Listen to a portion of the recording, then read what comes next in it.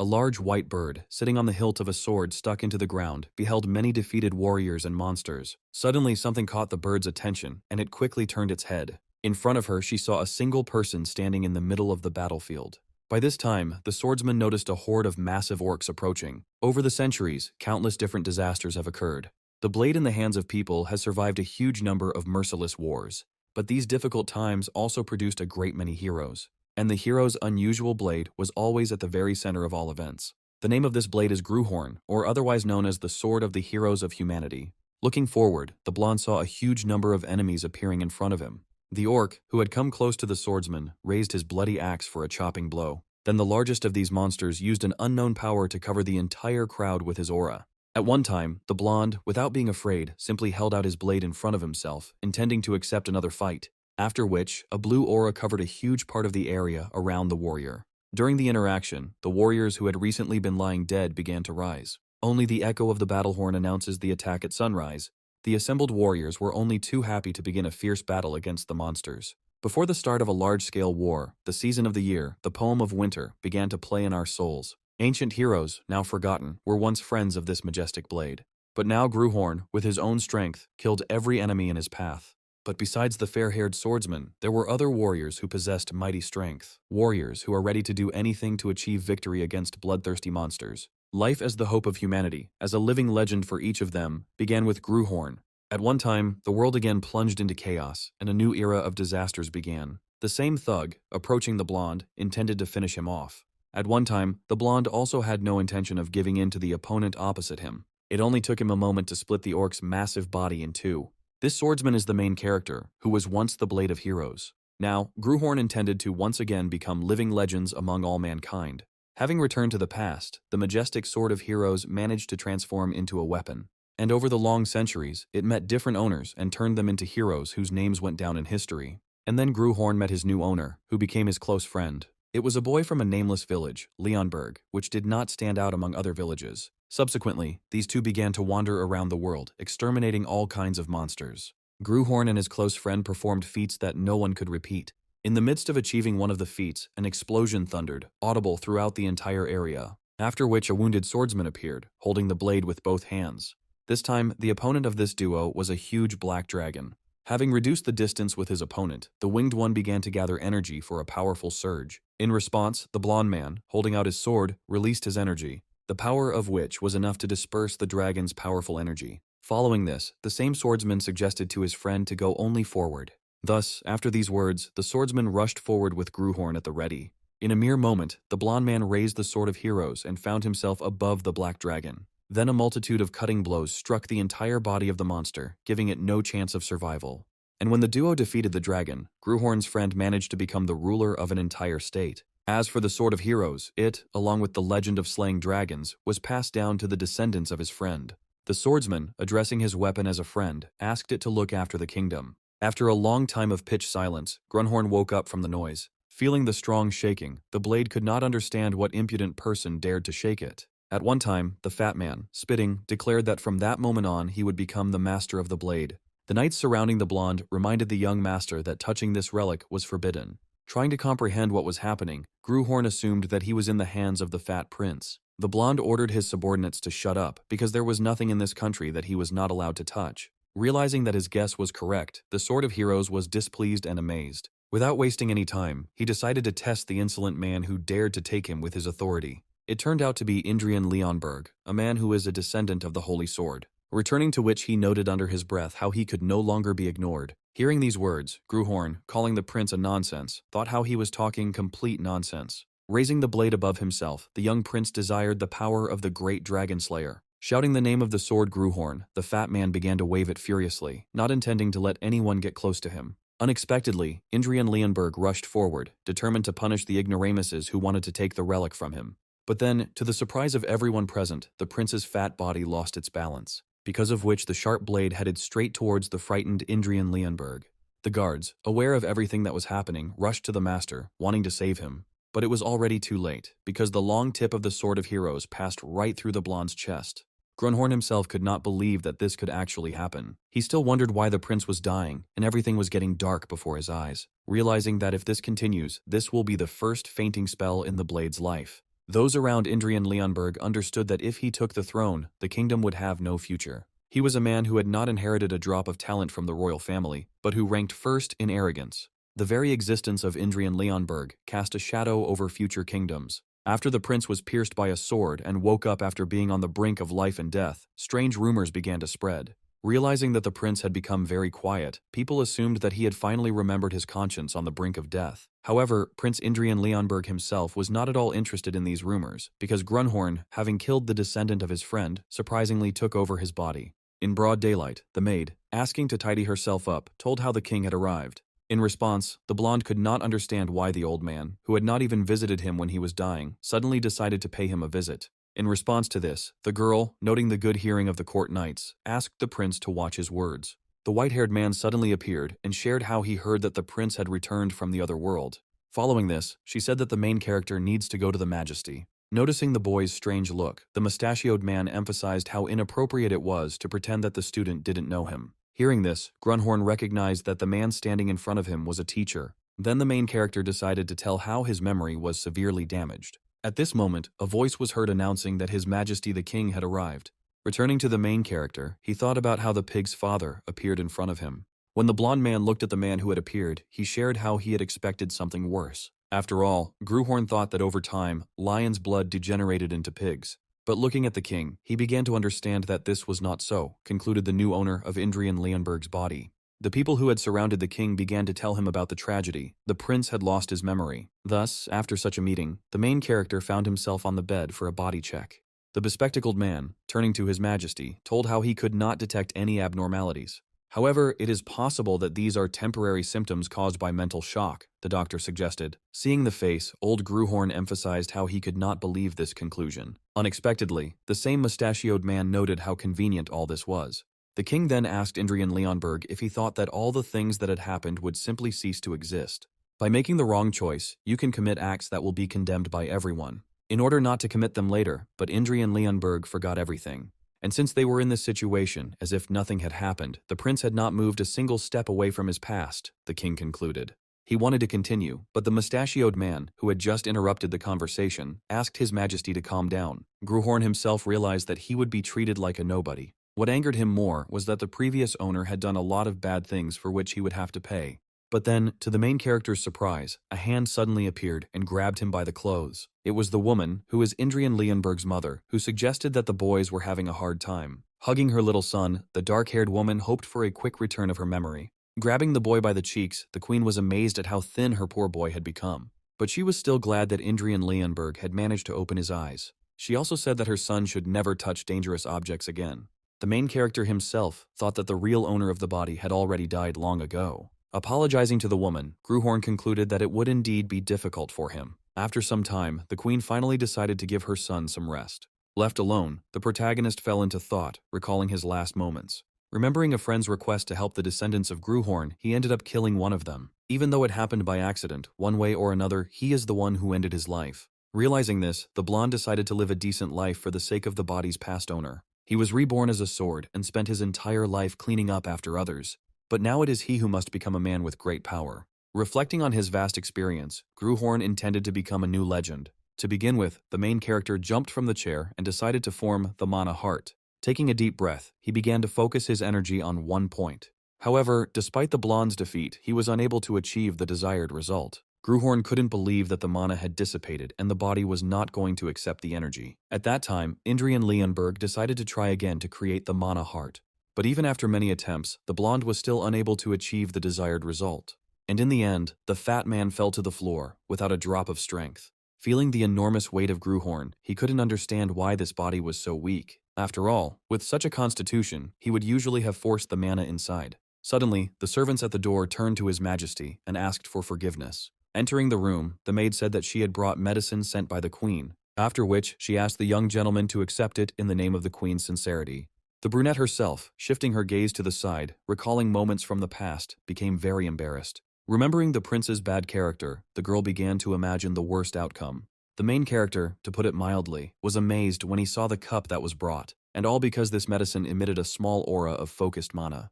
Without waiting long, the blonde grabbed the cup with one sharp movement, which greatly surprised the maid. And then, to the girl's even greater dismay, the prince began to swallow the medicine in continuous gulps. Watching this picture, the brunette was speechless because she had recently been thinking about another reaction from Indrian Leonberg. Having emptied the cup, the protagonist allowed the maid to go, while he himself intended to try to create the mana heart again. After the servants left, the blonde immediately began to focus his energy on one point. He understood that this amount of mana would not be enough. It would only last for one day. Understanding this, the prince, finding himself in the corridor at the same moment, called out to the maid. Pointing to the cup with the medicine, he asked if there was any more. And after a few days, the protagonist finally managed to collect the desired amount of mana, to finally put an end to the long-term creation of Mana Heart. Thinking back to his past, Gruhorn noted how he could create a Mana Heart with his eyes closed. But then, to the boy's surprise, he felt a strong pain in the area of his heart. At the same time, the Sword of Heroes understood why his past comrades had changed their faces when creating a heart. And all because the creation of the Mana Heart was always supposed to be painful. The blonde also realized that if he lost consciousness, there would be an outflow of mana, because of which all the accumulated mana will spill out, thereby killing the owner. Thinking about this, the protagonist decided to focus on surviving. Then the boy mentally grabbed hold of the clot of mana, trying to break free. Without thinking about hurrying, Gruhorn followed the path along the heart, thereby allowing the heart to be nourished. The required amount of mana, which will be used to create the Mana Heart. And after some time, the process was successfully completed to the delight of the prince. The blonde thought about the first time he created the Mana Heart for someone other than himself. And personally, this thought greatly pleased and amused the main character. Rejoicing at such a significant event in his new life, the blonde did not notice one thing at first. It was a system window with text about the successful creation of the Mana Heart. Seeing which, Gruhorn remembered how he sent the same to his masters. Then, many windows began to appear around the main character with a wide variety of information, one of which was access to one of the powers called the Third Eye. Following this, the main character decided to take advantage of his new acquisition, with the help of which Gruhorn was able to see the leaves of a distant tree as if they were close to him. Using the power called the Third Ear, the boy heard someone talking behind the wall. It was a group of maids gathered together, heatedly discussing something. Unexpectedly, to the main character's surprise, he felt an unbearable pain. Holding his head, the prince thought about how his mana had quickly accumulated. The absolute senses that Gruhorn possessed as a sword that covered all directions without blind spots were now gone. The current mana reserves of the Sword of Heroes are only enough to eavesdrop on sounds behind the door, or see a little better. Thinking about this, the blonde also realized that by expanding the volume of mana, he could become better. The next second, the boy emphasized how hungry he was. Having ordered the servants to serve dinner, Gruhorn decided to first focus on adapting to his body. A few moments later, the queen, meeting her son, could not hide her joy. While hugging the boy, she shared how she heard that he drank the medicine sent to her. By this time, another man dressed in dark clothes entered the room of this duo. The queen turned to her son and asked him if he remembered this man. This man turned out to be the brother of the queen, who decided to entrust her child to him. The dark-haired girl then noted how the prince was her brother's only nephew. The man with the scar noted how the prince's past was not pleasant. The same dark-haired man decided to immediately clarify one thing. All he can do is help Indrian Leonberg lose weight. After all, he can't give more, so the sister should abandon any foolish hopes, concluded the man with the scar. The queen, hearing this, thanked her brother for such help. Following this, the uncle's contemptuous gaze turned towards his nephew. And just a few moments later, Indrian Leonberg fell face down on the ground. The dark-haired man who approached declared that from now on the prince would eat and drink only with his permission. Then he, telling the boys not to give up, added that he might even change his mind and teach his nephew something. The main character himself could not believe that now someone would teach him. Thinking about how in the past I trained the invincible knight who became the founder of this country, Indrian Leonberg approached his uncle with an offer to make a bet. The prince intended to force the dark-haired man to recognize him within 6 months. The loser is obliged to do everything that the winner orders, the boy concluded. Hearing this proposal, the man with the scar found it quite interesting. After which he decided to agree, because he needed at least some entertainment while he was studying with him. Having started training, the main character thought about his recently spoken words. Realizing all the shortcomings of his body, Gruhorn decided to resort to using mana, with the help of which he will be able to strengthen his physical characteristics. At one time, when Uncle saw his student's aura, he couldn't believe that it was real. The dark-haired man stopped his nephew with one sharp movement and turned to him, after which the same uncle hastily assumed that the prince had created the Mana Heart. After this question, Gruhorn himself shared how he created it a long time ago. But then the man with the scar called Indrian Leonberg a fool and asked what he was thinking about the cake. Seeing the student's face, he assumed that he did not understand his mistake at all. After these words, the main character looked questioningly at the dark-haired man. Then my uncle told me that only mercenaries and other riffraff use this technology. At that very moment, the boy's cry of surprise was heard throughout the entire castle. Once outside of training, the protagonist began to think about everything the teacher had said. He especially remembered how the dark-haired man called the owners of the Mana Heart scum. After these words, the boy asked his uncle why he thought so. Then he decided to demonstrate a more advanced swordsmanship skill. The ring formed by mana was sent straight towards the protagonist. This chain was able to destroy the aura created by the Mana Heart. Moreover, this skill is much easier and more stable to use, the uncle shared. Even Count Eli's family, who clung to the heart of mana, fell into complete decline 100 years ago. After such a fruitful conversation, Gruhorn decided to familiarize himself with the basics of mana chains. There the boy learned how mages now also use mana rings. Returning to the knights, in the new era of Gruhorn, they now weave chains to collect mana. At this time, the knight's level is determined by the number of chains woven. Having closed the book, the protagonist concluded with dissatisfaction that times had changed. Among the words he read, the blonde saw a rather familiar name, Altrigan. And a moment later, the main character remembered the person to whom this name belonged. Long ago, Gruhorn and his close friend met that same Altrigan. He, having drawn his blade, wanted to know who was more worthy of the title of Holy Sword. Now the boy understood why this name seemed quite familiar to him. Remembering this person, Gruhorn became curious about what happened to him. The next clear day, the prince's servants witnessed the young master's preparations. The uncle arrived and asked his nephew if he had read the book he recommended. Following this, he speculated on how the boy had realized his mistake in choosing the Mana Heart. In response, Indrian Leonberg shared how he doesn't feel even the slightest mistake. Sighing heavily, the dark-haired man asked the student whether he didn't want to admit it or simply didn't understand.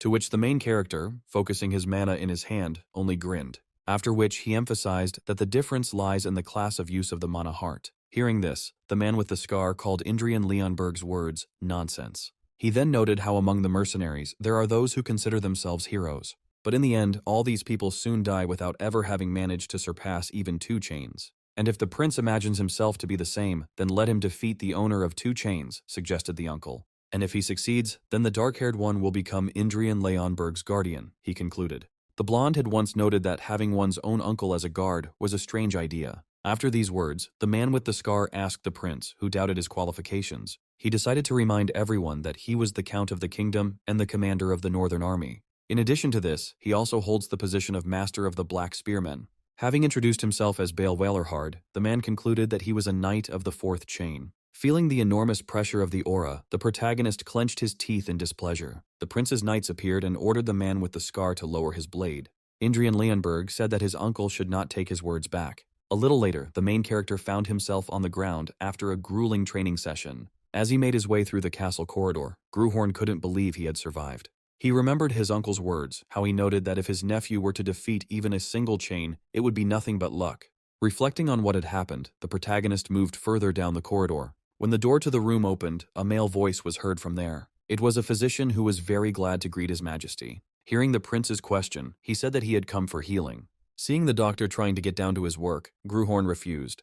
Having sent the bespectacled man away, the main character declared that he didn't need it. An angry Indrian Leonberg was amazed that the doctor wanted to undo all the hell he had experienced. The long-haired knight standing behind was amazed by the young master's knowledge. After some time, a boy burst into the main character's room. Without stopping his meal, the blonde wondered who this unexpected guest was. At one time, the knight decided to remind that this boy was the 3rd prince. Recalling the recent accident, he noted how well his brother looked. Without waiting, Indrian Leonberg asked the brown-haired man why he had come. Hearing the tone of his interlocutor, the 3rd prince became angry, remembering the stupidity of his brother, how he himself stabbed the sword into himself. Then the brown-haired man decided to get down to business, sharing that he had received some interesting news. Namely, a bet with his uncle, a duel between Indrian Leonberg and the Knight of the Double Chain. After which, the 3rd prince approached and offered his candidacy for a duel. Finding himself without any extra people in the room, the main character made a displeased face. Thinking about the 3rd prince, Gruhorn couldn't understand why the Leonberg descendants were so strange.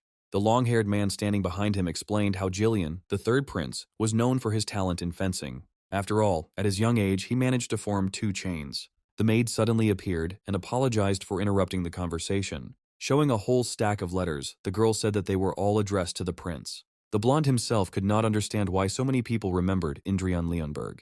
When the main character began to unpack the letters, he became thoughtful. The senders wanted to become partners for a duel against the prince. In fact, all these people wanted to legally beat up the previous owner of the body. Clutching another letter in anger, Gruhorn noted how he was considered an easy target, after which the young master turned to the maid opposite him. The boy ordered that all the names of the senders of these ill-fated letters be written down. The next day, the protagonist's hard training began again. The uncle, looking at the abandoned weapon, ordered his nephew to pick up the sword. He decided to teach the prince the basics of fencing so that their bet would remain valid. After all, he doesn't want to hear the blonde whine that he lost because he didn't know the basics. When the main character raised his weapon, he felt a piercing pain in his muscles. The uncle who approached asked Indrian Leonberg if he had been cured by magic. In response, the protagonist noted how the dark-haired knight should understand that magic only returns muscles to their original state, but does not help them grow. The man with the scar, surprised by these words, noted how he was telling the truth. Bale Valarhard turned around and decided to end this conversation and return to training. Having put out his blade, he told his nephew to watch his actions carefully. This technique is studied by the knights of the kingdom to lay the foundation. The next moment, the dark-haired man began to swing his sword furiously, and after a couple more seconds, the man with the scar stopped abruptly. Thus, a circle of air was created around Bale Valarhard, raising dust. The main character, observing this, was, to put it mildly, amazed by what he saw. Then the boy recalled how his uncle said that knights of this style build their foundation on this. To which the dark-haired man noted how even with this, his nephew might not be able to cope. But then the man with the scar heard laughter coming from the student. The main character, not hiding his laughter, thought about how no matter how much time had passed, the great swordsmanship that slew the dragon is now considered a mere training technique, which made Gruhorn laugh a lot, as he had personally seen this technique defeat a powerful creature. Afterwards, the teacher decided to teach the prince something else, but he surprisingly refused, and all because Gruhorn does not want to study other styles besides his own. I consider the current Dragon Slayer style to be a normal training technique. As sad as it is still natural, thought the main character. And the technique demonstrated by Bale Valarhard does not have the will to kill dragons. Those who have abandoned the mana heart and forgotten how to infuse their will into the blade are simply unable to discern the true value of the Dragon Slayer. The unexpected appearance of his uncle's blade stopped the blonde's thoughts. He also reminded how power should gradually flow from the body into the sword. By hitting the protagonist in the stomach, Bale Valarhard reminded him how strength should be throughout the entire body. Having hit the legs, he added that everything listed above depends on the stance. Ultimately, he concluded that to wield a sword, one must distribute force correctly throughout the body. Having risen, Gruhorn understood that with such a body, he would not be able to repeat even a pathetic imitation of the Dragon Slayer. But he wants to prove that this style is not trash, that can be thrown away like worn-out pieces of paper. Thus, a whole month of training passed, due to which a system window appeared and a change in physique was obtained. The trait morbid obesity has changed to regular obesity. Thanks to this change, the metabolism accelerated, and repeated training helped the body get used to it a little. Reading through all the system windows, the boy noted how he was swinging his sword much more naturally than a month ago. Today's swing was much better than yesterday's. This flawless feeling greatly pleased Gruhorn. In his joy, the boy didn't notice how his blade was broken in two, and a moment later, he felt a pouring rain on himself. Indrian Leonberg's training was so intense that he didn't notice the bleeding. Large drops of blood fell down directly into the puddle, coloring it red. But what struck the main character more was the fact that in front of him was a table made of charred boards. The dark-haired man who approached called the prince a fool for training in such weather. After all, if the boy had had a real blade, he would not have been able to leave alive. At one time, system windows appeared with an exit from the state of extreme concentration. In addition, the main character managed to acquire a new trait, super concentration. He thought that if he concentrated like that again, he would definitely be struck by lightning. Following this, Indrian Leonberg collapsed, exhausted, into the arms of his teacher. The same one, looking at his nephew's face, called him a stupid boy. After some time, the main character woke up in his bed. Gruhorn stood up and realized that he had lost consciousness after the training. He realized his mistake, as he did not take into account the limits of his new body. Being a sword, he achieved everything that could be achieved, such as a nameless war hero, a master of the sword, a king of mercenaries, and the founder of a kingdom. Gruhorn led wars to victory, elevated the status of his flesh and soul, and guided heroes along the right path.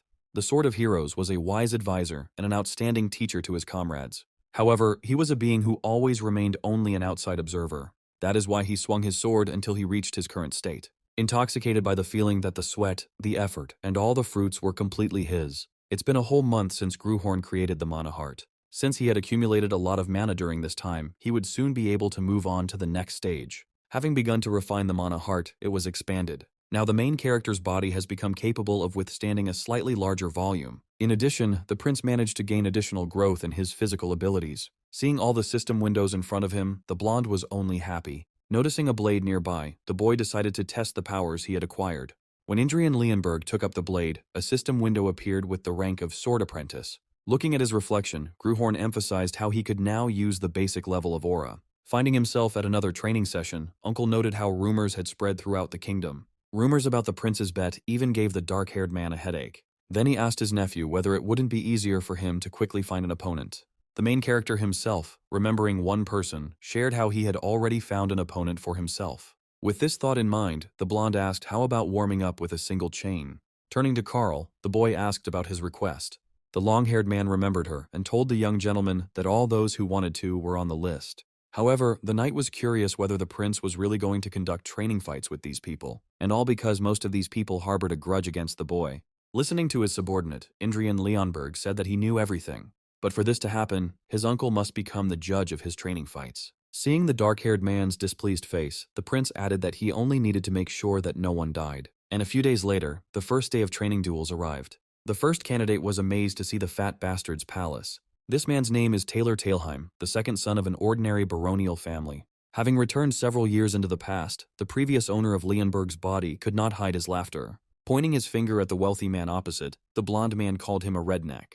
That day the family's honor was trampled, and the father of the family and his brother are still a laughingstock among the nobility. Today the red-haired man intended to make the fat man pay dearly for that day. Finding himself before the princes, Taylor Talheim greeted his majesty. Prepare for battle. The red-haired man introduced himself with his name. Pointing his finger at his opponent, the boy asked Carl if he was really a knight. Hearing these words, Taylor Talheim thought how true the rumors circulating around Indrian were. Unexpectedly, Bale, sharing his understanding with the red-haired man, asked him to pull himself together. When Taylor Talheim saw Lord Valorhard in front of him, he could not hide his admiration. After bowing, he shared that it was a great honor to meet him. Observing this, Gruhorn noted how one could think that the prince here was not he, but his uncle. The dark-haired man noted that his nephew should have behaved better in the past. And after some time, the man with the scar asked the two to get ready. When Taylor Talheim heard about the start of the duel, he immediately began to activate the single chain. The red-haired man rushed forward and told the young master to get ready. Without thinking twice, the knight rose above his enemy to deliver his attack. At one time, the main character noted many unnecessary movements in his opponent, and a moment later, the two blades crossed, producing a metallic ringing sound. Taylor Talheim was shocked to see his opponent holding the mana heart. Then Indrian threw his opponent in the opposite direction. Once at a distance, the red-haired man noted how the mana heart should not block the mana chain. At the time, the main character replied that he was only ticklish. At that moment, Taylor Talheim became very wary, because he heard a strange sound from the enemy. The knights watching the duel immediately realized that it was the humming of a sword. Uncle also understood that this was not just a hum, but the resonance of the sword. Following this, the red-haired man rushed towards his enemy, intending to finish him off. A few seconds later, the blades of the two clashed again in competition. But again, the same two were separated by several meters. Gruhorn thought about how the mana from chains or mana rings was incompatible with the mana heart. Holding on to his energy heart, the boy understood how the mana rollback could happen at any moment. Then the prince turned to the angry second son of Baron Talheim. Pointing a blade at him, the protagonist stated that he needed to cool down a bit. At the same time, Indrian closed his eyes and decided to concentrate on the sensations. Once in his consciousness, the boy felt like he was in a bottomless lake. Be it demonic or holy, or countless other names of the sword. This is a part of Gruhorn's soul. At that moment the mana heart took on a colossal will.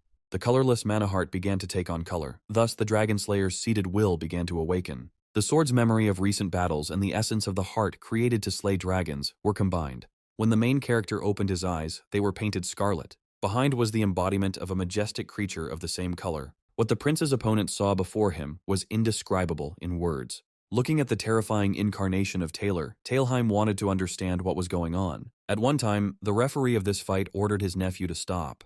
But Gruhorn, not hearing his uncle's words, rushed towards his opponent with the intention of winning. Returning to the past, the protagonist asked the dark-haired man to fulfill his request. Keep an eye on him so that the prince does not kill his opponent during the duel. Recalling this fragment of memory, Bale Valorhard took up the blade, after which, in an instant, he found himself behind the blonde, using the chain. Indrian then found himself under attack from the dark-haired man, who sent him flying. The surrounding guards decided to remind him again how the knight could be punished for such actions. Hearing these words, Gruhorn, leaning on his own sword, ordered his subordinates to stop. He also told how he asked his own uncle to watch the fight. But in the end, after such a strong blow, the young gentleman lost consciousness. When the boy woke up, he thought about how his mana heart could have cracked in this duel. He also noticed how Bale's strength was definitely different from that of a normal single-chain wielder. And, fortunately, after such a strong blow, everything went without consequences. What pleased the main character most was the thought that he had been able to win the duel. The uncle who entered the room asked his nephew what he was happy about. Then the dark-haired man asked the prince if he understood what he had done. Recalling the strange style of the sword, he also noted how he had never taught his nephew such a thing. In response to this, Gruhorn replied that he was only following the essence of his own blade. Hearing these words, Bale Valorhard began to think about his nephew, after which he concluded that the essence of the boy's sword was the thirst for murder. Realizing that this was how the man with the scar noticed how there was some truth in it. In response, the protagonist asked the man opposite if he wasn't overcome with pride in admitting this. He chuckled and shared that he thought the prince would grumble about the blade's perfection. Then he reminded himself that as a soldier, he walks the path of victory, not righteousness. However, the boy's style is a bit much, Bale stated, which made the boy tense up. He also added that, if the thirst for murder clouded his mind, the blonde would cease to distinguish between his own and others. Understanding Uncle Indrian's point of view, he assumed that he had made such a noise during the duel in order to protect the others. In response, the dark-haired man stated that from now on he would watch the student. After 3 days of hard training, the boy tried to remember his opponent's name. Having finished another training session, the prince shared how he managed to remember the red-haired man. He himself reflected on how well this boy had worked in 3 days. Turning to Taylor Tailheim, he explained how he understood that the red-haired man wanted to take revenge on him, but he failed. After these words, the main character called the maid and told her to bring the box. By telling how he lost his memory, Gruhorn decided to make amends. Having handed over the box filled with gold and a letter, the prince asked that it be passed on to Baron Tailheim. The next second, Indrian turned around sharply and said goodbye. In response to such generosity, the red-haired man thanked the young gentleman. As a result, the scoundrel prince's training duels became the main topic of conversation in the kingdom. People whispered among themselves about how the prince would pay for his antics. However, even after several days, the expected news still did not arrive. All who had the honor of fighting Indrian were grateful to him for the sincere duel. At the time, others, hearing these words, could not believe that it was true. This led the dissatisfied to conclude that the royal family had shut everyone's mouths. The dark-haired man standing behind him noted how his nephew was to blame for it. Turning to his recent training partner, Gruhorn asked him to tell everyone about the results of the duel, after which the main character decided that now the rumors should stop. But the next day, the blonde boy ended up getting bad news from the maid. The girl told how people say that the gentleman threatens to set knights on the duelists, because of which they do not tell the truth. After listening to the servant Indrian, the wooden sword, clutching his anger, decided to simply train. After asking Karl how many enemies were left, the knight told how only one man remained today. In response, the blonde shared how he no longer had enough newcomers for fights. After which, the knight assured the master that an opponent who was skilled in wielding a blade awaited him. Someone for whom simply honing the family art is not enough, a talent who joined the order for the sake of training. Upon learning that his next opponent would be a candidate of the Order of the Iron Lions, the boy was delighted.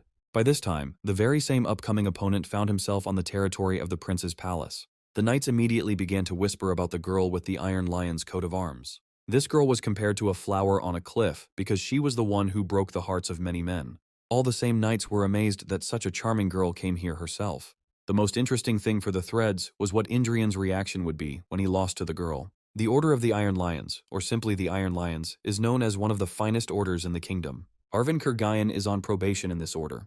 Having learned who his next opponent was, the prince became curious as to why such a genius would want to duel him. Karl decided to tell how a misunderstanding had occurred between the gentleman and her. Turning to his chief servant, Indrian asked her to tell him everything. At one time, the green-eyed girl heard such a request from the young master, but a few seconds later, she shared how the prince had harassed that girl in the past. Having learned about this, the main character began to insult the previous owner of this body. Returning to the past at the next ball, the boy began to harass Arwen. The girl did not intend to tolerate this, which is why she pushed the blonde's hand away. At one time I was amazed by such ignorance towards myself. Not wanting to tolerate this, Indrian began to insult the dark-haired woman opposite him. At this time, the new owner of the body was amazed by the audacity of the real Indrian.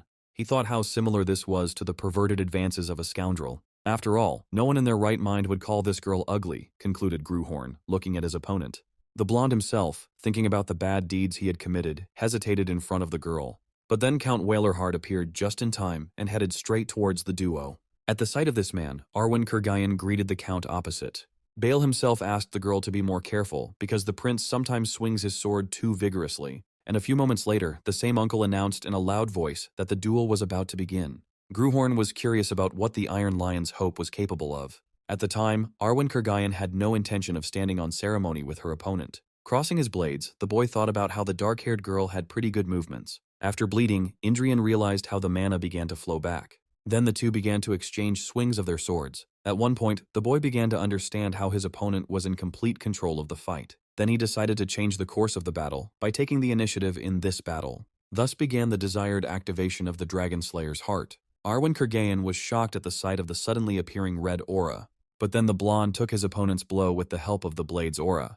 Realizing that the blow had not gone as it should have, the dark-haired girl was even more surprised. Once she was at a distance, she thought about how strange the sword style was. The boy noted how not all owners of a single chain are alike. Suddenly, a system window appeared in front of the boy with the ability to use the court authority. Without thinking twice, the protagonist took advantage of this ability, which allowed him to learn all of his enemy's information, realizing that he can use this limited power on his opponent. This means that Arwen Kurgayan is weaker or equal in strength to the prince. Rushing towards his opponent, Indrian noted how their battle was only just beginning. After some time, the two, engrossed in the battle, did not notice the approaching evening. The dark-haired man stopped the battle and said that it was enough for today and they would continue the duel tomorrow. Wiping away his sweat, the protagonist shared just as he was about to finish. The girl, hearing these words, also spoke about her intentions to put an end to the fight. Thus, the two began to exchange words, suggesting to continue the duel. But Bael Valorhard, who was standing nearby, had no intention of listening to these two. The dark-haired man emphasized how it was already too late to continue the fight. The doctor who arrived in time began to treat his majesty, rejoicing at the approval. At this time, Gruhorn himself focused his gaze on the girl standing behind him. At one time, Arwen Kurgayan also looked at the main character, thinking about her own. As they approached the upcoming fight, the two had no intention of giving in to each other. 3 days later, the knights discussed among themselves the duration of the duel. The red-haired man said he had heard about the girl's skills, but the first prince's skills were no less impressive. They hoped that this would be the last day of the battle between Indrian and Arwen. At this time, the boy, turning to his rival, wanted to say something. Hearing this, the dark-haired girl, not believing it, assumed that he wanted to apologize. After which, looking coldly at the prince, she said that she would not accept an apology. Hearing this, the protagonist added that this was not the issue at all. And then he remarked that there should be a prize for such a fierce battle. The prize will be the winner's wish coming true, Gruhorn suggested. The girl, hearing this, to put it mildly, was surprised by the blonde's harsh words. The knights gathered behind were also shocked, because a member of the royal family should not throw around such words. The first prince then asked his rival again whether she agreed with these conditions. In response, the girl reminded him that she was only a subject of the Leonberg family. However, she cannot refuse such an interesting offer. Hearing these words, Indrian replied that the girl had spoken very well. Rushing towards each other, they promised not to go back on their words. The next moment, the blades of the two crossed, creating sparks. Using a single chain, Arwen Kurgayan aimed a swing at her opponent. In response, the main character simply accepted the attack with lightning speed and joy on his face. The dark-haired girl thought about how her opponent had moved more slowly yesterday. When she looked at the boy, she felt a murderous aura on herself. After many blows, the protagonist managed to take the initiative. The girl barely dodged and felt the full danger of her enemy. When the two were at a distance, Arwen Kurgayan was tired by this time. The first prince himself, not intending to wait for his opponent, rushed towards him. And in the end, Arwen Kurgayan's blade was broken in two, which meant defeat. The knights watching this spectacle were amazed at the outcome of the battle. As for the dark-haired one, she couldn't believe she lost. Having celebrated his victory, Indrian decided to take advantage of the winner's prize. He desired his rival, which greatly surprised Arwen Kurgayan. The position of royal guard for the infamous prince turned out to be easy for Charles. On the very first day, the long-haired man bowed his head before the young gentleman and introduced himself. Indrian seemed a little arrogant to him, but he didn't throw tantrums over every little thing, although there were rumors to the contrary. On that very day of training, Karl was also present, keeping an eye on the boy. Other knights, noting the heavy rain, suggested stopping the prince for his own safety. Noticing the sudden appearance of the glow, the long-haired man shouted at the young gentleman. But a moment later, lightning flashed across the entire area, striking near Indrian. In fact, contrary to rumors, Karl felt that his highness would become a great man. But that was earlier, because after the boy's wish, the knight's thoughts about it changed. The others standing nearby were also shocked by Indrian's shameless statement. Returning to Karl, he wondered if he had been mistaken about the prince. As for Arwen Kurgayan, she asked if this was really what the prince wanted. In response, the boy, confirming his words, noted how the girl is now an ordinary knight. Therefore, he wants to unlock the potential of the swordsman and get a good warrior named Arwen Kurgayan. He needs a knight who will follow him despite any obstacles, and not the one who guards him simply by order of the royal family. He He needs a man who exclusively serves him, the protagonist concluded. Looking at all the girl's characteristics in the system window, the boy would be glad to get such a person, so the same first prince asked the girl if she wanted to become his knight. Arwen Kurgayan herself always dreamed of this, but no one saw a knight in her. Everyone saw in the girl only refined beauty, and not the skills of a knight. That's why the dark-haired one always worked twice as hard as the others. As a result, Arwen Kurgayan, possessing the power she had received, defeated any candidate. And when the girl won one victory after another, everyone still had a different opinion. Because of this, in the end, the girl was never able to achieve what she wanted, to become a knight. But now everything has changed. The first prince himself was able to notice her potential. Following this, the dark-haired girl turned to His Majesty, asking him to promise one thing. She wanted the boy to treat her not as a woman, but as a knight. After all, in that case she would fulfill the will of the young master, Arwen Kurgayan declared. Without thinking twice, the main character, with joy on his face, promised the man across from him to fulfill this request. And at that very moment, the dark-haired girl, having received the desired words, bowed before the blonde. Then she, using her own name, swore allegiance to Prince Indrian. The knights standing behind were amazed at this turn of events. Gruhorn, not breaking with tradition, as the legitimate heir of Leyenburg, knighted the girl. Lowering his blade, the boy ordered his new subordinate. Be brave, be polite, and, lastly, be devoted to him, the blonde concluded. When the girl returned to her place, a group of people watching the girl discussed the beauty. Remembering the oath they had taken, the punks wanted to somehow annul it. At the same time, rumors began to spread about the love affair between Indrian and Arwen Kurgayan. Having learned about which, the main character, tearing his hair, could not believe that he was considered so bad. Carl, standing nearby, watched the young gentleman's displeasure with surprise. Suddenly, the long-haired man turned to His Majesty standing opposite him. Remembering the final day of the duel between the prince and Arwen Kurgayan, he was interested, regarding the words about the loyalty of the knight who will follow him, and not the one who guards by order of the crown. Having confirmed his words, the boy noted how if a royal decree came for Charles to leave, he would obey. But if the long-haired one wants, he can also take an oath, Indrian concluded. After these words, the knight asked if he had done so, whether the master would have accepted him. To which the main character, turning away, answered negatively, in one word. After all, he doesn't need Carl, because he has no interest in developing him.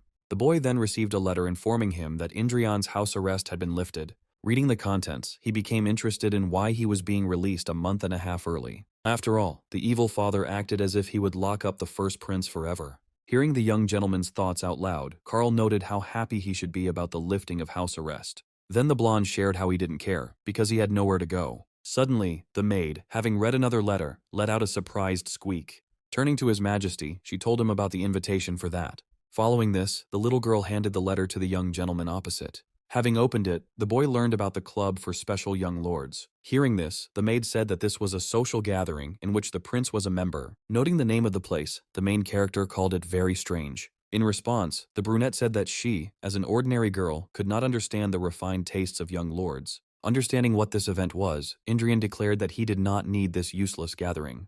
Then the boy noticed a personal message from Bernardo from the Eli family, who introduced himself as an eternal friend of the prince. Clinging to the name of the family, Gruhorn tried to remember something about it. Then he remembered how his uncle had said that this family had clung to the Manaharts until the very end. And in the end, the blonde shared that he would still go to this place. The main character himself hoped that this family had not yet completely rotted. It's been 4 months since Gruhorn took over the prince's body and began training to lose weight.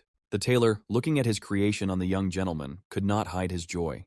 The bespectacled man emphasized how the main character's body had shrunk by more than half. At that very moment, Indrian announced that he was entrusting the preparation of the outfit for the palace banquet to the tailor. Smiling, the blonde noted how his size would change by then. And now Gruhorn is already on his way to a club for wealthy aristocrats. Sighing in the carriage, Indrian thought how hard it was to be a prince. The clothes, guards, and many other factors greatly irritated the main character. Suddenly, the young gentleman, noticing something, turned to the maid opposite. Looking at the girl's scar, Gruhorn asked her where such a wound came from. In response, the brunette apologetically shared how the first prince punished her for her mistakes. The main character himself, learning more and more about the past of the real prince, became increasingly angry. Looking at the brunette, he noted how, having been with her for several months, he still had not found out her name. And a moment later, Indrian asked his servant what her name was. At that very moment, the girl introduced herself as Adelia Bayern, which amazed the blonde. Catching on to the name of the family, the blue-eyed man thought about how this family was barely listed among the nobility. In the distant past, when there were no cities or kingdoms, among the many races of the continent in an era when weak people were robbed and killed with impunity, those appeared who put an end to the miserable existence of humanity, elevating people. At the end of the Great War, the saviors who allowed humans to become masters of the continent were called the Five Chosen Ones. And one of these 5 heroes was the owner of the Sword of Heroes, or as it is otherwise known, Gruhorn. Looking at the huge crowd of monsters, the red-haired girl was only glad to meet the enemies. The one who beheaded Edu, the king of the giants, and ended the era of oppression. One of the 5 heroes, Agnes Bayern, nicknamed the Ironblood Marquise. Only this girl had a very interesting feature that Gruhorn really didn't like. This was obscene language, the sounds of which would make even the shoemaker from the nearest village feel ashamed. While in the hands of such a hero, the protagonist was constantly ashamed of his master. And even now, just the memories and thoughts make Gruhorn's ears ache. Looking at the heiress of this great family, the boy became curious about what had happened to her. But then, to the main character's surprise, his carriage stopped abruptly, which meant one thing. He was in place, and when Carl opened the carriage, his gaze caught the gentleman's face. Seeing the strange appearance of the milord, he wanted to ask, but Indrian asked the knight to remain silent. Coming down, the blond man pointed his finger at the brunette and promised to talk later. The white-haired man who appeared greeted his highness. Bowing his head, he introduced himself to the prince as that same Bernard from the house of Eli. The boy himself, looking at the blond man, decided to find out what characteristics the descendant of the Eli family had. When the main character saw the system window in front of him, he was amazed, after which, squeezing out a strange grin, the blonde laughed to himself. Seeing which, the white-haired man asked what had happened. In response, Indrian put his hand on Bernard's shoulder and thanked him for the invitation. And after some time, that very secular meeting of young lords began. The boy, sitting in a circle of drunkenness and debauchery, surprisingly did nothing. Even the fair-haired man emphasized the strangeness of the young gentleman. After all, he was usually lying around drunk and trying to hit on each one 10 minutes after his appearance. Suddenly, one of the drunkards remembered how the prince managed to pick the Iron Lioness's flower. He also shared how he had had his eye on this girl for a long time, but didn't have time. Thinking about the dark-haired girl, the drunkard was already verbally trying to seduce the girl. Suddenly, by this time, the first prince asked if the man had brothers or sisters. Then he decided to remind the young master that he had a younger brother. And the next second after these words, a fist was aimed at the drunkard, under the power of which the young lord was sent to the ground with lightning speed. This amazed the nearby offspring of aristocrats, like everyone else. Indrian, intending to strike the next blow, concluded that the drunkard's line would not be interrupted, after which a frantic cry of animal pain was heard throughout the room. Then the boy declared that from that moment on, the heir would be the worthless man's younger brother. Looking at another fist raised to strike, the dark-haired man asked why the prince was beating him. In response, Indrian stated that he would not tolerate anyone considering him that fat man. Hearing this strange statement, people assumed that the blond man's brain had gone crazy. The main character himself hit the drunkard in the face again, not intending to tolerate it. Having finished with one non-entity, the protagonist called Bernard. He, with a terrible face, recalled the blond man's words about how fun it should be today. The long-haired man himself could not understand why my lord was behaving strangely. Following this, Indrian ordered the white-haired man to bring the royal knights. Not intending to refuse, Bernard immediately rushed to carry out the order. Following this, Gruhorn, noticing the girls, told them to leave quickly. But then one of the aristocrats, realizing that things were getting hot, decided to also run away. However, the boy noticed this, which is why he reminded him that he told only girls to leave. But still, the dark-haired one can go if he wants, but first the prince suggested resolving the issue of gender. Thus the assembled rabble of young aristocrats fell silent, awaiting further action. At the same time, Indrian noticed how no one present deigned to kneel before the prince. And despite all the other factors, the worst thing is that they dared to insult the blonde knight. Turning to the knights who had arrived, the boy asked what charges could be brought in such a case. In response, one of them said that since the accused had disregarded their status, it was an insult to the crown and the entire family. Hearing these words, the rabble of aristocrats could not believe that this was all real. Carl, however, noted with displeasure how they questioned the authority of the royal family. After which, the long-haired man asked the young gentleman to order who to put on their knees. Then the main character, with a grin, ordered everyone to be brought to their knees. And sometime after such a stormy meeting, the prince found himself before his father. He was amazed at how the blonde managed to arrest 14 children of noble families. Turning to the boy, the king asked him if he understood what he had done. He himself thought about how he would have to punish Indrian, since the family of those children had weight in society. Suddenly the prince spoke up and asked his father if he was afraid of the consequences. He then noted how the children of aristocrats are outcasts from their families, or trash that only tarnishes the honor of the family by their existence. Having finished with this, the protagonist told his father to send the letters. In response, the king, not understanding who to send the letters to, decided to inquire. Then Indrian suggested sending letters to the brothers and sisters of the arrested nobodies so that they could settle the fuss themselves. After these words, the king, after remaining silent for some time, allowed his son to go. After some time, the main character, after a fruitful conversation, tried to calm the maid down. Adelia Bayern herself had already begun to apologize to the gentleman, without knowing why. Seeing the girl's fear, the boy noted how the previous owner of the body had tortured the girl quite a bit. Even direct descendants know nothing about the Bayern family. Their glorious history has been erased, and the unrivaled art of fencing was lost to this day. The status, respect, pride I had received all disappeared without a trace, but still. Adelia Bayern has unimaginable characteristics in front of the prince, but among these there were also unusual qualities, such as a slavish nature. Having learned all the information about the girl, Gruhorn realized that she did not have a single trait to restrain her thirst for blood. He also wondered whether this personality could be released into the world at all. But in the end, the protagonist, despite the odds, decided to take a risk. Yet there was one trait the prince could use, a trait that would give him great joy in serving his master. Without thinking twice, the blonde turned to Adelia Bayern and asked her to swear allegiance to him. Hearing this, the green-eyed girl, surprised, asked the gentleman what he meant. To which the boy decided to repeat it differently. He asked the girl to become his knight. Falling to her knees, the maid responded by saying that an ordinary girl could not do such a thing. Suddenly, the prince added that he decided to promise to take the girl's family under his guardianship.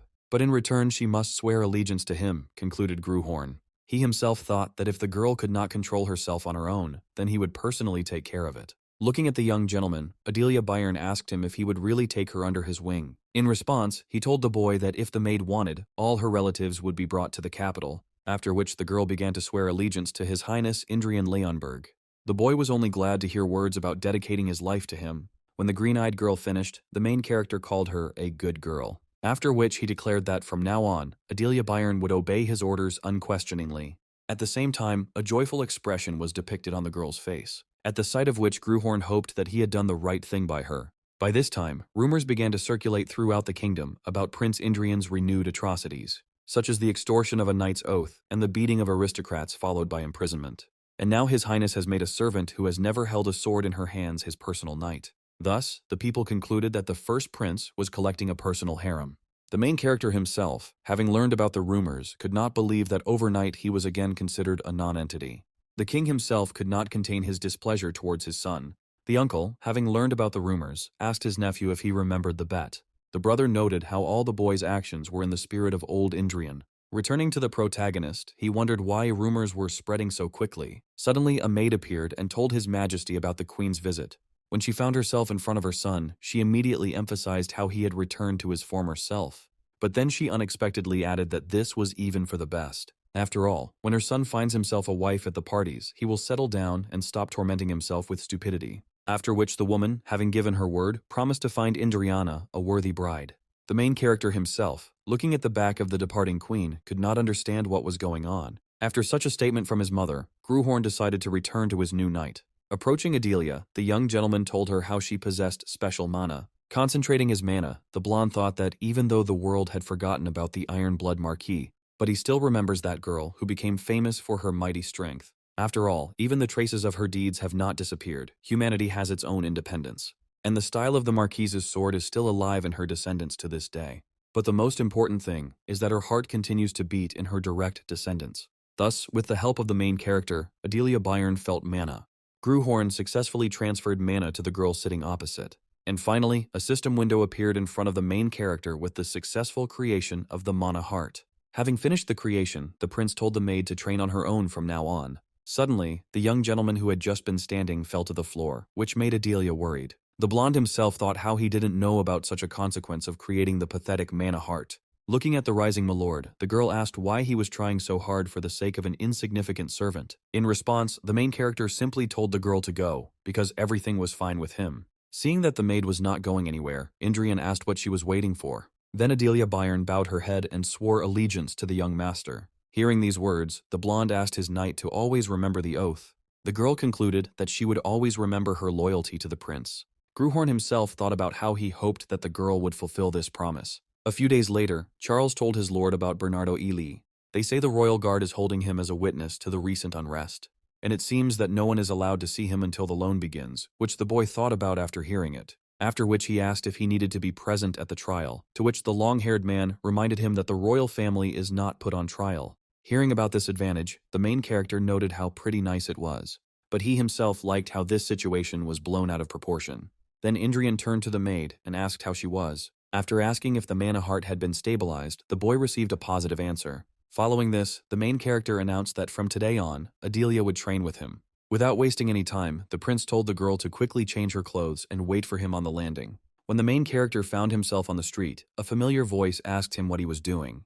Having heard from his nephew about the warm-up, the dark-haired man added that he was interested in another person. He was curious about what the first prince's maid was doing at the moment. In response, the protagonist decided to remind his uncle how he was trying to make a knight out of the girl. Hearing this, Bale asked with displeasure. For the boy, the title of knight was an empty phrase. In response, Indrian asked since when the old man had been sticking his nose into other people's business. By this time, the girl who had arrived told how she had already finished. Having fallen from exhaustion, she added that she had successfully run 10 laps. Adelia, noticing the disgruntled man, wanted to apologize, but the boy who got ahead of her asked her to take the wooden sword. Having presented his blade, the blonde shared how he intended to teach the girl a basic stance today. After showing the starting stance, a split second later, Indrian demonstrated the swing. Having seen all the necessary movements, the girl began to try to get into a standing position. And then, a moment later, the blonde made a perfect swing, at the sight of which the man with the scar could not hide his surprised expression. Even the boy himself was amazed that the maid was able to repeat it the first time. Having finished with the movements, Adelia asked the young gentleman if everything was correct. Gruhorn concluded that if he relaxed, she would outshine him in no time. Remembering the devil, slave nature, the protagonist began to imagine the consequences, which can appear after the girl manages to overtake the owner in strength. Bale, watching the girl, noted the young talent in front of him. Hearing this sincerity, the blonde man, reminding himself of himself, turned to the old man. After which, he added that he shouldn't even think about looking at this girl. To which the dark-haired man responded by asking what the boy could teach the child. After all, he himself picked up a real blade a couple of months ago, Bale reminded.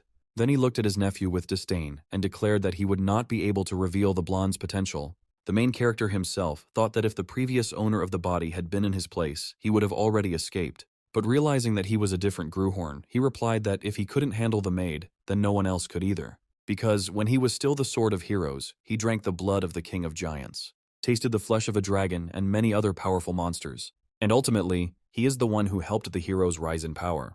By this time, a system window appeared with the activation of half of the owner's soul, after which the first prince, using his aura, once again declared that Adelia belonged to him, and he hates it when someone even mentally touches what belongs to him. Lost in his thoughts, the protagonist felt his sense of reality slipping away. He feels neither strength nor life, only cold and pitch darkness. Looking at his previous body, the blonde realized that at this rate, it was a weak body. The demonic soul of Gruhorn will absorb everything accumulated over time.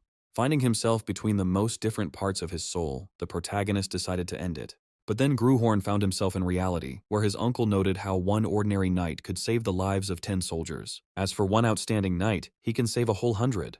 And the girl opposite may have her own power to save a whole 1,000, Bale concluded. Indrian himself, listening to his uncle, thought how curious this was for him. After all, for the commander of the northern borders, Adelia turned out to be a tasty morsel. However, the blonde didn't care, but the dark-haired one was shocked to see such a reaction. Bale tried again to get his point across, but was interrupted by the girl's appeal. She also declared that her body and heart belonged only to His Highness. This means she won't be able to follow the Count's whaler hard, the maid concluded. The boy was only glad that his knight had the slave nature trait. The main character then reminded his uncle how his goal was to lose weight. If the dark-haired man wants to continue visiting the palace, then good for him, but let him not interfere in his affairs. After listening to these words from his nephew, Bale still managed to calm down, even though he didn't want to. However, Count Wellerhard continued to come to the palace to look after Adelia. Although he couldn't do anything else, since the prince had forbidden him to even give advice. Suddenly, one training day, the girl managed to activate the power on her own. The protagonist himself was shocked when he saw the real blade resonance. The blonde man, surprised, turned to the girl and noted how well she had done her job. And yet, Indrian understood that if this continued, she would outsmart him. The dark-haired man approached and asked the boy if he had really taught Adelia the heart of mana. Having received a positive answer, he began to call the boy a fool with displeasure. In response to this, the first prince himself, looking coldly at his uncle, told him to leave. Blue-eyed at one time decided to continue. He thought that the kid had ruined everything. Passing by Carl, the boy told him to show the dark-haired man the way. Then Bale turned around abruptly and decided to leave the area on his own, after which the main character, without even looking at his departing uncle, thought about his own. Hearing the Count's words, the girl asked the gentleman if it was true that she had learned a cheap trick, to which Indrian responded negatively and told the maid to cling to the old man's words. But even after these words, the green-eyed girl asked why the Count had such an opinion. The blonde declared that this man knew nothing, just like everyone else of that era. After all, if they had remembered what the heart of mana was capable of, they would not have thrown it into the void of centuries. Heading in the opposite direction, Gruhorn concluded that Adelia would soon understand the true power of the mana heart.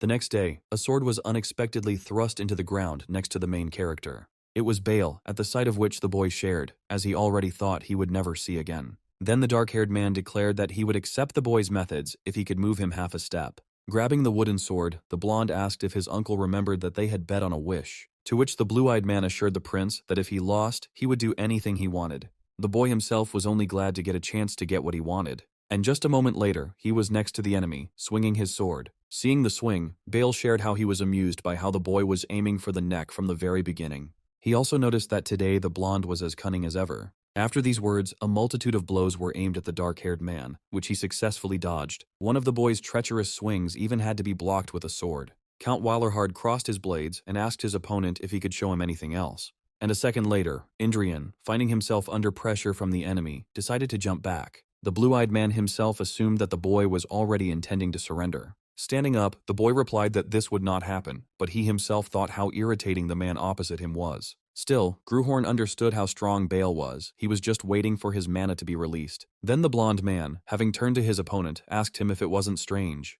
Hearing his nephew's words, the dark-haired man did not understand what they were talking about. Then Indrian continued, 400 years ago, the Knights of the Heart of Mana performed incredible feats.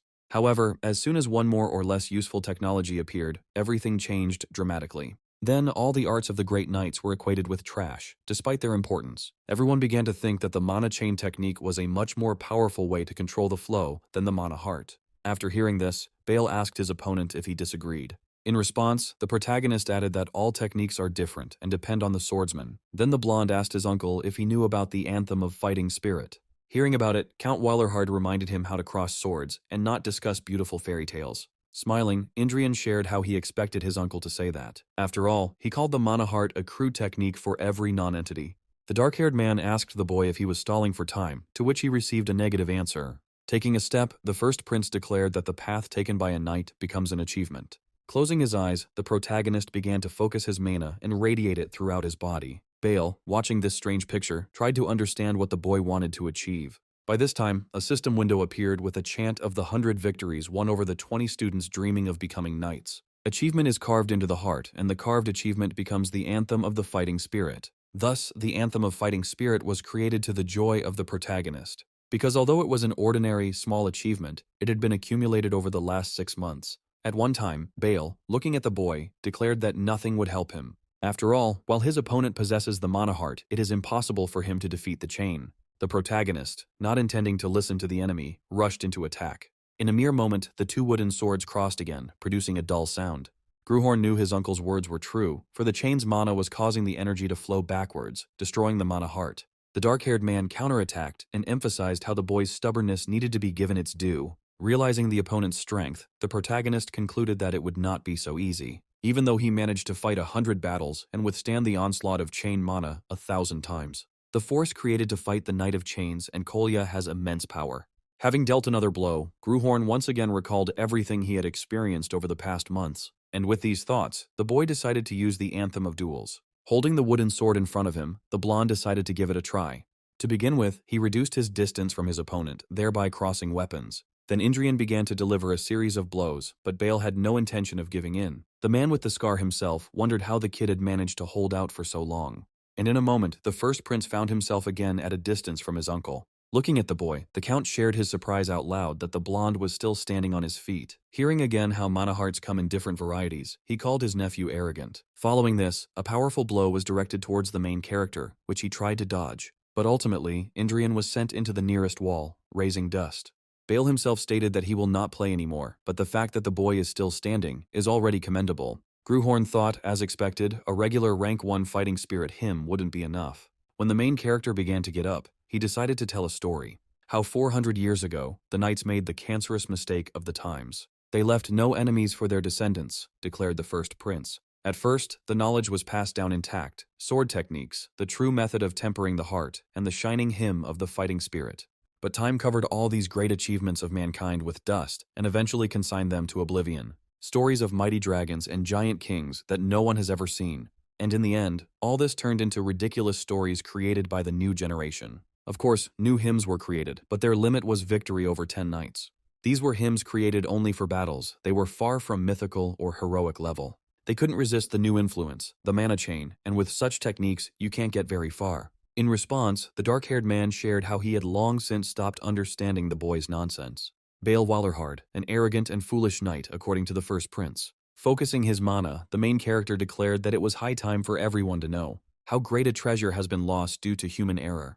But since people don't know, he will enlighten them, concluded the main character. He added that no famous blade could cut through dragon scales. And drink his hot blood, said the prince, surrounding himself with energy. Thus, a system window appeared in front of Gruhorn, with the opportunity to receive the hymn of the true dragon fighter. But the current characteristics did not correspond to the rank of this ability, which is why the boy felt pain throughout his body.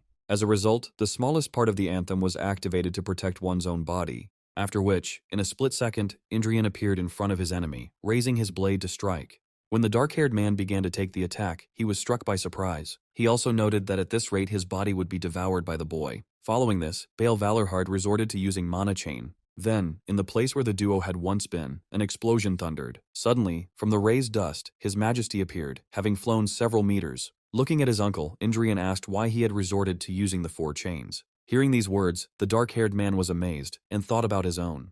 When Bael Valorhard looked at his blade, he saw only a broken piece of wood. He couldn't believe that the mana heart was able to resist the mana chains. Following this, the protagonist turned to Count Bael opposite, after which the boy declared that the opponent had lost, which he could not believe. Finding himself in his mind, the protagonist saw in front of him his previous blade shell, covered in blood. And a moment later Indrian woke up. It was just a terrible dream. Suddenly the boy felt a brutal pain in his chest, causing him to grab his shirt. He was sweating and was very dissatisfied with the after effects of using the anthem. This was the price he paid for forcibly unleashing the power of this powerful ability. After all, the hymn of the true dragon fighter belongs to mythical techniques. Although the boy's body could barely withstand the pressure, the risk was worth it. And yet, this is the first hymn of fighting spirit that Gruhorn has woven himself. He achieved this result with the help of hundreds of battles and thousands of waves of enemies. Thus, a system window with an increase in the anthem rank appeared in front of the main character. While the blonde was rejoicing at his success, a maid entered his chambers, greeting His Majesty. Without hiding the joy on her face, the girl screamed as the young gentleman woke up. She also told how after the duel, there was complete chaos. She had never seen the queen so angry. Looking at the blonde's happy face, Adelia told how the count asked her to tell him something. When the first prince came to his senses, hearing these words, Gruhorn himself was all ears. But suddenly, he interrupted the maid and said that he didn't want to know yet. After all, he is going to rest a little more if he has such an opportunity. If the spirit damaged by excessive use of the anthem is not properly restored, it will pay with its life. Reality will be layered on top of memories of the past, turning into a kaleidoscope of nightmare. And at some point the line between them will simply disappear without a trace. And in the end, the main character will go crazy and will forever relive the moments of battles in a consciousness shattered into millions of fragments. Remembering his past nightmare, Gruhorn did not want to find himself in the blade's body again. Without wasting any time, the boy decided to take care of his knight, first telling him about her ancestor. And since she is a descendant of Bayern, she should be able to inherit Agnes's anthem of fighting spirit, the boy noted. After listening to the prince, the girl told how she did not know that her ancestor was so great. The blonde added that to gain her abilities, she would need to become an order of magnitude stronger. Suddenly he asked Adelia what she wanted to achieve on her path of the sword. Hearing this question, the green-eyed girl thought about the time in surprise. After which she lowered her gaze and hesitated greatly because she did not know what to wish for. When the girl had an idea, she began to scream shyly. In response to this, the blonde said that if she didn't know how to formulate it, then let her say it later. And then Adelia declared that she wanted only one thing, to become His Majesty's sword. Hearing these words, the main character was, to put it mildly, surprised because he did not expect such an answer. Some hymns may begin with loud blasts of a war horn, hearing which, others begin with the first step on the plane. And some stories begin with a sincere oath that the boy now saw before him. Returning to reality, Adelia began her vow to the young master, dedicating herself entirely to him. Indrian himself, feeling a surge of energy, immediately realized that this was the hymn of Adelia's fighting spirit. Thus, a system window appeared in front of the boy with the possibility of creating a new anthem. The boy received the hymn of fighting spirit of the ordinary rank, the hymn of dominance. It is not a combat technique, but an oath of allegiance that binds souls. Looking at the green-eyed Gruhorn, I couldn't believe that one day the descendant of the Iron Blood Marquise would compose a hymn of this type. Noticing the radiating energy, he concluded that this was an unexpected help, and all because the hymn of submission is currently aimed at the main character. Adelia's increased strength would also benefit the young master, for which he was very grateful. Without hiding his thoughts, the first prince happily thanked the girl. But still, Indrian did not yet know what exactly that benefit would be. Thus, several long days passed since the formation of the anthem. Having sat down in his chair, my lord, looking ahead, was very dissatisfied.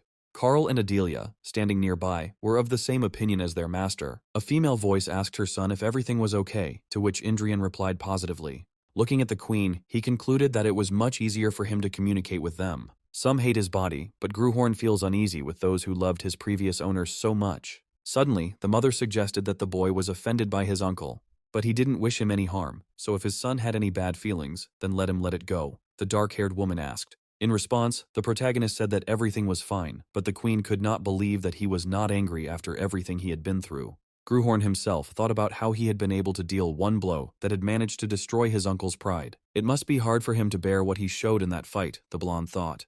And if anyone is having a hard time, it's Bale Wailerhard, because a wormhole has appeared in his heart. If he has enough strength, he will make a breakthrough, but if not, he will lose even the skill he has now. This means that now, everything depends on how the uncle perceives his loss. The queen told how her brother had spent his whole life with a sword, and not with people, and that was why he could be so rude. And yet, lately it seemed that the dark-haired one was proud of his nephew, because he personally defended the boy in front of the king.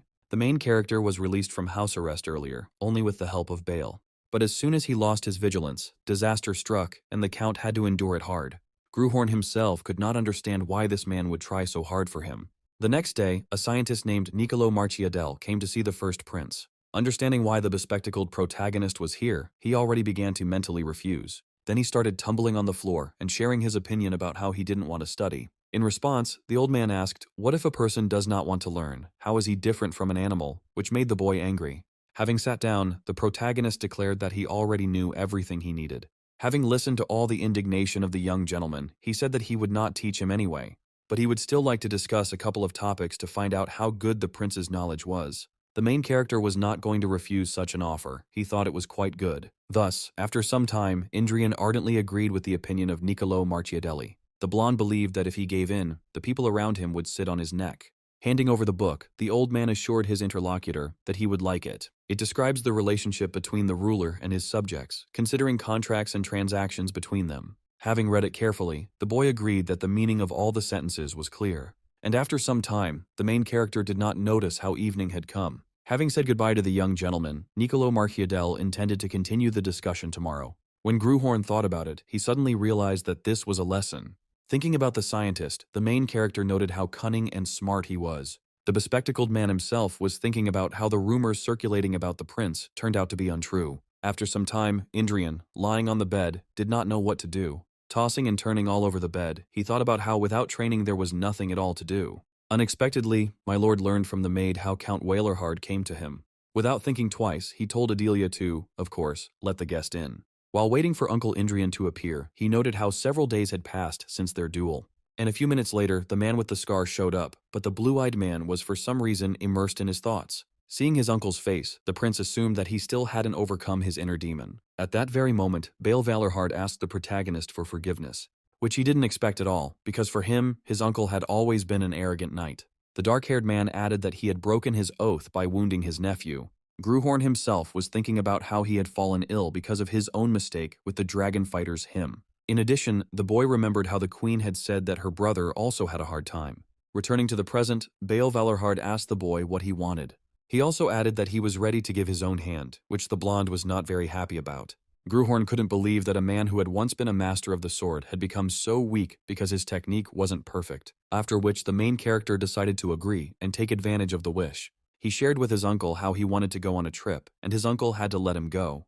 The dark-haired man himself recalled with surprise how the prince's house arrest was lifted.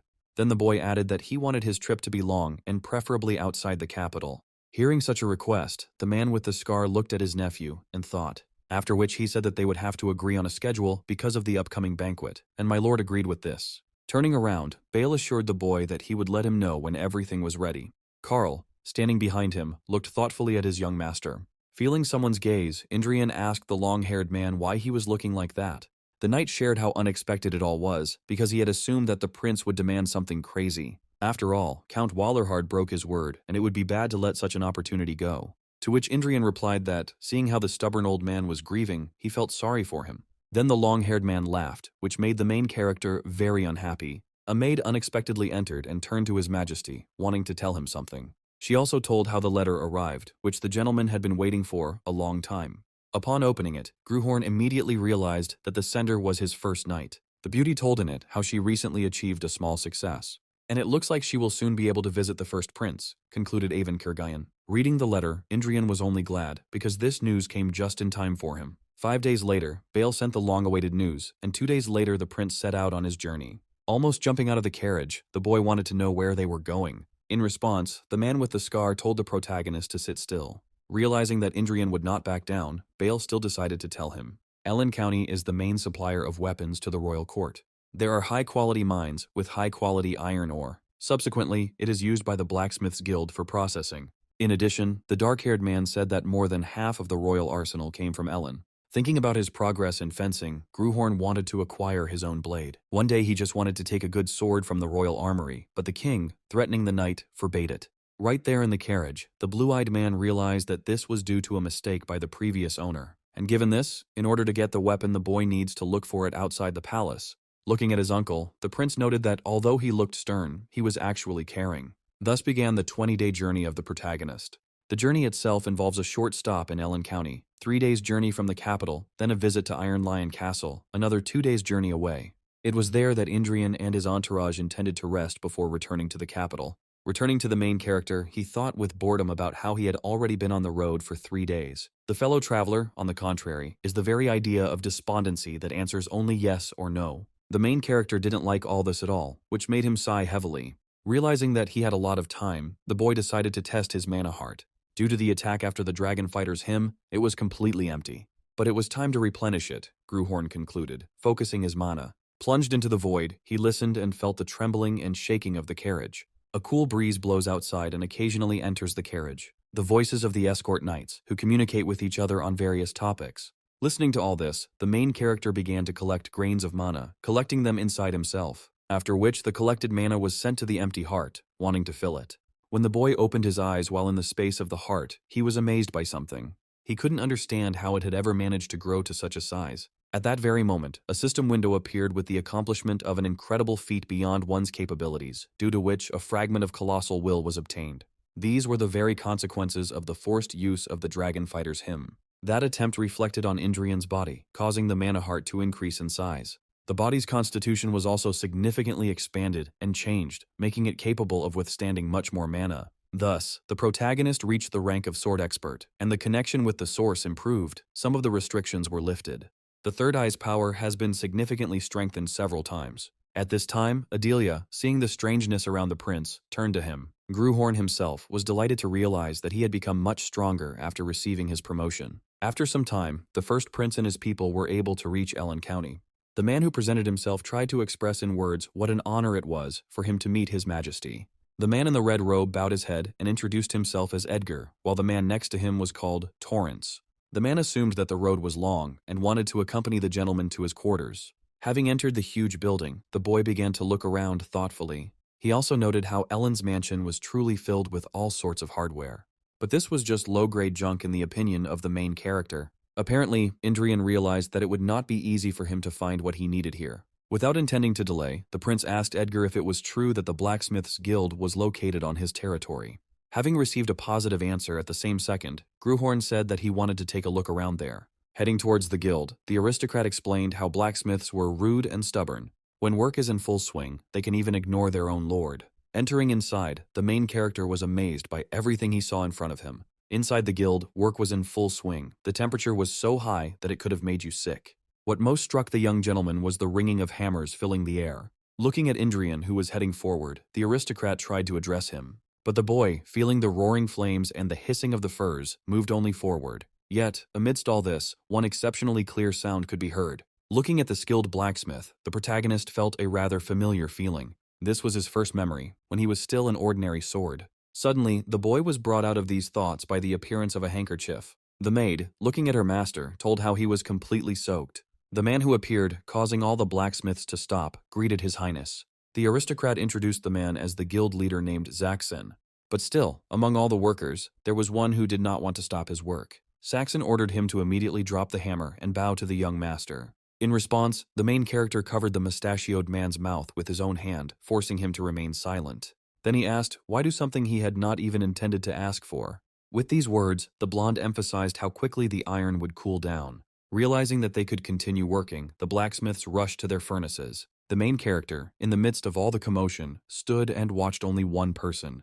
Behind the old man, who, time after time, delivered precise blows to the hot iron. Feeling a strange feeling, Gruhorn wondered what this was. After leaving the workshop, Edgar told how the old man had been forging swords for the last 6 months and then melting them down right away. Hearing this, the main character attributed everything to marriage, but the aristocrat himself did not know. There are rumors surrounding this blacksmith and how every blade he forges is a masterpiece. Even the blades that Edgar saw seemed flawless to him, but they were still melted down. Moreover, the old man had hardly slept for the last month, but had been working all the time. He is no longer young, so everyone around him is seriously worried about him. Several days passed since then. The prince came to the forge at dawn and left late at night.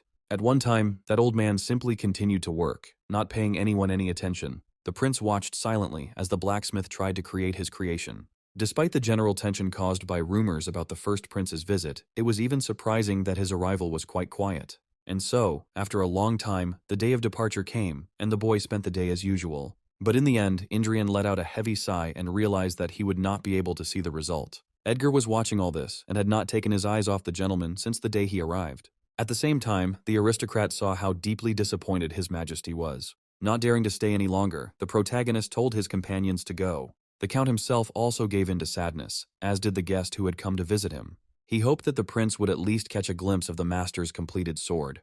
But then, to the protagonist's surprise, Edgar arrived and told him how the master managed to complete his creation. Rushing forward, Indrian, out of breath, finally saw the blacksmith in front of him. The old man, standing with his brainchild, looked at the shimmering rays of the sun on the blade. After which, upon seeing the first prince, he bowed his head and showed his sword. Turning to the man opposite, the blacksmith decided to dedicate his creation to him. Slowly reaching for the magnificent weapon, the protagonist could not hide his emotions. Edgar, who was standing behind, was more amazed by this event than the prince himself. At one time, the old man began to tell how to obtain a first-class creation. First, you need to heat the metal until it becomes like the rising sun and cool it until the steel acquires a crimson hue, like the king's robe. And if everything is done correctly, then a sword will be born, imbued with the spirit of the sun and having a royal stature. Looking at his own reflection on the weapon, Indrian asked the creator if the blade had a name. Then the old man, dripping with sweat, named the sword. It was called Twilight. In response to this, the boy asked the following question: what exactly is this twilight? To which the white-haired man said that for him they were pre-sunset, and for His Majesty they were pre-dawn. To which the protagonist noted that for a blacksmith, the old man was a very poetic person.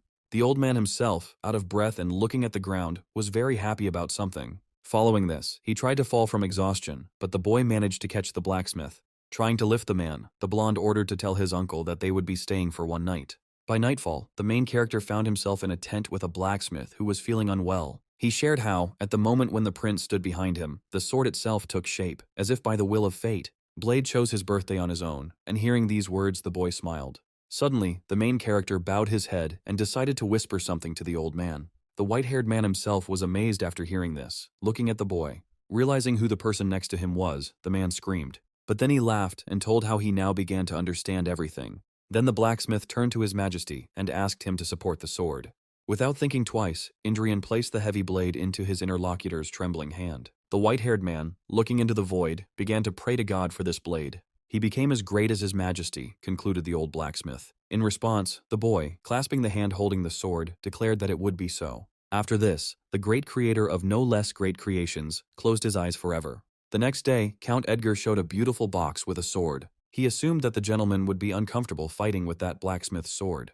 And the aristocrat just happens to have a magic blade, which he wanted to present to the prince, but in exchange. When Edgar wanted to finish his sentence, the blonde didn't let him, noting the good quality of the weapon. Having laid down the second sword, the protagonist thanked the aristocrat for the gift. After praising Ellen's family's devotion to the royal family, Indrian said goodbye. Edgar himself wanted to exchange the great blacksmith's blade for a magic sword, but it didn't work out. After such a long visit, the boy and his people moved on. Indrian approached the dark-haired man and asked what was bothering him. The boy also noted how he had not seen his uncle in the county at all, to which he said that he had a personal mission from the king. Hearing this, the protagonist now realized that this trip was beneficial to everyone. Bale then explained how he planned to be at the Iron Lion's castle by nightfall. But then Gruhorn shared with the man opposite how he couldn't ride a horse. The man with the scar was, to put it mildly, shocked by this statement. Seeing the surprised expressions on their faces hidden under the helmets, the blonde wondered how he hadn't been trained to do this as a blade. The road to the Iron Lion Castle was filled with a variety of interesting events. But even with all the troubles, the main character did not intend to give up. And in the end, the first prince, tired from his eventful journey, still managed to reach the castle. Although they didn't make it in half a day as they had planned, they still got there within a day. Upon arrival, a man named York immediately appeared with knights. Listening to the greeting of the Iron Lions, the boy was amazed at such diligence. But then, among all the knights, the main character noticed his own. Gruhorn walked forward and greeted Arwen. The girl herself, bowing her head with all honors, also greeted the gentleman. The dark-haired girl told how she counted the days waiting for the prince's arrival. At this time, Indrian noticed looks filled with envy towards the dark-haired girl. To the boy's surprise, he felt Adelia's intense gaze. Realizing how hostility towards the owner could provoke the girl, Indrian turned to her. Having returned to her previous state, the green-eyed girl bowed her head before the prince. Returning to Arwen, His Majesty told her to follow him. With a smirk on his face, the blonde noted how they had a lot to discuss. And after some time, Gruhorn changed his clothes and prepared for the upcoming training. He wanted to see the skill of the Iron Lions, who are called the best in the kingdom. When the boy asked who his first opponent would be, the crowd began to look around. Not finding an opponent, the boy asked the knights if they were afraid of his status. After which, the blonde swore on Leonberg's behalf that he would not hold anyone responsible for the outcome of the fight. Once again finding no takers, the blonde noted how the famous Iron Lions turned out to be just kittens. Immediately after these words, the first candidate appeared, named Dale from the Dinant clan. He also shared how he lacks the skills to demonstrate the Iron Lion style, yet he was the first to dare to oppose His Majesty in the competition. In response, the main character was only glad that the enemy had appeared. The red-haired man, not intending to wait, rushed towards his opponent with a wooden sword at the ready. The boy himself, using the Heart of Mana, began a confrontation with the enemy's mana chain. In a mere moment, Dale of the Dinant clan was defeated by the protagonist. Indrian, having gotten into the swing of things, wanted to begin the next duel with the knight. At the time, the Iron Lions, looking at the defeated member, could not hide their surprise. Gruhorn's next opponent was Paul Rotheim, who told how he managed to end up in his third year 1 year. But even such a man turned out to be no match for the main character's fencing strength. Following this one-sided duel, another 10 of the same kind took place. Looking at the crowd of defeated opponents, the blonde was not very happy. Tom wanted to fight with real knights who possessed sufficient strength. Thinking about this, Gruhorn turned to Arwen, which surprised the girl with such suddenness. The prince himself told how when he was getting ready to go back, he would take the dark-haired girl. Hearing these words, the girl bowed her head and obeyed the master's words. Unexpectedly, to the boy's delight, another candidate for opponent appeared. Standing in front of the prince, the white-haired man decided to propose a small argument. Without letting the knight finish his sentence, the protagonist refused. He, with a displeased look, declared that Arwen was not a trophy. Having ordered Carl to bring the sword, Indrian suggested putting something else on the line. For example, if the long-haired one defeats him, he will be able to get this blade. The dark-haired woman standing nearby was amazed by such generosity. The potential enemy himself was of the same opinion as Arwen. Rushing to the gentleman, the girl tried to offer her candidacy for a duel, but was immediately refused. The blonde added that the dark-haired one was 1,000 times more valuable than any weapon. Shaggy, introducing himself as Dunham of the Fahrenheit clan, was only too happy to agree to such a proposal. Thus, the main character's opponent turned out to be the almost owner of 3 chains. To which the boy responded by noting how his opponent was a recent owner of a double chain. Having shown his blade, the long-haired man said that it was the 17th work of the craftsman known as the Master of Swords. And if the gentleman wins with fashion, he will receive this very weapon. In response, Gruhorn explained how he, too, was the owner of this master's blade. This sword is the 100th creation of the genius blacksmith from the Blacksmith's Guild. The long-haired one shared how he hadn't heard that the Master of Swords had created the 100th weapon, to which the main character told how this sword was forged for him several days ago. Noting the poorly chosen path of the sword of the young master, Dunham decided to demonstrate true style. The boy was amused by how the long-haired man dared to call him Mana Heart. The prince explained out loud how this technique was not his, but came from the depths of centuries. Adelia, watching her master, was mesmerized by the spectacle. Indrian stated that he only needed this type of technology from his people. Turning to the girl standing next to him, the main character told her to watch carefully. After which, an aura appeared around the first prince, turning into the form of a swordsman hero. Adelia must watch him for one reason, to follow the same path. Without wasting any time, the maid began to repeat after her young master. after which she declared that she would definitely follow this path no matter what. At this time, Bale Valorhard was chatting with York over a cup of tea, discussing his fourth visit to the Iron Lion's castle. The man, on the contrary, told how the fourth prince is not interested in the throne, which is why he does not come here. The third and fifth arrived while the first was under surveillance due to an incident. Even the second prince had recently dropped by, and no matter how much notoriety there was, it could not be denied that the first prince was the rightful heir to the throne. And since things have come to this, the blame lies with the dark-haired one, York declared. After all, if the commander of the Third Corps had supported the first prince even a little, His Highness would not have found himself in such isolation. York wondered why Bale had only started acting like a guardian now, after so much time. Listening to these words, the dark-haired man agreed that he had once truly renounced the boy when he was a tyrant. One day, when Bale was scolding him for drugging himself with a vile potion, the first prince rushed at his own uncle with his blade at the ready. Then Bale, deeply disappointed, returned to the north, and his nephew sent him a letter with wine, after which the man with the scar, using his strength, drank cheap poison. By burning his dark-haired one with him, he burned all the pitiful remnants of family feelings. However, the boy who seemed hopeless to his uncle changed dramatically. The first prince endured all the grueling training and grew stronger every day. At this time, York recalled how his interlocutor had once said that Indrian should not become king. Now the man realized how his nephew was completely different from what he had been in the past. With these thoughts in mind, Bale asked the man across from him to give the boy a chance, at least so that he would be on equal terms with the other princes, after which the dark-haired man bowed his head and once again asked York to help him.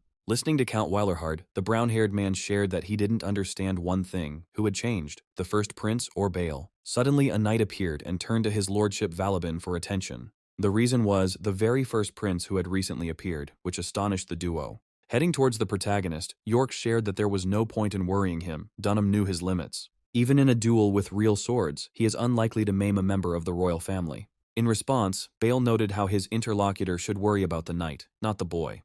Hearing such a statement, the brown-haired man found himself in a state of confusion and called the dark-haired man strange. When the duo arrived at the place, they saw a long-haired man flying in front of them. Thus, the main character managed to win again to the joyful cries of the others. York, seeing this whole picture, asked himself only one question: what happened?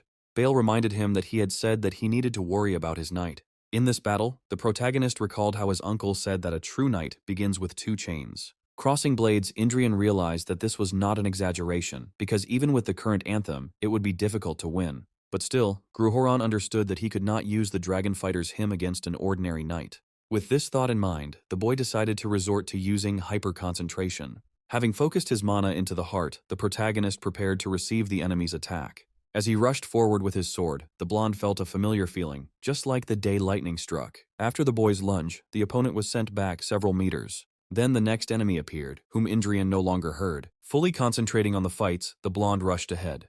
Having not achieved the desired result the first time, Indrian tried again. And thus the main character was able to defeat 3 more opponents. After some time, when evening had already arrived, there were no more volunteers for the duel. The knights standing nearby began to praise the honor of His Majesty the First Prince.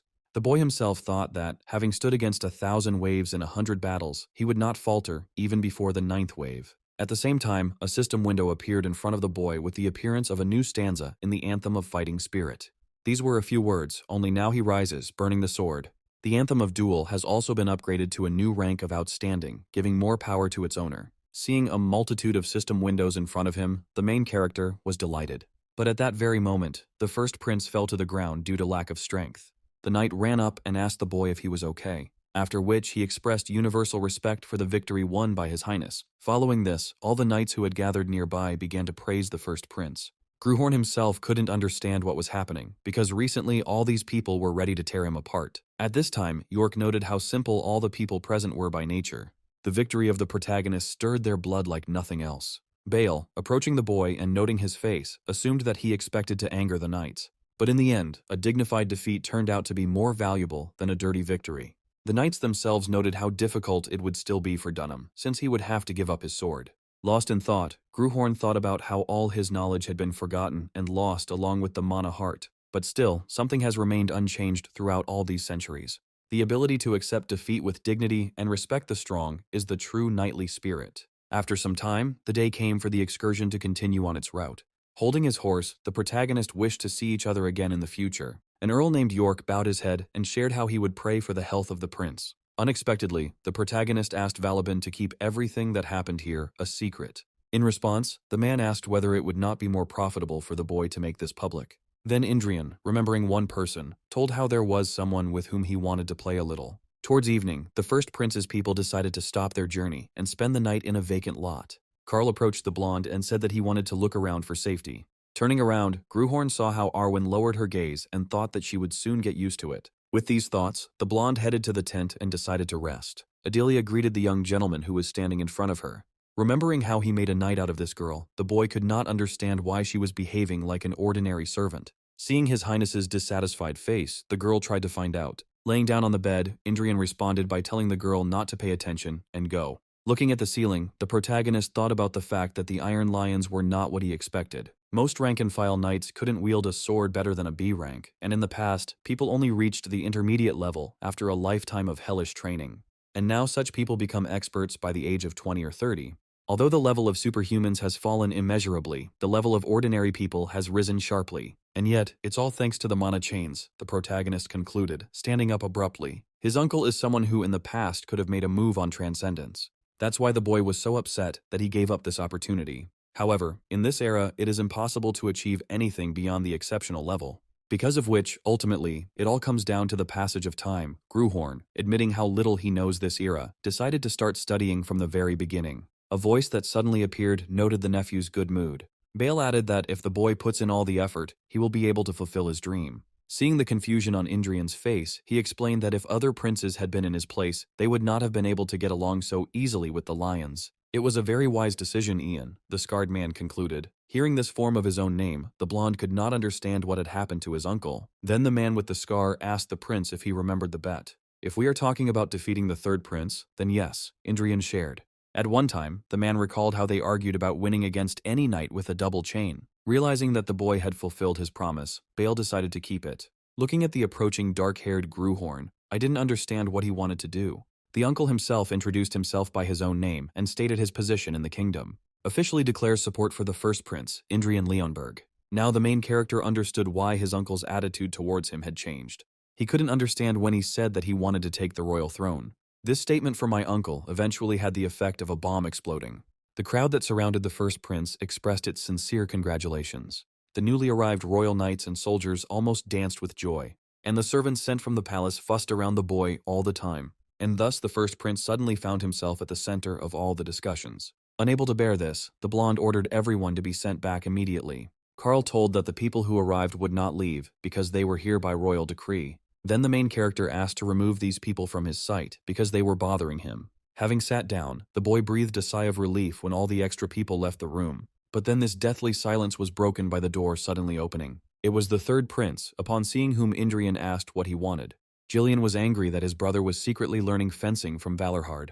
In response, the protagonist asked who learned what from whom, which angered the third prince even more. Pointing his finger at the boy, Gillian declared that he would pay dearly for this deception. Gruhorn himself was thinking about how he didn't need the throne, so why did he need these problems? Returning to that day of personal conversations between uncle and nephew, Indrian shared how he does not intend to become king. Asking the man across from him why he started all this, the blonde received a smirk, after which the dark-haired man reminded how the county of Valorhard is the kingdom's shield from monsters, and as long as the royal family remembers the severity of winter, nothing bad will happen to his family. In response, the first prince shared that he was always calm anyway. And then Bale asked his nephew if he knew what the fate of the firstborn who did not inherit the throne would be.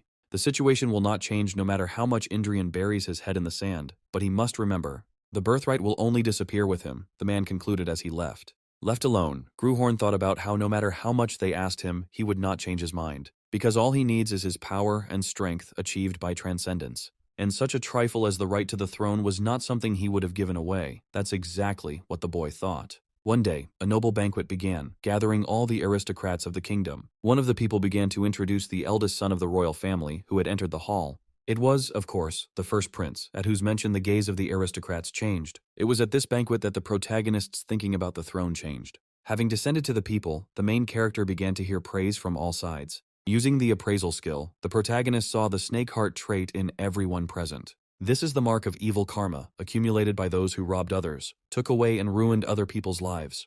But still, among such rabble, there were a couple of good aristocrats. Having noticed Taylor, His Majesty, without paying attention to anyone, greeted him. The shy red-haired man thanked the young gentleman for the invitation. Looking at the red-haired man, the main character thought that although he was not a super specialist, at least he was not corrupt. Suddenly, the knight standing at the entrance turned to the attention of everyone present. And all because a nobleman arrived, a marquis named Montpellier Bourgogne. Hearing this, the main character, surprised, quickly turned his gaze back. When the marquis entered, all the aristocrats gathered in the hall bowed their heads in gratitude. It turned out to be the ambassador of the Burgundy Empire, Guyon de Burgundy Montpellier. Having come down, the fat man, looking at the first prince, noticed how he had not seen him for a long time. And at that very moment, Gruhorn remembered who had that last name. In the past, Burgoyne was a sworn enemy, with whom he and the hero fought side by side 400 years ago.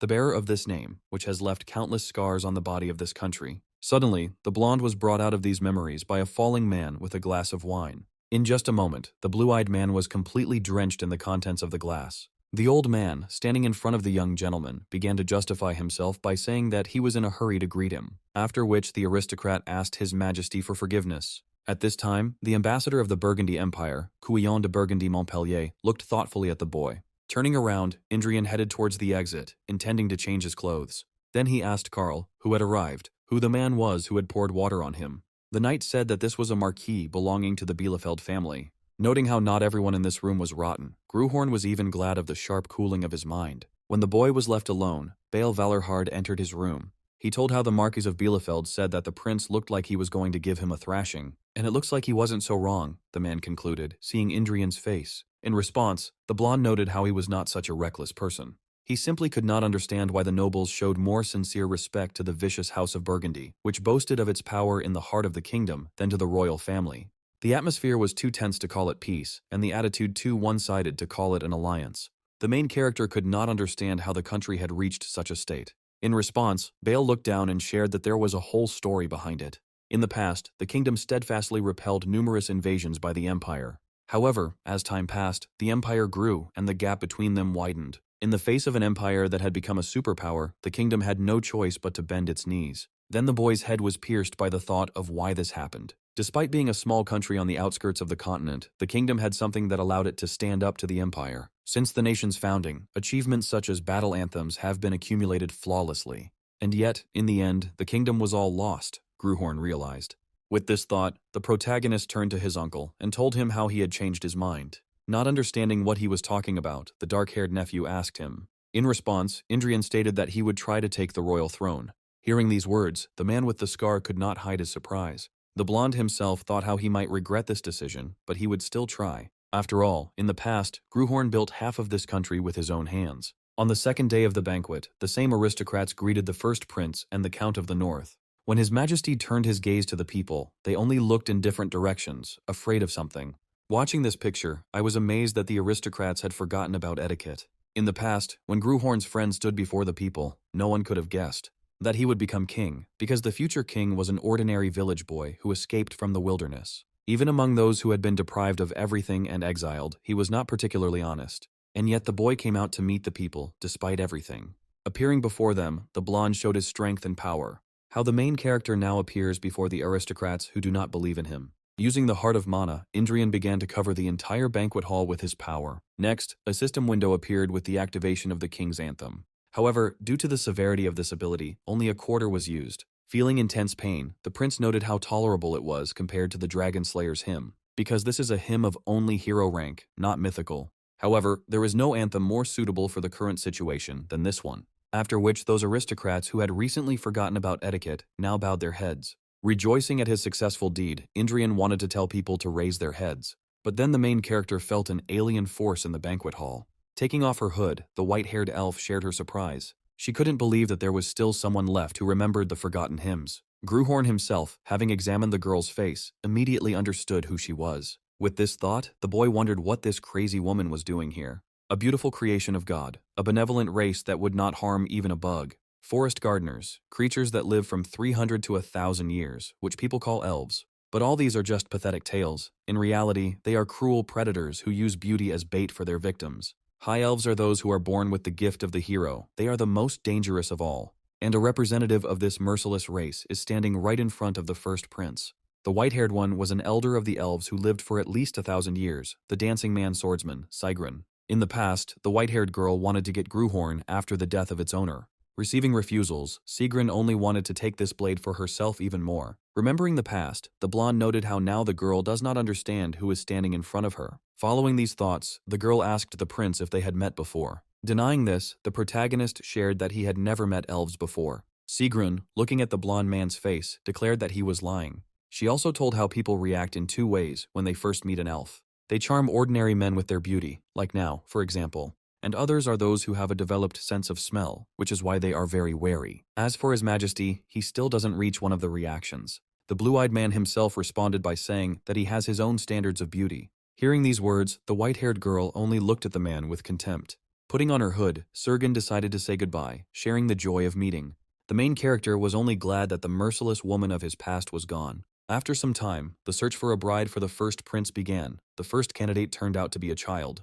Seeing the next one, the main character noticed how much she was afraid of him. Another girl looked like she had come to fight against the prince. Thus, the queen and her son let all the candidates through. Unable to bear it, the woman decided to remind him that the bride should be healthy, beautiful, and from an influential family. Suddenly, a servant standing nearby told how a delegation of elves was requesting an audience. The white-haired elf who appeared bowed her head and introduced herself as Sigrun of Viscum Album.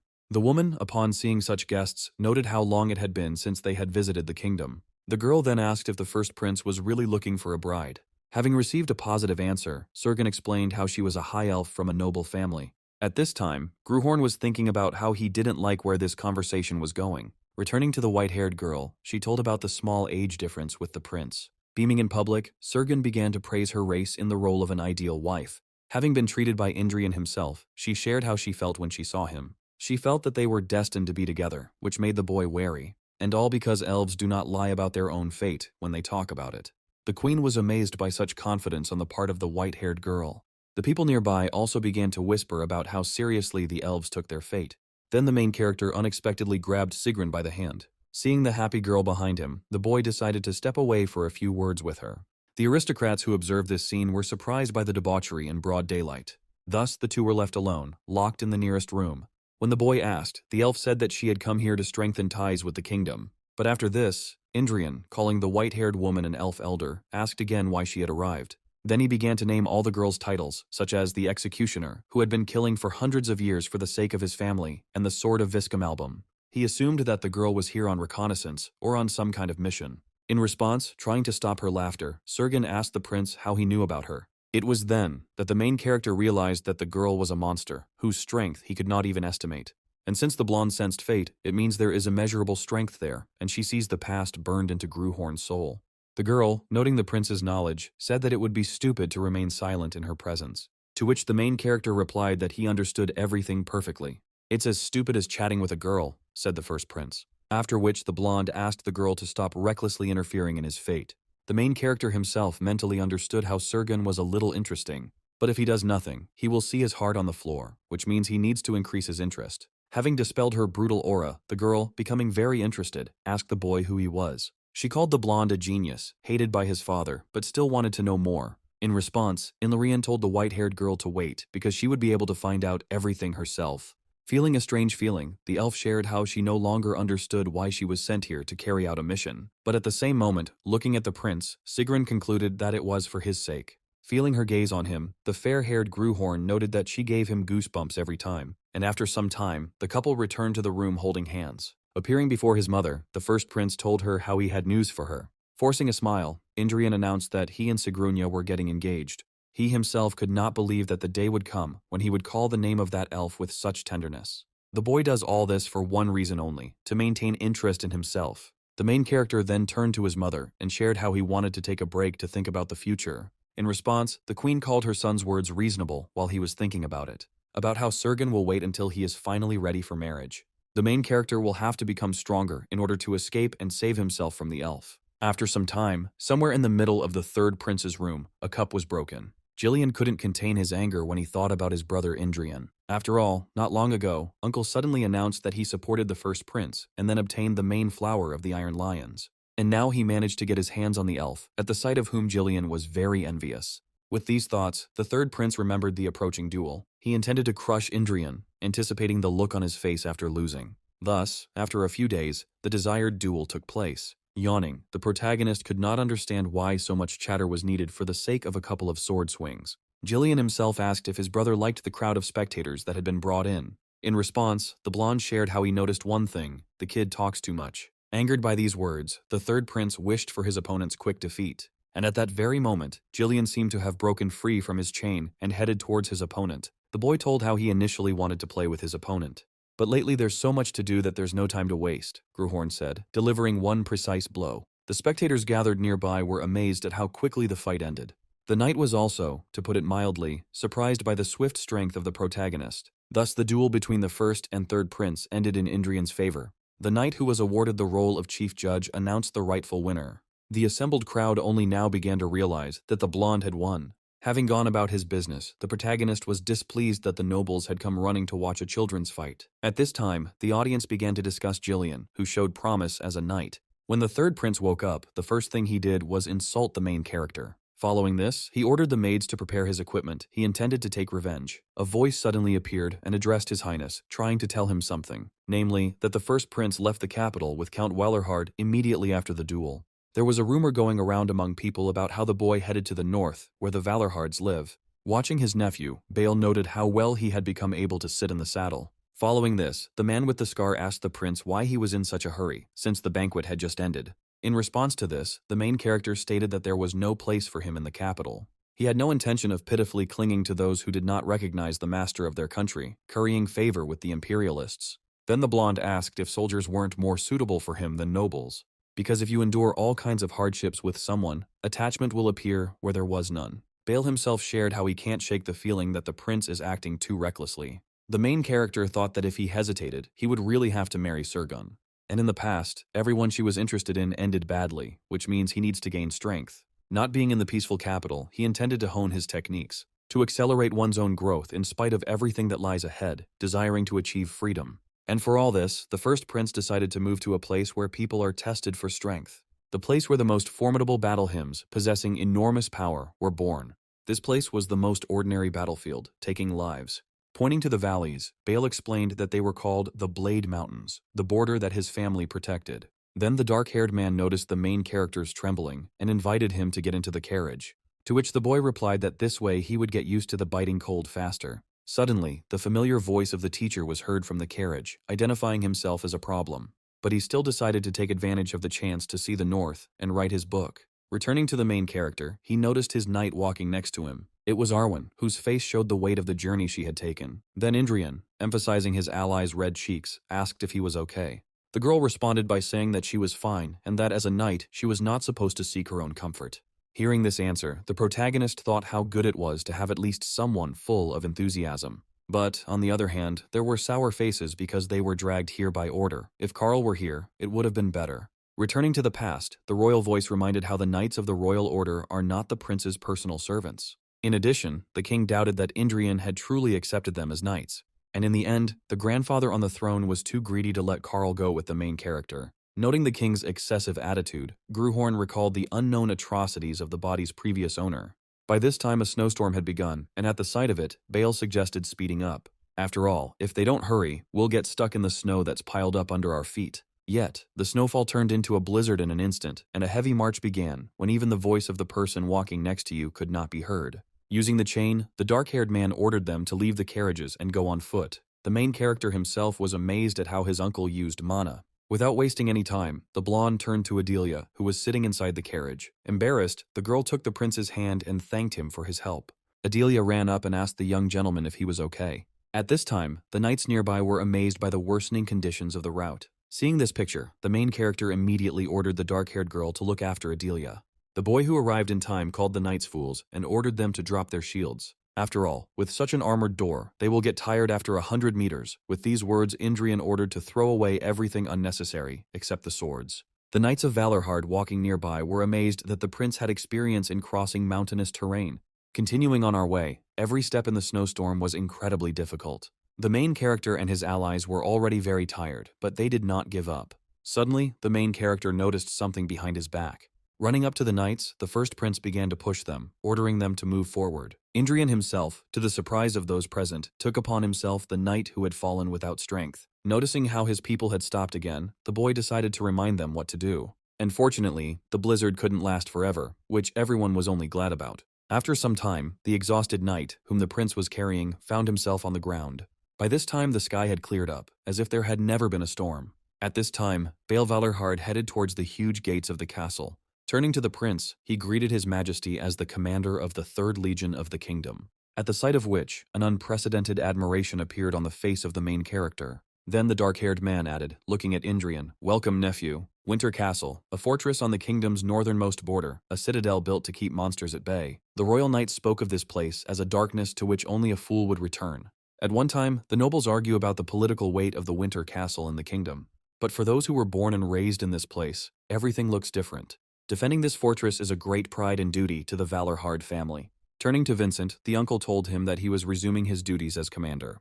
The young man then shared how glad he was that his father had returned safe and sound. A voice suddenly appeared and addressed Bael, noting that he did not know that he had a son. Noticing the dark-haired Indrian's face, he noted how similar he was to his father in his gloominess. Then the man with the scar introduced his majesty to his own son. The young man bowed and introduced himself as Vincent from the house of Valorhard.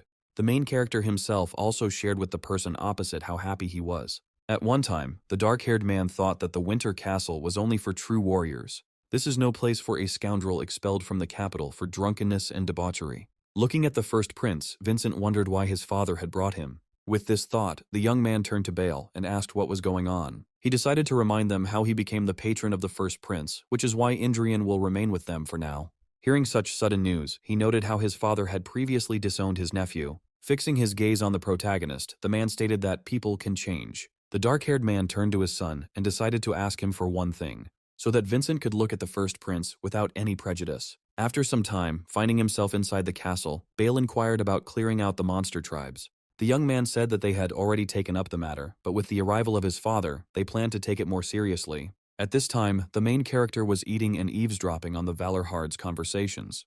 The main problem for the Winter Castle at the moment were the orcs. A group of less than 20 heads settled at the foot of the mountain, and arrows alone would not be enough to deal with such a crowd. Therefore, a selection of knights is now underway for the garrison against monsters. Unexpectedly, the main character joined the conversation, reaching for the figurine. The first prince declared to all present that he would deal with the orcs himself. At one time, the people standing nearby decided to remind them that the orcs of the Bladed Mountains were unusual. Then the dark-haired man asked Vincent how many individuals lived at the foot, in his opinion. He also told how they had already counted a group of 20 orcs, consisting of warriors and shamans. The man with the scar received this information and asked Indrian if he was confident in himself. Understanding what was going on, Vincent shouted at his father, trying to stop him. The main character just smiled and thought about how the boy opposite needed to shut up. Ignoring the dark-haired man next to him, Bael asked Indrian the next question, what he needed. The blonde responded by asking for 3 guides and equipment for his people. Vincent, standing nearby, could not believe that some scoundrel would be able to complete the task. When the main character found himself with his equipped knights, he ordered them to advance. Hearing the question, Gruhorn told how they received the task of destroying the orcs. A mustachioed man from the crowd once reminded them that their task was to protect the prince, to which the boy emphasized how people would still have to follow him on his mission, for his own safety. Heading down the corridor, the first prince asked to be reported when the knights received their equipment. Gruhorn himself thought about how these people should help him for the sake of the royal decree. Using his appraisal ability, the boy noticed how all the knights had good skills. But among this crowd, there was one red-haired man named Joseph, with a talent for interrogation and disguise. When the time came to set off, it turned out that Vincent would be the guide. He told how if they failed the task, the consequences would be serious. The main character, in response, emphasized how the boy opposite was very afraid. Trying to use Gruhorn's appraisal skill failed, meaning he has at least 3 chains. And behind the dark-haired one, there is only one ranger. The remaining knights, disguised as rangers, will intervene if things get tough. The boy himself was not at all disappointed by these facts, but on the contrary, they made him laugh. Seeing Adelia trembling, the young master told her how she would not take part in the task. Thus, the main character and his people set out.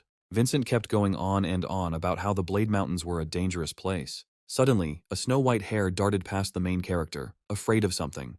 The guide standing nearby became wary, because this small event meant one thing. Nearby is the very group of orcs they are hunting. Using gestures to describe what he saw, the guide asked Indrian what the plan was. By raising his hand, the main character ordered the people standing behind him to get ready. At this point, the green thug noticed a crowd of people quietly approaching. Gruhorn himself mentally noted how long it had been since he had seen these scum. At the same moment, a hail of crossbow arrows was released onto the crowd of monsters. Then a heavy tread began to shake the earth as it approached the people. Hearing the roar filled with killing intent, the boy rushed to attack. With just one precise swing, one of the orcs was defeated. The sticky smell of blood began to dissipate in the cold air, making Gruhorn very bored. Looking at his opponents, the boy noted how long he had longed to feel the air of the battlefield. Seeing how the young gentleman was about to rush forward, she shouted at him not to make mistakes. In response, the first prince ordered his people not to interfere. After all, if you stumble, the merciless battlefield will draw you in and not let you go back. More than 400 years ago, when the orcs were not monsters, but the proud rulers of the continent, a song was born of a miserable man who left no name in history, a man whose hatred for the orcs burned brighter than the sun in a clear sky.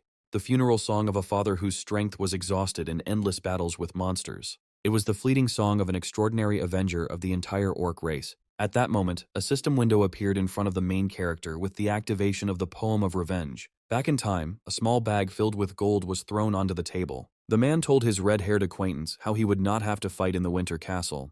In addition, he was sure that the first prince would probably lock himself within 4 walls. It's not this scoundrel that's important, but Valorhard, the red-haired one, was supposed to monitor everything that was happening in the castle and report. Then the same man asked the person opposite if he could handle the task. In response, the red-haired man asked the Count of the royal court not to worry about the execution. Now he remembered his own words when faced with danger. A menacing orc appeared before the knights with the intention of beating the humans with his club. Standing behind, Arvin ordered the front row to hold formation and move forward. The next moment, right in front of the red-haired man, the allies' shield was bent. Watching this picture, he wondered what he should do. But we didn't have to wait long, because the dark-haired girl ordered an attack. To the knight's surprise, his weapon seemed to have been caught by someone. It was an orc who wasn't very happy about the damage he received to his arm. While the red-haired man was thinking about how to survive, a flash appeared behind him. It was Arvin, and in an instant the girl managed to get to the monster and take its life. Standing before the redhead, she reminded him that on the battlefield he must not let go of his own weapon. In response, the frightened knight accepted his mistake and thanked his savior. Remembering the location, people put it on the ready, in front of a crowd of orcs. Holding the blade in front of her, the dark-haired woman ordered the knights to attack. She herself thought how they couldn't retreat in front of such a large number of opponents. Arvin was immediately brought out of these thoughts by the unexpected appearance of a blood-colored aura. A moment later, a bloody blade appeared from the chest of a huge orc. The owner of this sword was the main character, immersed in the battle with all his mind. Having finished with one monster, energy began to ooze from the blonde's body. Seeing the boy worried about the state of his majesty, the people called out to him. But Indrian didn't even hear these words, but only rushed further forward. At this time, memories from the past began to appear in Gruhorn's head. He came to the conclusion that no matter how much he killed, it was still not enough for him. The hero from the past desired the enemy's blood even more, which is why he wandered through the wastelands where the orcs ruled. At the sight of the approaching club, the warrior jumped up and raised his blade to strike. And in a miserable moment, the formidable enemy was defeated with one precise blow.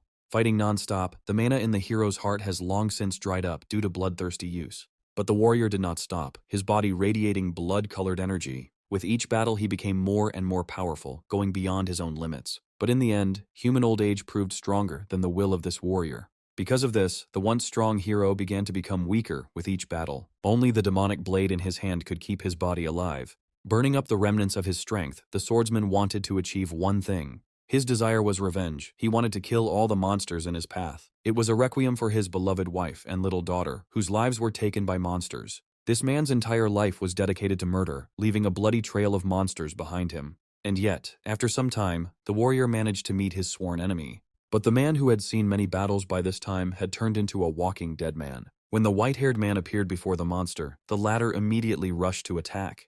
In a few moments, the hero managed to find himself at the level of the monster's head. Suddenly, the hand of a huge orc appeared and turned out to be faster than the actions of a man. The monster, not sparing its enemy, pressed him into the ground with all its weight, and in the end, no desired miracle happened. The white-haired warrior who had won many battles against the orcs was defeated. However, this man did not give up until the very end of his life, which had absorbed a lot of blood. It was then that a story was born that no one was ever able to hear. This was a legend that did not penetrate into the world of people, but there was still one person who knew about it. It was the main character, who only by this time had come to his senses from his own memories. When the first prince woke up, the entire surrounding area was covered with the bodies of defeated orcs. On the other side of the battle, Indrian's people were still trying to fight off the monsters. The main character, realizing his old memories, began to understand. The power that the main character used was the unfinished Hymn of Vengeance. And then Gruhorn decided to finish it, rushing to exterminate the orcs. Cutting his way through, Indrian met an orc in front of him whose belly was pierced through. At the same time, a system window appeared with the addition of a new stanza in the Hymn of Vengeance. A mountain of green corpses grows upward, and beneath it a scarlet lake spreads. And standing before him, he honors their souls, concluded the protagonist, reading a new stanza. Thus the Hymn of Vengeance was recreated as the Hymn of Requiem. At this time, after the end of the battle, Indrian noticed how the dark-haired man raised the banner. A second later, Vincent broke the orc's banner, thereby declaring the monster's defeat. The dark-haired man, raising a broken stick with a red cloth, declared victory. The allies standing nearby shared this joy with Vincent. The main character himself did not stop watching the dark-haired man, thinking about his name. Vincent, the heir of a family who dedicated his entire life to the war against monsters. At the same time, he bears the same name as the unfortunate Avenger, who, in the distant past, gave his life dreaming of exterminating the orcs. Finally, the warrior declared that even in the next life he would continue his revenge. Then Indrian saw a dark-haired man with a displeased expression in front of him. Noticing his ally's expression, he asked what Vincent wanted. Then, bowing his head, the warrior extended the banner, asking His Majesty to accept it as a gift. After all, the warrior who fought the bravest gets the right to take the enemy's banner. This is the priceless symbol of courage that amazed the boy. In addition, Vincent and the other knights simply wanted to present the banner to His Majesty. Then Arven arrived and turned to her young master. She shared how she admired the prince's bravery, which she saw in battle. Then all the people who took part in the battle with the orcs bowed their heads before His Majesty. After which the main character, raising the banner, declared victory over the orcs. After these words, the allies flared up and began to shout the name of His Majesty. And then they also warmly welcomed the first prince to the Winter Castle. Victory, honor, glory, all of this was now in the hands of the main character. Ignoring Vincent, the boy continued to boast. Suddenly, the first prince heard the number 16 spoken. It was the dark-haired one who shared how he managed to get the banner 16 times. The warriors standing nearby noticed how their commander was bragging again. In response, the main character, to Vincent's surprise, continued to rejoice in her victory. Then, from the dark-haired man's face, one could understand how much he didn't like it. After some time, a red flame appeared in the middle of the snowy valley. Turning to Indrian, the younger Valorhard explained how, despite fighting an elite squad of orcs, their losses were minimal. But still, Arven shared how much she didn't like it all. To which Vincent stated that victory would be the best gift for the dead, because their family usually commemorates their dead comrades with the blood of orcs. Hearing and seeing Vincent, the protagonist is once again surprised by his resemblance to the Avenger. Gruhorn even had the thought that the younger Valorhard was the reincarnation of a warrior from legend. After which Indrian asked whether the Third Legion always sent so many men. The dark-haired man noted the coincidence, because there was a squad of rangers nearby who decided to agree to help. The main character himself assumed that they didn't trust him and decided to play it safe.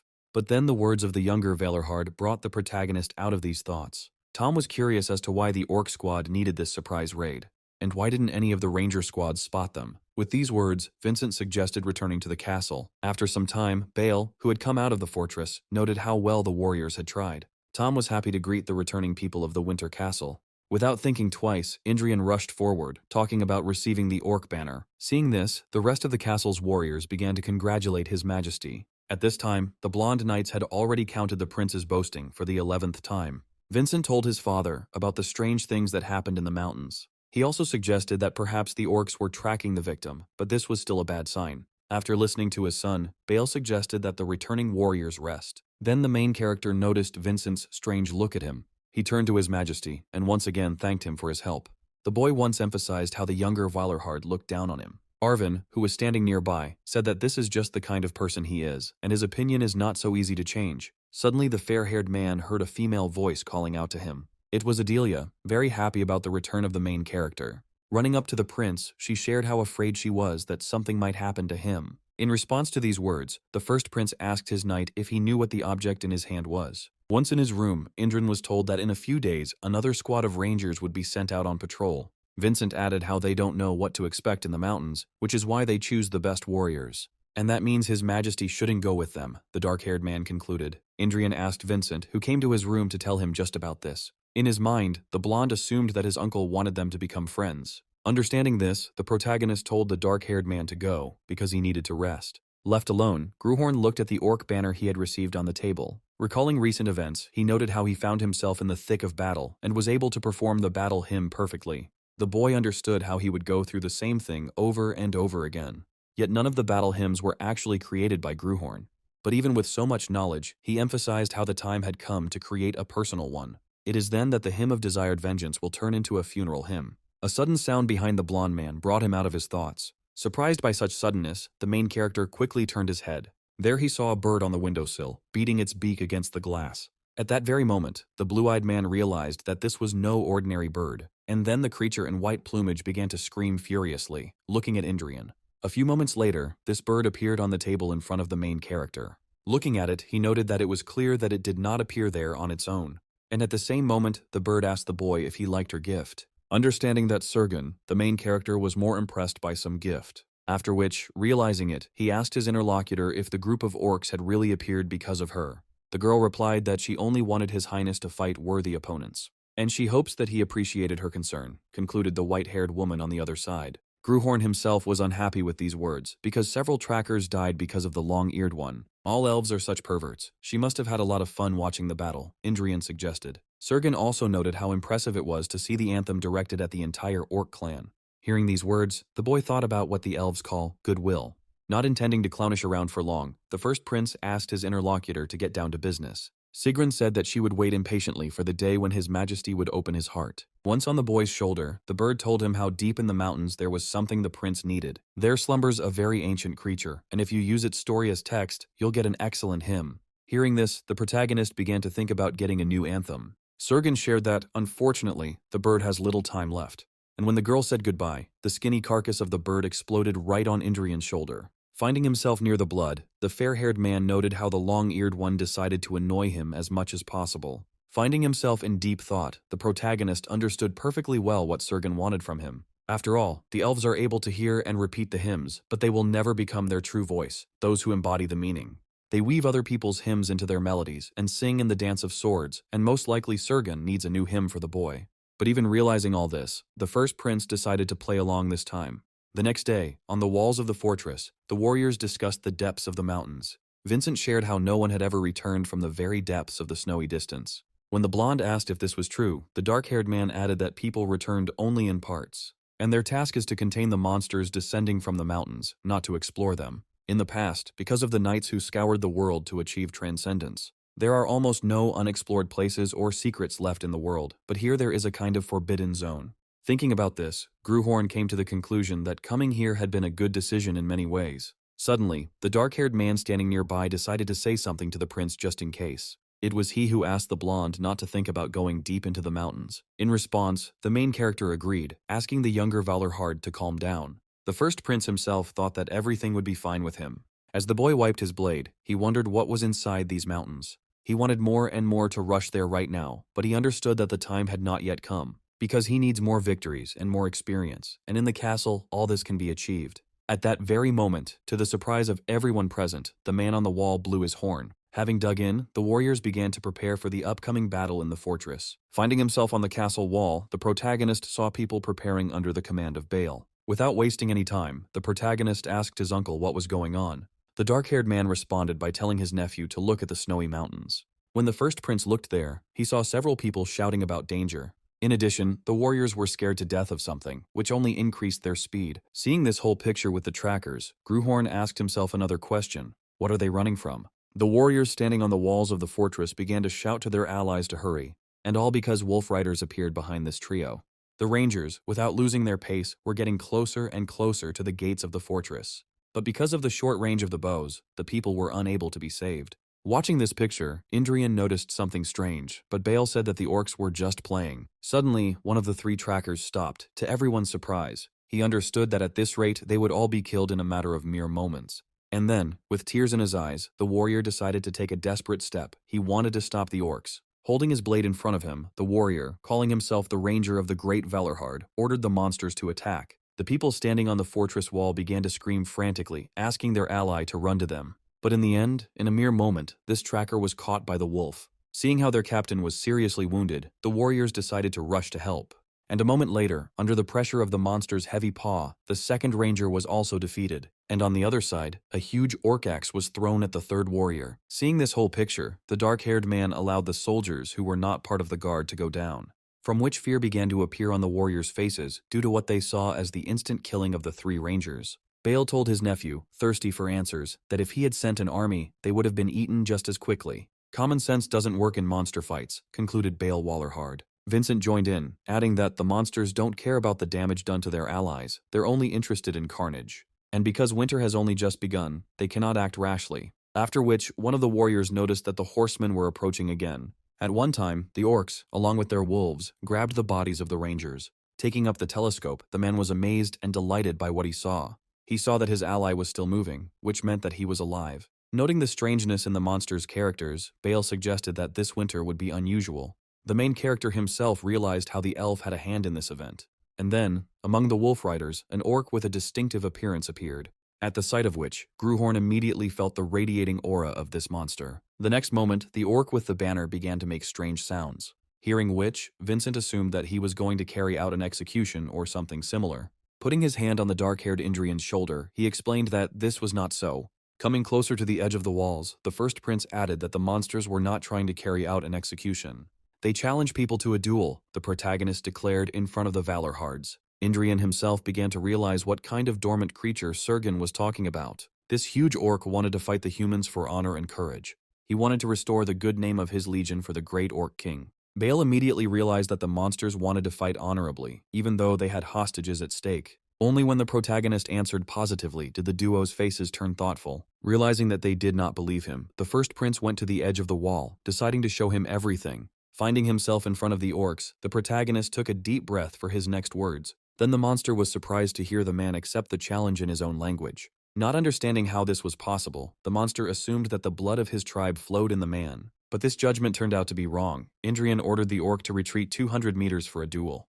Deciding whether to agree, the green monster answered the man positively in the name of honor. Having finished talking, Indrian asked his comrades if they now believed. In response to this, the blonde saw only the astonished faces of the Valorhard family members. But then the blue-haired man's surprise only increased at the sight of one situation. Watching something with his son, he assumed that this world had gone crazy.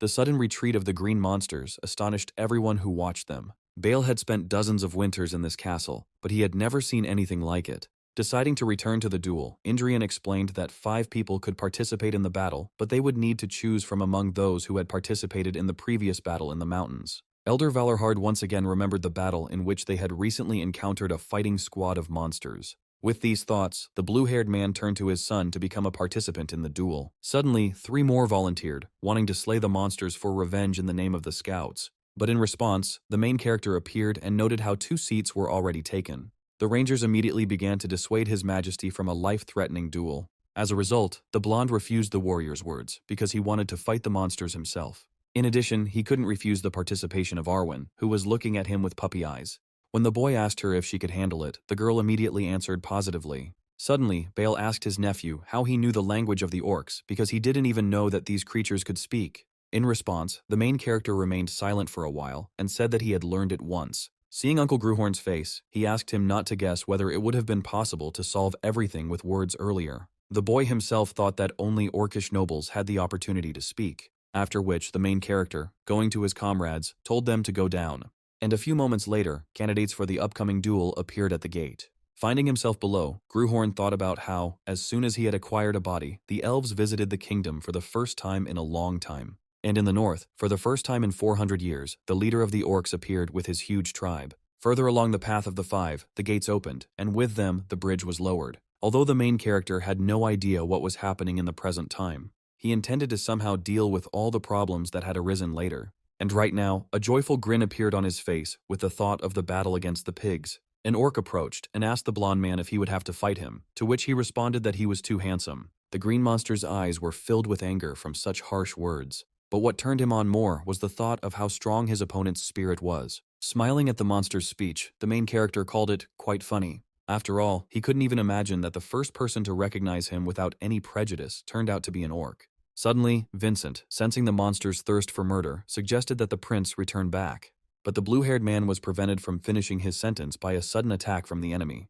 Then the rest of the enemy 5 headed towards the humans. The protagonist told his comrades about how orcs do not change opponents in a duel. Having challenged his men to fight, the first prince rushed to attack the orc. At one time, the green giant easily repelled the main character's attack, sending him flying. Appearing before the man, the orc declared that he had a strong spirit, but little strength. In response, Indrian resorted to his strength and suggested that the enemy wait. After all, their duel had only just begun. The next moment, the boy was enveloped in an unknown force, which managed to reach the rangers who were standing on the walls of the winter castle. Immediately, they were all struck by the same emotion of anger towards the orcs. The emotions of the warriors and the emotions of the Avenger wandering the plains turned out to be surprisingly similar. Hearing the cries of his people, the protagonist thought about how it was worth coming here. Addressing his opponent in his language, the blue-eyed man thanked him for waiting. Ahead he saw a giant approaching with only the intention of killing.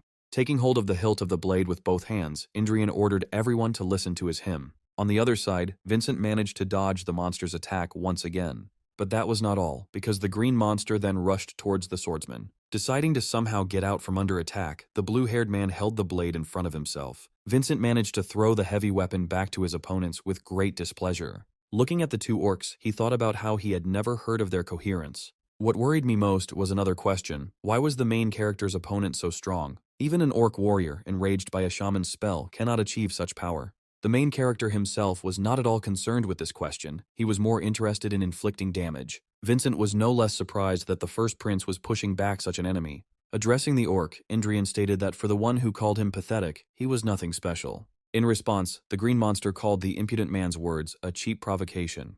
While the mood was still there, he was going to tear the blonde into small pieces. The next moment, a metallic ringing sound was heard as the two guns collided. Continuing to exude invisible power, the protagonist began to put pressure on the enemy, because of which, the huge orc's weapon eventually crumbled into pieces. Not understanding how such a thing was possible, the green monster was, to put it mildly, amazed. The boy himself, with no intention of stopping, launched the next attack on the enemy. The orc lost its limbs and, covered in numerous paresis, splashed blood out. And then the monster's heavy carcass fell to the ground, shaking the earth beneath it. Thus, the powerful commander of the orcish mob's prophets was defeated. The first prince then headed towards his opponent, who was trembling in pain. Hovering over him with a blade, Indrian heard the orc's farewell to his king. Then the blonde, pouring his strength into the blade, plunged it into the enemy, thereby ending his life. Suddenly, in the next moment, Gruhorn felt a familiar gaze on him. A terrifying red aura poured out from behind the high snow-white mountains. It was an ancient creature. When his comrades wanted to know if His Highness was okay, he ordered them not to approach. Immediately surprised by such words, Arwen obeyed and stopped abruptly, waiting for the master's words. But then everyone who stood behind also felt a powerful aura. Returning to the main character, he saw an approaching glow in front of him. Gruhorn immediately realized that he was approaching, which is why his face changed. This something turned out to be a huge spear that destroyed everything in its path. Looking at him, Indrian thought about how he had to stop the approaching danger. Without thinking twice, the blonde held the blade in front of him, deciding to stop the spear with it. Feeling the heaviness in the blue-eyed man, the thought flashed through his mind that this was too much for his current strength. As the protagonist thought, he was unable to reflect the heavy weapon, which caused him to end up in the air. After flying a few meters, the first prince crashed into one of the trees, breaking it in two. Feeling the wave of air, everyone standing nearby wondered what was happening. And when the rising whiteness of snow cleared, Vincent was very surprised by what he saw. A spear of unknown size was thrust into the wall of their winter castle. Remembering His Highness, the blue-haired man quickly glanced in his direction. Among the four comrades, there was one who, without thinking twice, rushed towards the prince. It was Arwen who, in a second, found herself in the place where the main character had recently been. The dark-haired girl threw down her weapon and began to dig in the snow, wanting to find Indrian. Only what the main character's swordswoman saw beyond her soft speech amazed her, because His Highness was badly wounded and unconscious. While examining the blonde's body, the girl could not feel his pulse. Arwen, clutching the first prince's face, began to beg him to open his eyes. Realizing that he was not answering, the girl's face showed an expression of fear, and without thinking twice, she decided to first restore Indrian's breathing. After repeating the procedure several times, the protagonist managed to wake up coughing up blood. Hearing the main character's breathing, the dark-haired girl mentally rejoiced. Suddenly, looking at the boy's head, an interesting thought occurred to her. The prince who was now in front of her seemed small to her, which made her wonder if he had always been so young. Further behind the girl, Vincent appeared, inquiring about the prince's condition. Once there, the blue-haired man saw how Arwen was trying to get an answer from the boy. Suddenly, the main character started making some sounds, and the girl tried to find out what he was saying. Then Indrian, who had come to his senses, began to insult the attacking orcs at the top of his voice. Reminding his comrades about the enemy, the protagonist asked them to deal with them. Vincent turned to Arwen, wondering what His Majesty had said. In response, the girl, holding a blade in front of her, reminded him how to destroy the enemy. The comrades who arrived in time noted how good the idea was in these times. In the next moment, 5 people rushed towards the orcs. After some time, the main character, insulting the monsters, woke up in his bed. Vincent, standing nearby, asked Indrian about his condition. He once shared how he felt as if a horse had trampled on him. Although his whole body ached, the most severe pain was in his chest from annoyance, that he was defeated not by a direct collision, but by a thrown spear. This thought greatly upset the protagonist, causing him to even become depressed. Suddenly the right prince heard an appeal to himself, followed by gratitude. After all, it was only thanks to him that they saved their allies, whom they already thought dead. Having finally come to his senses, the fair-haired man replied that it was nothing special. Then Vincent decided to tell about how the boy was unconscious. The orc army had set up camp a kilometer from the castle, which did not pose much of a threat. What interested the blue-haired man most was the giant spear and the roar coming from the mountains. The boy immediately explained that it was the king who managed to unite all the orcs of the mountain range. In response, Vincent noted how orcs, by nature, always challenge the chieftain at any opportunity. Smiling, the protagonist asked if he knew the title of this king. This unknown creature is known for its battles and trampling of enemies. And he wants only one thing, to conquer everything. He is incredibly greedy, and his name is the Commander. While resting, the main character could not agree to lie down and do nothing. Next steps were discussed next to him, and it was proposed to use a siege defense strategy. In addition, it was proposed to quickly recall the Black Spear Cavalry. Suddenly, Indrian jumped out of bed and decided to remind everyone about the separate meeting room. But in response, the assembled people shared how His Majesty needed to check something. After presenting many reasons for being in this room, Bale asked if his nephew understood. At one point, looking at the papers and listening to a huge number of questions, his face changed. By nightfall, it was decided to finish for today, with decisions on the upcoming battle. Turning to His Majesty, the people thanked him for the effort he had expended. Indrian, having fallen onto the pillow, noticed how it was his comrades, not the monsters, who finished him off. But then his gaze turned to the side with a pensive face. Noticing his uncle's gaze, the first prince remarked how one could crush stones with such a man. Recalling the recent battle, Bale was interested in the so-called battle hymn, the power of the blue flame, the power of which proved destructive. Listening to how his strength was described, the blonde agreed with this point of view. He turned to the man opposite him and asked what he thought about this force. Senior Valorhard, hearing this question, fell silent for a moment and thought. Gruhorn thought about how his uncle's head was in disarray, especially after he had vehemently denied the power of the Mana Heart. Bale's sudden question brought the protagonist out of his thoughts. He was curious whether this power was available to those who used the Mana Chain. The fair-haired man was, to put it mildly, surprised by such a sudden question. Even Arwen, who was standing next to him, was interested in the blue-haired man's answer to this question. Indrian jumped up and noted how greedy his uncle was, since he already had an easier and faster way to accumulate mana. As for achieving transcendence through battle hymns, that privilege is only available to those with the heart. Because of this, people who have chosen the path of improvement in the form of the chain are not given this. Then the blue-haired man asked why his nephew had shown him this power. This made the blonde remember how his uncle had recently ignored him and now was begging for secrets. With these thoughts, the main character began to stand up, turning to the blue-haired man. He also noted how the elves were simply crazy about the battle hymns of the humans. The pointy ears cannot compose their own hymns, so they borrow and use others, because they have a sword dance, which is performed to the rhythm of battle hymns. Which means that if Bale can't compose the anthem, he can still recite it. What's in his chest isn't the mana heart, but he's been honing it his entire life. Chain links, chains or rings. This technique has many names, but the most important thing is that the parts can resonate with each other, so they may well become an excellent tool for combat. The main character himself thought that perhaps this conversation would give his uncle some ideas, because opening a new path is the task of each warrior individually. Reflecting on this topic, Gruhorn chuckled, waiting for words from those standing behind him. But to his surprise, turning around, the fair-haired man saw only the thoughtful two. Looking at which, he could not understand why the solution to the problems was being sought in his room. Eventually, the first prince was able to fall asleep on his bed in silence. Suddenly, in the middle of the night, he woke up, noticing the absence of his comrades. Rising, he saw Adelia, who told him how everyone had left the master's chambers. Upon learning of this, Indrian asked if she had noticed how Bale had behaved. Not having received a decent answer, he assumed that his uncle had managed to come to something. But his thoughts were interrupted by the appearance of the elder Valorhard, at the sight of which the blue-eyed man was greatly amazed, not believing his eyes. A menacing aura that knows no fear. Once you draw your sword, it will not flinch. Even in the face of countless enemies, this is the spirit of a swordmaster. Feeling the enveloping aura of the man in front of him, the boy realized that he had succeeded. Bale Valorhard has managed to acquire a spirit that will be worthy of his strong body. The next second, the uncle bowed his head to his nephew and thanked him for opening his eyes. In response to this, the protagonist told the blue-haired man not to burst from his own sense of importance. Bale's answer made him think the younger boy was sulking, but that wasn't the case. 400 years ago, Gruhorn was a sword that knew no defeat, but now he was amazed at himself. Looking at his uncle, the boy repeated once again that he was not sulking at all and was not at all jealous. Smiling and understanding everything, Bale decided to agree, citing what he imagined. Not wanting to go back to that, the protagonist asked his uncle what he had realized. Elder Valorhard shared how he could only vaguely outline a direction in his mind. He hasn't yet fully grasped what the main character was talking about just recently, but now he is going to tackle the ball of thoughts to unravel it. Hearing such words, Indrian noticed how, having given his uncle a finger, he was ready to eat the whole hand. Assuming that he was targeting the Orc King, the first prince declared that he would personally hang his head on the wall. So let the blue-haired one not look at his target, concluded Gruhorn. Having listened to his dear nephew to the end, he agreed with a grin not to interfere. In the morning, the two found themselves on the castle walls, and the elder Valorhard wanted to ask one question.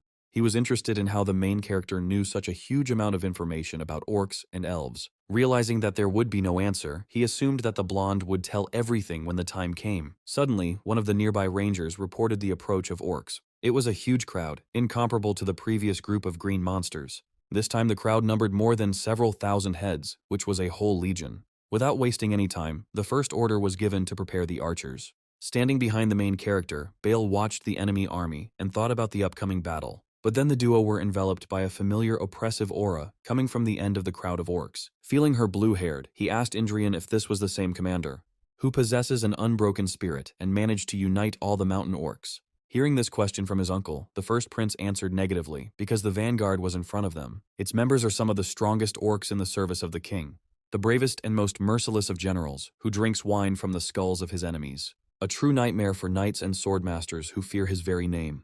This huge and very distinctive among his fellow orcs has a title called the Ripper. Just as knights use their mana, orcs use their fighting spirit. To boost their morale, they engage in more battles and commit more carnage. However, sometimes monsters can be born with a strong fighting spirit. They are more sensitive to it and the thirst for blood than anyone else. Such creatures can see immaterial energy, and the orcs revered this as the ability of the awakened eye. And right now, people were experiencing the Ripper's natural gift for command. Looking at him, the main character told how he knows tactics and strategies. Nothing can be hidden from his gaze, for the Ripper sees vulnerabilities.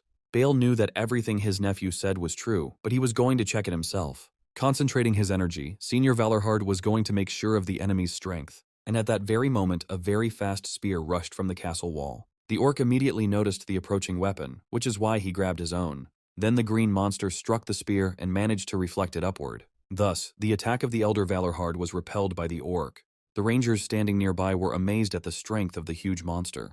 The Ripper himself took the spear and pointed it back towards the castle. But the blue-haired man's strength and reaction did not fail him. He caught the weapon with one hand. Having learned about his opponent, Bale noted that he was one of those who never lost. With these words, he noted how his nephew should know how to defeat this monster. In response, the main character asked his uncle why he decided so. And there was no need for a special reason for this, because the boy's face was enough. He looked like a knight who had just been given the legendary sword. Deciding to hide his face, the blonde man explained how the Ripper relies on his unique vision. But in this world, everything is not as it seems, the first prince added.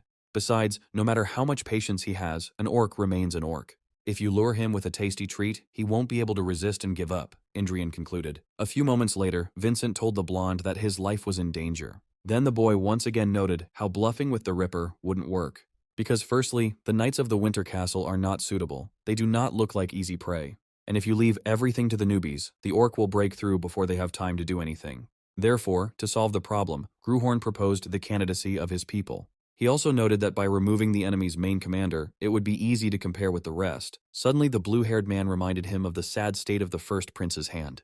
In response, the main character, shaking his limb, assured that everything was fine with him. But the blonde himself felt a strong pain that he did not intend to talk about. Still, the boy understood that by the start of the battle, he would be able to move. With these thoughts, the main character turned to Vincent, asking him to turn on his head. The real enemy is not the Ripper who is about to attack the castle. The enemy is the one who is behind the mountain range and radiates a bloodthirsty aura. Remembering the commander, the boy recalled how he was getting closer to attacking them, and if they don't finish the battle with the Ripper quickly, the castle won't withstand the next siege. Standing nearby, the elder Valorhard also understood the consequences of their situation. Then the main character said one word, weak, which amazed everyone. This was a period of time, after which if the enemy did not move, it would mean that the arrangement would return to normal. The first prince himself was going to use a secret weapon in the upcoming battle. The next moment, Bale reminded them of the main goal, to lure out the Ripper. Being on the central wall, he was going to stall for time until the thug appeared. Vincent and his rangers decided to take over the eastern side. At one time, the western one found itself under the command of the main character. The first order was for the archers to prepare to shoot at the enemy. When the order to attack was given, many arrows were directed towards the orc army, and then a large part of the army found itself under severe attack. Still, the green monsters managed to hide from the arrowheads by covering themselves with shields. Taking a closer look, the rangers recognized the enemy's equipment because it once belonged to them. The soldiers became angry at such impudence in using the belongings of the dead. But in response to this, the blue-haired man ordered to continue firing at the enemy. Not wanting to forgive the green rabble, the shooters prepared to shoot. Further down the castle walls, a monster with a ladder appeared. Immediately when the order was given to get rid of the insolent climbers, one of the warriors rushed into battle. It was Arwen who managed to deal with one of the orcs in an instant. Finding herself in front of the stairs, the girl was not going to let anyone pass. The comrades nearby also took up their weapons, piercing the orcs. The ropes that were on the walls were cut at that moment, causing the enemy to rush down. Amidst the loud noise and roars emitted by the monsters, people were not going to give up, and after some time of long battle, the day passed and evening came. But the green monsters weren't going to stop so easily in front of the little people. At the same time, the knights on the walls were already very exhausted. Realizing this, the protagonist understood that the Ripper should have understood by now how his section of the defensive wall became the weakest point of the winter castle. And at the same time, a detachment of orcs on wolves appeared in front of the castle. Arwen, who had prepared herself for a new wave, had no intention of letting them through. Indrian drew his blade from its sheath and was about to cast the bait. The enveloping blue aura had its own name, the Flame of Requiem. Immediately, standing on the other side of the battle, Ripper noticed the flaring power. Even the dark-haired girl standing nearby was surprised to recognize the boy's energy. Vincent was of the same opinion, noting the amazingness of the main character. At the time, the elder Valorhard chuckled at the fact that the plan was working, and the main character himself was delighted at the sight of his most important enemy, because the Ripper had finally decided to take the fight to them. The alarmed rangers began to prepare for defense against the orc leader. The green monster itself, seeing the approaching arrows, grabbed one of its brethren, after which he used his body as a human shield to take all the damage. The next thing the Ripper did was rush towards the winter castle across the entire battlefield. While they were trying to dissuade the main character, he, paying no attention, focused his aura. Covering his body with energy, the boy looked at his opponent and grinned. And then the main character told the green monster to come up to him. And at that very moment, the Ripper's angry face began to approach. The boy, turning to Arwen, told her to act according to his plan. Then the first prince ordered everyone standing nearby to leave the walls. The orc who had climbed up, noticing the blonde man, immediately noted that he was the very man who dared to ignite the flames of war.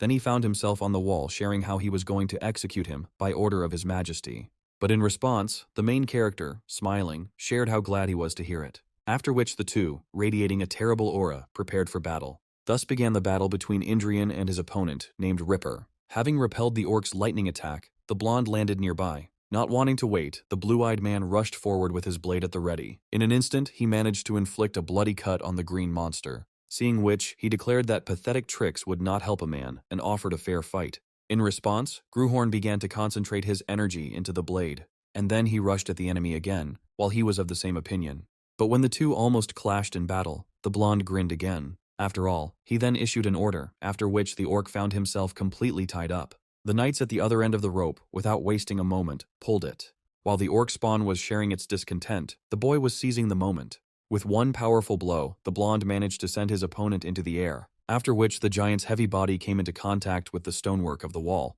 Amidst all this noise, the knights tried to pull the rope again. This time the orc couldn't resist, and looking at the blonde man, he began to insult him. And eventually, the Ripper, accompanied by a loud fall, found himself inside the castle. Wiping the blood off his blade, Indrian praised Arwen for her good work. Then the blonde asked to quickly go to shelter, because it was dangerous here. For the fastest and most convenient descent, the boy used hay. Sharing with everyone about his ultimate state, Indrian allowed the tired ones to move away from the orc. Then the blonde man, finding himself on his feet, shook himself off and headed towards his opponent. Approaching him, Gruhorn, speaking in Orcish, noted how Ripper was about to lie beaten on the ground. After all, in this form, the orc looked more like himself, the main character concluded. Hearing such an insult addressed to him, the Ripper became very alarmed.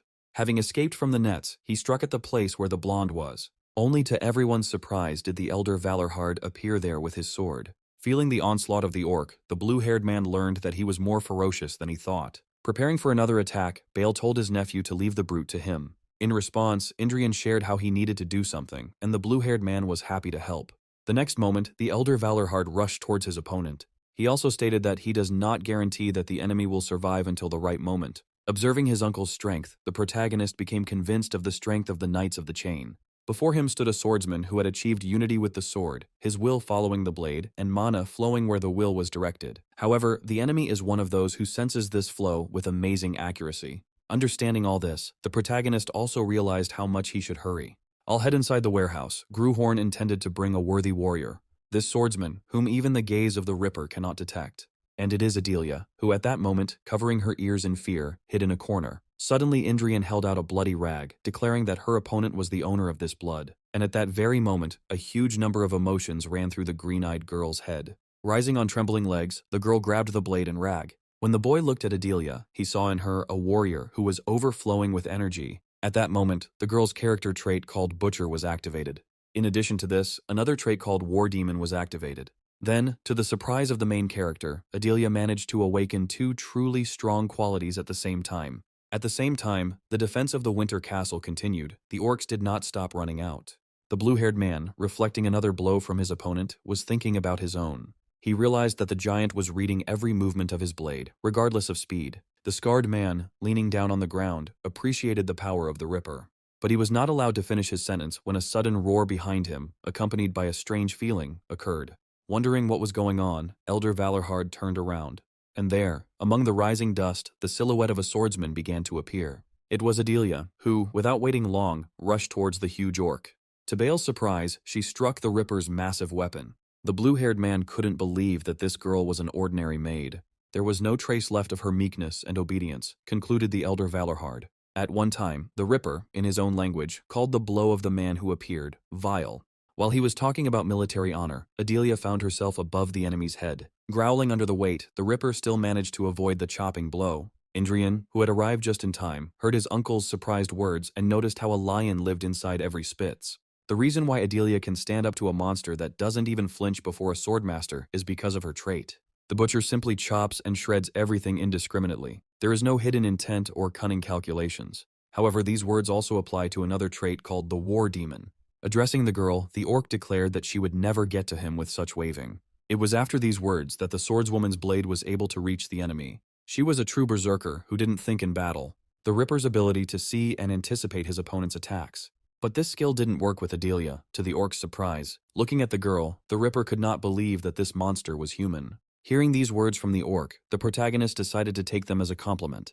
Then the first prince, turning to his uncle, suggested that he continue the fight. Thus the two joined Adelia in the battle against the orc. Looking at the three approaching Ripper people, I was filled with anger. Calling them inferior creatures who did not even dare to lick the king's feet, he launched an attack. Feeling a strong surge of energy from the enemy, the boy was able to withstand the weight. Elder Valorhard wondered what this orc spawn was planning. While holding Adelia back, the protagonist assumed that a battle aura had been released on them. At one time, the Ripper now radiated this energy with every part of his body.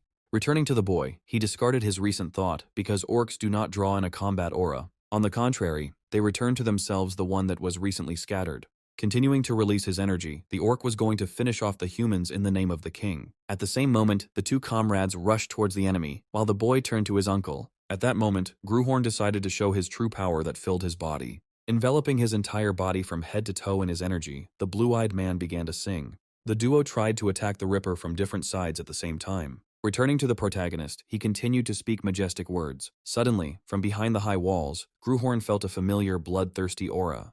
Appearing in the form of a huge fist, this reddening energy headed towards Indrian. Holding his blade out in front of him, the boy recognized the signature of the enemy who was behind the mountain. The blue-haired man looked back and saw his nephew being pressed into the ground. Then, to his surprise, the blonde heard from his uncle's lips the words of the anthem he had recently spoken. Focusing energy on his mana ring, the scarred man had no intention of stopping. Continuing with great enthusiasm, the Elder Valorhard surrounded himself with an aura. At the same time, the active mana heart of the protagonist felt assistance. Gruhorn immediately noticed how his source of power resonated with his uncle's source of power. Then the blonde man, holding his chest, felt a very strange feeling for himself. Besides Bale, the younger Valorhard, who was fighting on the wall, also began to sing the anthem. Nearby, Arwen, chopping up the body of another orc, also laid down the words of the song. At that moment, everyone who took part in the battle also took part. Due to such massive assistance, the blonde began to be overwhelmed with strength. Knights, rangers, and commanders began to share their power, intertwining into one large network. At the same time, the warriors, who had been greatly weakened by the length of the battle, received new strength. Listening to the overly complex song, the protagonist compared it to a military march. Continuing to focus energy throughout his body, the boy felt lighter. Due to the overwhelming power, the blonde's aura began to burst out. Having received it, the main character was going to defeat the orcs. Thus, among the warriors fighting against the monsters, a new poem was born. It was the real and first war poem called the Poem of the Four Seasons. Suddenly, Arwen's gaze caught something interesting in the castle courtyard. This was the first prince, filling the entire territory of the Winter Castle with his aura. The Ripper immediately noticed the increased danger in front of him and decided to deal with it. But the protagonist's blade turned out to be much faster than the enemy's weapon. Blood then gushed from the Ripper's mouth from the wound and overwhelming pain. Covered in a blue glow, Gruhorn continued to talk about his king. Eventually, this glow completely enveloped the body of the green monster. Indrian decided to give a title to a worthy poem, the Poem of the Winter Castle. Thus, the giant orc was defeated within the walls of the Winter Castle. The blue-haired man, realizing the protagonist's victory, was amazed by his power. But after some time, everyone standing nearby began to rejoice loudly. The boy tried to make sense of everything that had happened recently. The joy didn't last long, as a crack appeared in the gate, after which the gates shattered into pieces in front of the orcish army's guns. Looking at the approaching crowd, the blonde was, to put it mildly, surprised. But afterward, complaining about the lack of rest, he decided to give the enemy a warm welcome. People who had just recently been standing on their feet with their last strength were now preparing for battle. Adelia, who was among the warriors, realized that the battle was about to begin, and a grin appeared on her face. Getting ready, the elder Valorhard told his nephew to give the signal. And the next second, Indrian told everyone to attack the orcish crowd. Then another battle with the green monsters began, but only on the territory of the fortress. At the same time, the warriors on the castle walls were winning. One of the rangers noticed a noticeable weakening of the enemy troops. Only Vincent himself, looking at the battlefield in front of him, could not agree with these words. Holding his chest, the blue-haired man felt a strange heartbeat. It was not painful or exhausting, but on the contrary, it gave me new strength. Thinking about this, the younger Valorhard ordered that only a few people be left on the walls, and all because he is going to leave the castle to fight the orcs. A few moments later, the sound of numerous boots could be heard. Vincent continued to think about the fashionable majesty that was not yet an adult. What surprised the blue-haired man most was the thought that for Indrian, this was the third battle. Nevertheless, all the warriors of the Winter Castle followed Indrian. The knights he chose fought as skilled warriors of humanity. Even renowned commanders followed his majesty no matter what. The elder Valorhard, who was the head of the experienced rangers, now believed in his nephew, and even the most hot-tempered knights of the north, defending the mountain range, also followed the prince. They all entrusted their lives to someone whose heart doesn't even belong to him. At this time, the main character himself finished off another orc spawn, and after some time, the warriors, led by the first prince, found themselves at the other end of the battlefield. There the boy discovered a flag belonging to the incoming army of monsters. Having lifted it, the main character felt undisguised joy. And all because they all managed to defeat the orc army. Rejoicing at this, one of the knights began to pay homage to his majesty. And the next second, everyone caught these words and began to repeat them. Then, to everyone's surprise, some of the warriors fell to the ground. Worried about their comrades, the rangers began to quickly examine them. To their delight, it turned out that all those who fell were only very exhausted. Bale, watching from the side, recalled the anthem and noted its power. Then the main character appeared next to him and declared that this was not the anthem. Closing his eyes, the blonde finally shared how this something was, the battle march. The next moment, the blue-haired man saw his nephew fall into the snow. Trying to contact him, the elder Valorhard learned that he was already asleep. Without much thought, an order was given to move the blonde to a tent for rest. While people were in a state of chaos after the massacre, someone was watching them. A familiar elven face, having learned about the military march, grinned. After which Sergen noted how the main character never ceases to surprise her. And then she decided to give the first prince a small gift. Using her mighty power, she ordered the commander to take his time. She wanted the boy to have more time for a well-deserved rest. Recently, 2 corps of elite orcs appeared at the Winter Castle. The rangers managed to deal with them, and since then, Valorhard has been preparing for the next battle. However, even having gathered all the forces of the Winter Castle, the people are still in the minority before the monsters. While in the main hall and learning about the repelling of the orc attack, Marquis Bielefeld expressed his gratitude. Others understood how much support was required of them, which they were very unhappy about. To fully understand the complexity of the whole situation, the arriving warriors decided to show evidence of their words. With these thoughts in mind, the man in uniform asked everyone to look at the contents of the box. When the aristocrats saw the contents of the chest, they were all very surprised. There were real trophies from the recent battle at the Winter Castle. It was the skull of the chieftain the first prince had killed, and it was twice the size of a normal orc. Then the warrior told about the king of green monsters, which was 3 times larger. So far, 8 squads have been confirmed, which is no less than 16,000 monsters. Only then did the same disgruntled aristocrats remember how the first prince had not held a blade in his hands for a year. What did the lack of truthfulness in the words of Valorhard's people who arrived mean to them? Hearing these words, the Marquis of Bielefeld asked him to watch his language. Not wanting to listen to the squabbles between the aristocrats, the king ordered silence. Remembering Count Valorhard, he noted that he was not one of those who lied, which meant that everything that happened was true. The blonde then ordered the noble families of the north to provide troops and supplies. Then he remembered the arrested sons of the aristocracy, whom it was decided to send to the fortress. Upon learning that they would be assigned some rabble, one of the arriving warriors became depressed. After all, he couldn't understand why they were presented with it as if it were their reward for guarding the north for more than 100 years. Suddenly, a blond man appeared in the middle of the main hall, accompanied by knights. Upon seeing him, the faces of the aristocrats changed. They recognized him. The same blond man, heading towards the throne, noted how the royal family should not turn a blind eye to this, because they were approached by the family of Valorhard, who had stood out for their devotion and loyalty all this time. The same young man, addressing his majesty, declared that he was going to the Winter Castle. It was the second prince of the kingdom of Leonberg, named Maximilian of Leonberg. By nightfall, on his way to the king's private office, he told his son to stop at the outskirts of Ellen County on the way. There were camouflaged iron lions and part of the central army. The king noted that Valorhard's castle was a place that must not fall. After listening to his father, Maximilian bowed his head and said that he remembered. However, he then turned to his majesty. Something was bothering him. Why did the king intend to send reinforcements from the very beginning, but was so indifferent in front of the nobility? The bearded man said that if he had told everything at once, the empire would have decided that the royal family was plotting something. They would accuse them of conspiring with House Valorhard and preparing a rebellion. This would be the perfect pretext for accusations. The king himself no longer intended to give in to the empire, or give them the slightest excuse. Then the blue-eyed man suddenly put his hands on his son's shoulders. The blonde, hearing the addresses addressed to him, shared how he was all ears. Then the father said, from now on, Maximilian should go ahead, and then those who were still loyal to the house of Leonberg would gather around him. Hearing these words, the blonde, without thinking twice, swore to protect the castle. Sighing heavily and noticing the difficulty of the situation, the father recalled how Count Valorhard had already chosen Indrian's side, which makes the north seem like the enemy side, which surprised the prince. When he noted that his brother belonged to the royal family, his father's face changed. The king, turning to the prince, told him to never forget what the one he called his brother had done to the kingdom. He needs to remember how this child sold the future of the kingdom to the empire. When Maximilian spoke at the age of the then first prince, his father no longer wanted to listen. After all, that picture of that day still stands before his eyes as if it were real. How they broke their swords right in front of his majesty and tore their rings off into their fingers. And this picture haunts him every time he closes his eyes, even for a moment. What I remembered most was the pair standing opposite the bound knights, and the way the main character chuckled sarcastically, watching everything that was happening. When reminded of the current Indrian, the king declared that he had simply forgotten everything.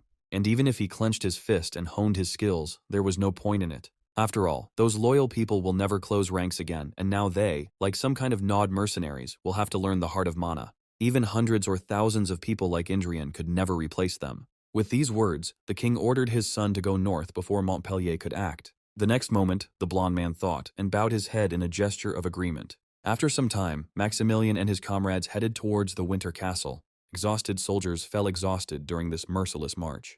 But no one dared to stop. A man named Antoine noticed the second prince's determination. Aram Kieringer, who was walking next to him, mentally agreed with these words. Then he asked his majesty if he was okay and could continue on his way. Blue-Eyed responded by assuring him of his normal condition, reminding him that every second counts. However, the soldier noted that they were apparently already close to the fortress, after which people with a cart appeared in front of them, assuming that they were refugees. Aram Kieringer immediately ordered his man to find out what was going on. He asked the people from Valorhard if they were from Valorhard, to which he received a positive answer. The same refugee shared how the Count himself ordered them to evacuate and told them to prepare for the worst. When the question arose about the situation on the front lines, no useful information could be obtained. Anticipating the worst outcome, the second prince ordered the route to be followed immediately. Thus, the crowd of warriors found themselves in a severe snowstorm before approaching the castle. Now the warriors began to understand why the winter castle had such a terrible reputation. Suddenly, the exhausted blue-eyed man heard approaching voices. Then rhythmic stomping accompanied by a song was heard. The people who appeared in the snowstorm turned out to be warriors from Castle Valorhard.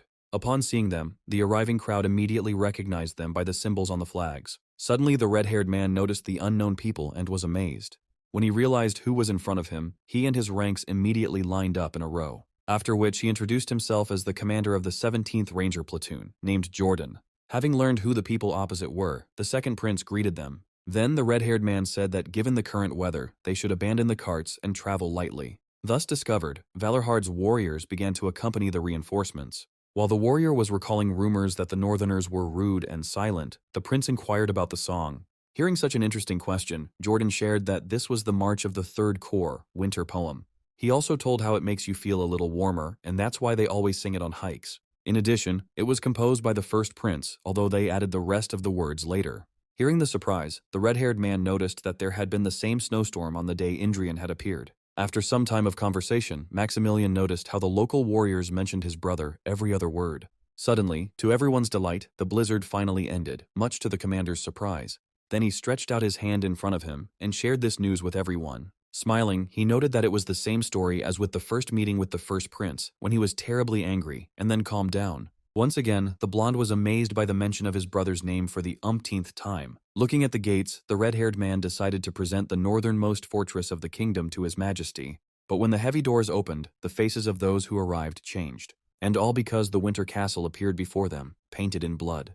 In addition to the orc corpses lying everywhere, hastily constructed walls were noticed. Still, everyone was amazed by the fact that there were so many green monsters within the castle walls. Looking at them, the second prince immediately realized that in front of him were the remains of a brutal battle. But these thoughts were interrupted by a voice that suddenly appeared, shouting at Jordan. The main character appeared and asked why his comrades were standing in the doorway. In response, the red-haired man, looking at the blonde, suggested that the prince was walking around the slaughterhouse. When the soldier joked again, Indrian decided to share how he cleaned the orc's heels. But then his eyes fell on faces standing behind him that were not visible in the castle. Blue Eyes immediately assumed that these were reinforcements that had arrived, to which Jordan, who was between the two, decided to introduce the blondes to each other. Upon learning that the second prince was standing before him, Gruhorn was amazed. Then the red-haired man, seeing the faces of the two, realized how well they knew each other by sight. At that very moment, the first prince wondered what kind of tricks he was playing with the mirror. After all, looking at him, the main character realized the great similarity in their faces. As he moved deeper into the fortress, Maximilian noted the battle that had recently taken place, to which the main character responded that he would quickly get used to it.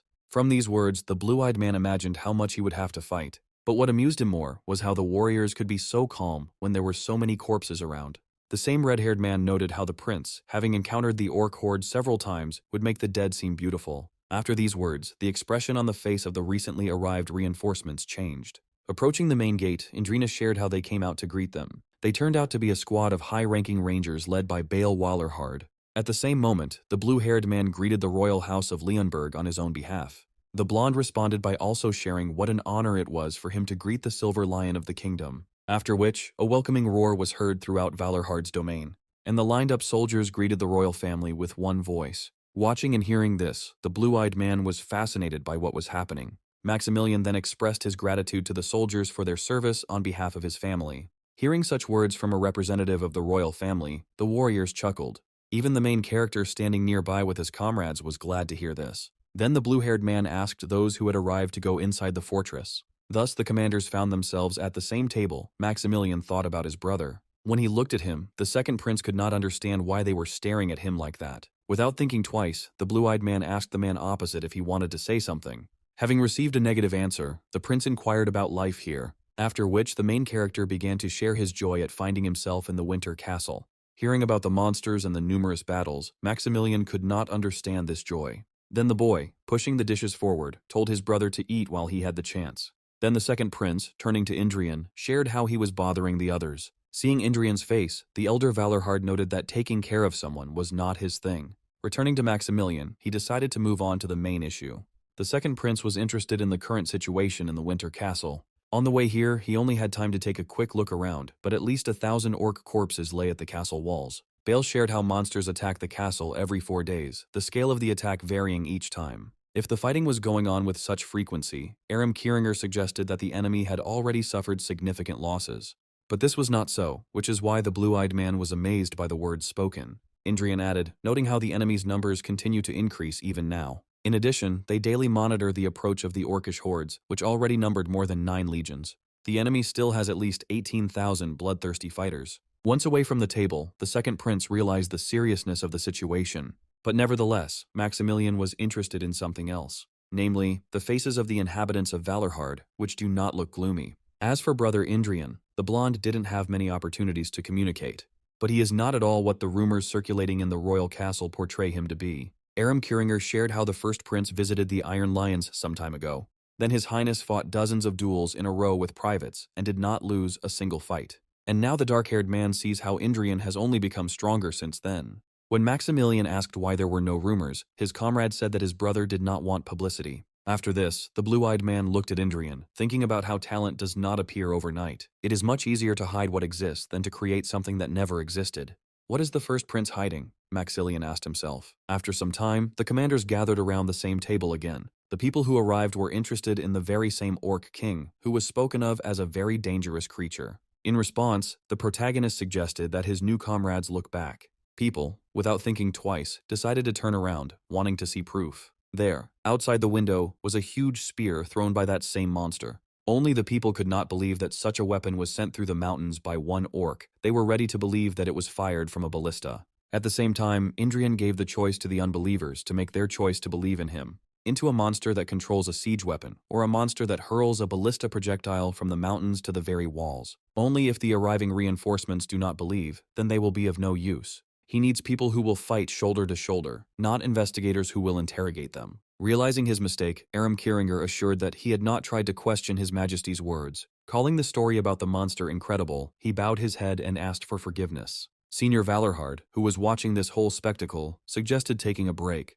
The blue-haired man stood up and told everyone to continue the conversation in an hour. Maximilian approached and told how he heard that it was his brother who noticed the change in the orcs, and that they had a king. After some hesitation, the protagonist replied that he had always been interested in ancient legends. Hearing this, the blue-eyed man asked his brother, who had read ancient texts. Gruhorn himself answered at random, realizing the plausibility of his explanation. Because, given the rumors about his previous body owner stealing the ancient blade, and how he decided to practice an outdated mana management technique, the protagonist was taken for a simple fool, obsessed with the legends of the founding king. Understanding all this, the protagonist realized why the king considered his eldest son an eyesore. After all, compared to the fair and kind, with a gentle but unbending character, he is bad. If Gruhorn's closest friend, Lionel, had the makings of an iron monarch, then Maximilian was born with the talent of a wise king. However, an era is coming that cannot be overcome by wisdom alone. The bloodthirsty orc king, the warlord, appeared with his army of monsters. In addition, evil fairies are emerging from the shadows, and an era of chaos is about to begin. The monarch who will lead his people through this era must be able to turn cowardly sheep into lions and exterminate wolf packs. And he must be the main character, he and no one else, because he has witnessed countless wars, and to the eras of chaos, and to those who put an end to these endless wars and eras of chaos. After some time, Maximilian ordered the Silver Fox's mercenary squad to remain in reserve to await orders. It was decided to divide the remaining troops into 3 groups and join with the 3rd Legion to defend the walls. The protagonist standing nearby noted the dissatisfied faces of the assembled soldiers. But this was understandable, since their troops were divided and merged into Valorhard's army. Vincent immediately noted how they could not trust the defense of the walls to those who had no experience against monsters. In response, the protagonist stated that when the real battle begins, the distribution, positions will lose their meaning. There will be only one goal, to survive. And when the main character noticed the elder Valorhard nearby, he told him to apologize for the fact that he dumped all the work on him, but this was for the importance of the prince's position in the fortress. As for the rest, Illyrian noticed how Bale pushed all the paperwork onto his son. When the blue-haired man heard these words from the first prince, he looked at his hand, and then he shared how he thought that there was nothing left for him in the future, but a path opened up before him. So he gave in to his greed, not as a commander, but as a knight. The blue-haired man then declared that he was going to fight the enemy commander and retire. In response, the main character, feeling a little angry, noted how the old man was taking on too much. The elder Valorhard interrupted his nephew, deciding to thank him for opening his eyes. From these words, the blond man assumed that his uncle had become sentimental in his old age. But then, out of the blue, a loud roar was heard coming from the walls. Maximilian, who was nearby, immediately recognized the sound of the battle horn. The boy immediately asked Vincent about the walls. Fortunately, everything was fine. Then the protagonist's gaze turned to the second prince, who froze in place. Hearing the question of what he was doing, the surprised blue-eyed man came to his senses. At the same time, a crowd of orcs appeared approaching from behind the walls. Within moments, the battle between the monsters and the people was raging. Indrian, who was on the wall, ordered the knights to block the stairs. Preparing to unleash everything they had on the monsters, the boy ordered not to give the enemy a chance to come to their senses. Then the archers drew their bows with flaming arrows. The enemy was greatly frightened by such a huge amount of fire. Maximilian, watching this battle, realized that the people of the Winter Castle fought like this every day. But the second prince didn't have time to think, because he was quickly grabbed by the cloak. It was the main character who managed to save his brother from the enemy attack. He also shared how bright clothes make the owner a prime target. Hearing the gratitude, Gruhorn waved it off and stated that Maximilian's death only raised the fighting spirit of the orcs. And this will create additional problems for them, which the blue-eyed one did not like very much. The next moment he grabbed the blade, ordering Aram to hold back Valorhard's warriors. But he was immediately stopped by the main character, who noted how the huge number of people would destroy the routes of movement. Realizing the peculiarity of the situation, the second prince ordered only the knights to fight. At the same time, a familiar voice noted Indrian's increased majesty since their last meeting. They turned out to be ordinary iron lions, with whom the boy had once fought. Looking at the white-haired man, the first prince remembered their strength and duels. When Dunham saw Avron, he greeted her while cutting open the enemy's belly. Intending to talk later, the swordsman rushed into battle, passing the girl. The protagonist approached and told how he heard that several knights had disguised themselves as mercenaries, but he didn't know that there were so many of them. Moreover, among them there are plenty of newly minted knights who want to become mercenaries. After some time, Aram Kieringer noticed how the waves kept ending. At the same time, the second prince noticed a decrease in the number of troops on the walls. Looking around, they noticed that the knights of the Winter Castle were nowhere to be seen. Intending to find those, Maximilian began to look around and his gaze caught on something. In the courtyard of the fortress were those very same missing warriors of Valorhard. Blue-Eyed couldn't understand why this crowd had gathered at the castle gates. The next moment, the order was given to open the gates, which astonished the newcomers. Immediately, monsters tried to break through the opened path. But upon seeing them, the main character only grinned, humming his song. Having heard which, the blue-eyed man standing on the wall immediately recognized her. After all, this was the battle song of the famous 3rd Legion of the Winter Castle. The newly arrived reinforcement sensed a strange fluctuation in mana. Aram Kieringer told His Majesty to focus his energy on defense. At the same time, a fierce battle was being waged below, accompanied by a huge amount of bloodshed. The nobles of the royal capital claimed that Indrian had appropriated the merits of his maternal uncle. They called him an incompetent nobody. They said that he couldn't even defeat a goblin.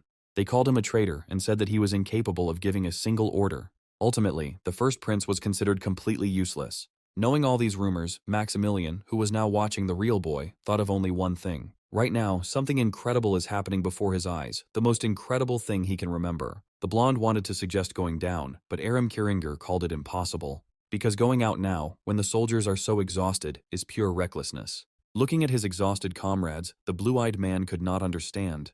Why is this so? Because their difference with the warriors below should not be great. What makes them so different? The second prince asked himself. Meanwhile, the protagonist discovered the orcish flag and looked back with a grin, after which Indrian lifted him into the air and announced victory over the rocks. The mercenary standing on top of the fortress walls could not believe his eyes. He was concerned with one question: how did a person who possessed the mana heart manage to become so strong? He was quickly brought out of this mental admiration by the warrior's address. He reported that the prince had asked him to convey that he wished to see him as soon as the battlefield was cleared.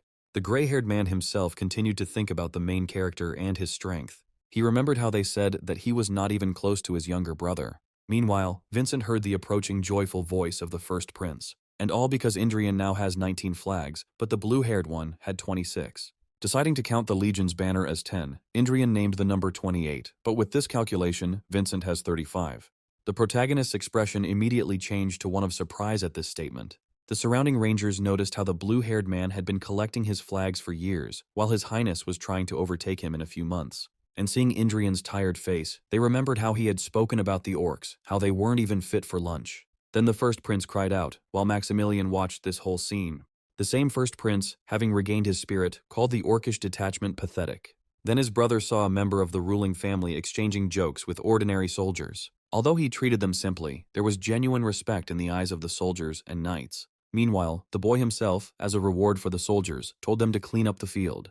They may grumble jokingly, but no one will truly disobey his orders. Aram Kiringer shared how glad he was to see His Majesty in good health. Noting the bravery in the first battle, the comrade shared his admiration. Hearing all these warm words, the second prince was, to put it mildly, amazed. After all, the people who were in front of him were proud of him and his actions. The people Maximilian met in the capital behaved similarly, but their kindness and admiration were more like praise for their own child. All these thoughts had a humiliating effect on the second prince, which was shown by his face. After all, his brother is already recognized for his achievements as a real man. Dunham appeared and asked if they could properly greet the first prince. The blue-eyed man exhaled and gave a positive answer at that moment.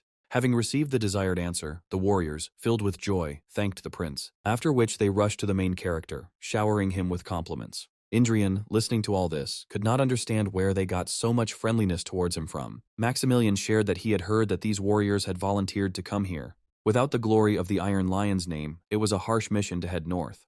And then the prince began to understand why they had volunteered despite the terrible conditions. Suddenly, Aram Kiringer spoke up and asked His Highness not to rush. In response, the blonde hesitantly stated that he was simply a little surprised. While the capital lived in peace, without feeling any danger, everything was as usual. At this time, a great war was unfolding in the north, and the orcs, who were once considered insignificant and stupid monsters, founded a kingdom. And there, the royal family of Leonberg took root and grew into a great tree. The second prince wondered who in the capital could know about this. After some time, two voices were heard in the guarded tent.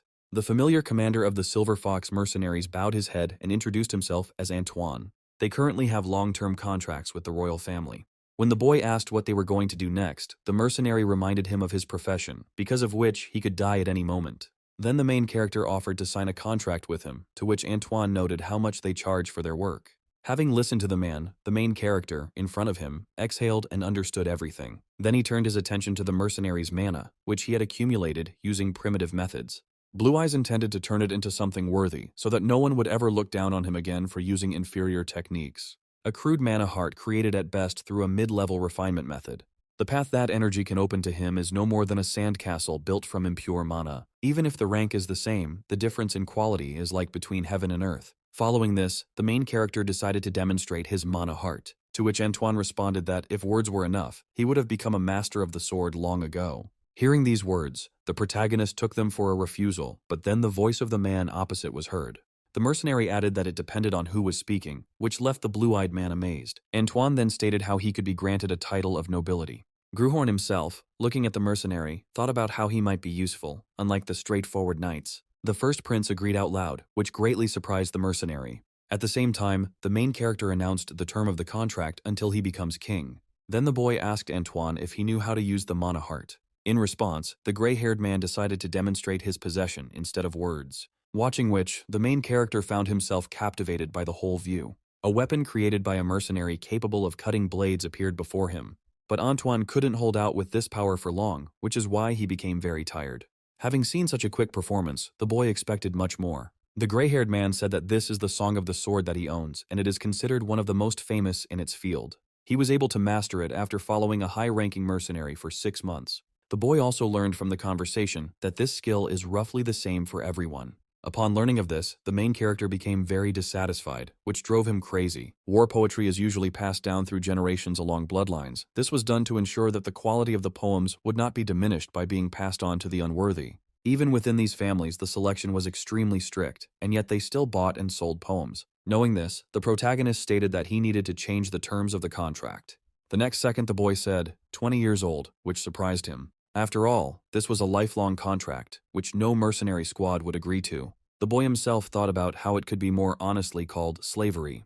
But in response, Indrian decided to take out his blade and demonstrate the hymn. As he repeated the words around him, a blue-hued energy began to form. Following this, the main character looked at the man who was opposite him. Holding the blade in front of him, the boy called Antoine's strength a pitiful scrap. He was interested in what the price of his verse was, then compared to a mercenary's. He was also interested in the price of Antoine's 20 years, which frightened him. Having hidden the blade, the blonde decided to give the mercenary time to think. Then the first prince shared how long he did not intend to wait for an answer. When the mercenary activated his mana heart, he saw the full power of Indrian. The next day, the protagonist approached Vincent with a request to borrow some people. He needed 3 scouts who knew the geography of the mountains well. In response, the blue-haired man asked about scouts, but Indrian didn't need them. When the younger Valorhard asked why he was setting out on his journey, he heard one word: hunting. The blonde noted that the mountains were inhabited not only by green monsters. The commander has not moved for almost 2 months, but there was no exact reason why. Still, the main character understood that sooner or later he would continue his campaign. But he doesn't intend to just sit still and wait for them to come. Vincent jumped up from the table and called the prince's idea life-threatening. To which the boy responded by reminding him how the blue-haired man had spoken in the same way about his fight with the orc. Then he remembered how he tried to dissuade the main character. Realizing that it would be impossible to stop the blonde, he decided to send more people. At the same time, the main character, heading for the exit, agreed to such help. Having finished with one question, Gruhorn and his comrades intended to leave. He also noticed a frightened Adelia, who was very nervous. Understanding that he couldn't do anything, the boy also understood how this trip was almost for her sake alone. The word maid still suits her better than knight, although she is a dangerous swordsman who cannot be thoughtlessly thrown into any battle. Following these thoughts, the main character switched to other members of his squad. These were the Iron Lions sent by the second prince, though they themselves were glad to go. Regarding them, the main character was completely the opposite, but his gaze noticed something else. It was Antoine and his men, but he had no intention of going with them. Those who went turned out to be a pair of high-ranking mercenaries named Rock and Zhang. Before they became mercenaries, they used to travel through the mountains. Using his skill, the protagonist noticed the scout traits in these two. Deciding not to waste time, Indrian suggested moving faster. But suddenly Bale appeared behind him, wishing the main character luck. Hearing the surprised words from his nephew, the elder Valorcrad noted how he should conduct them.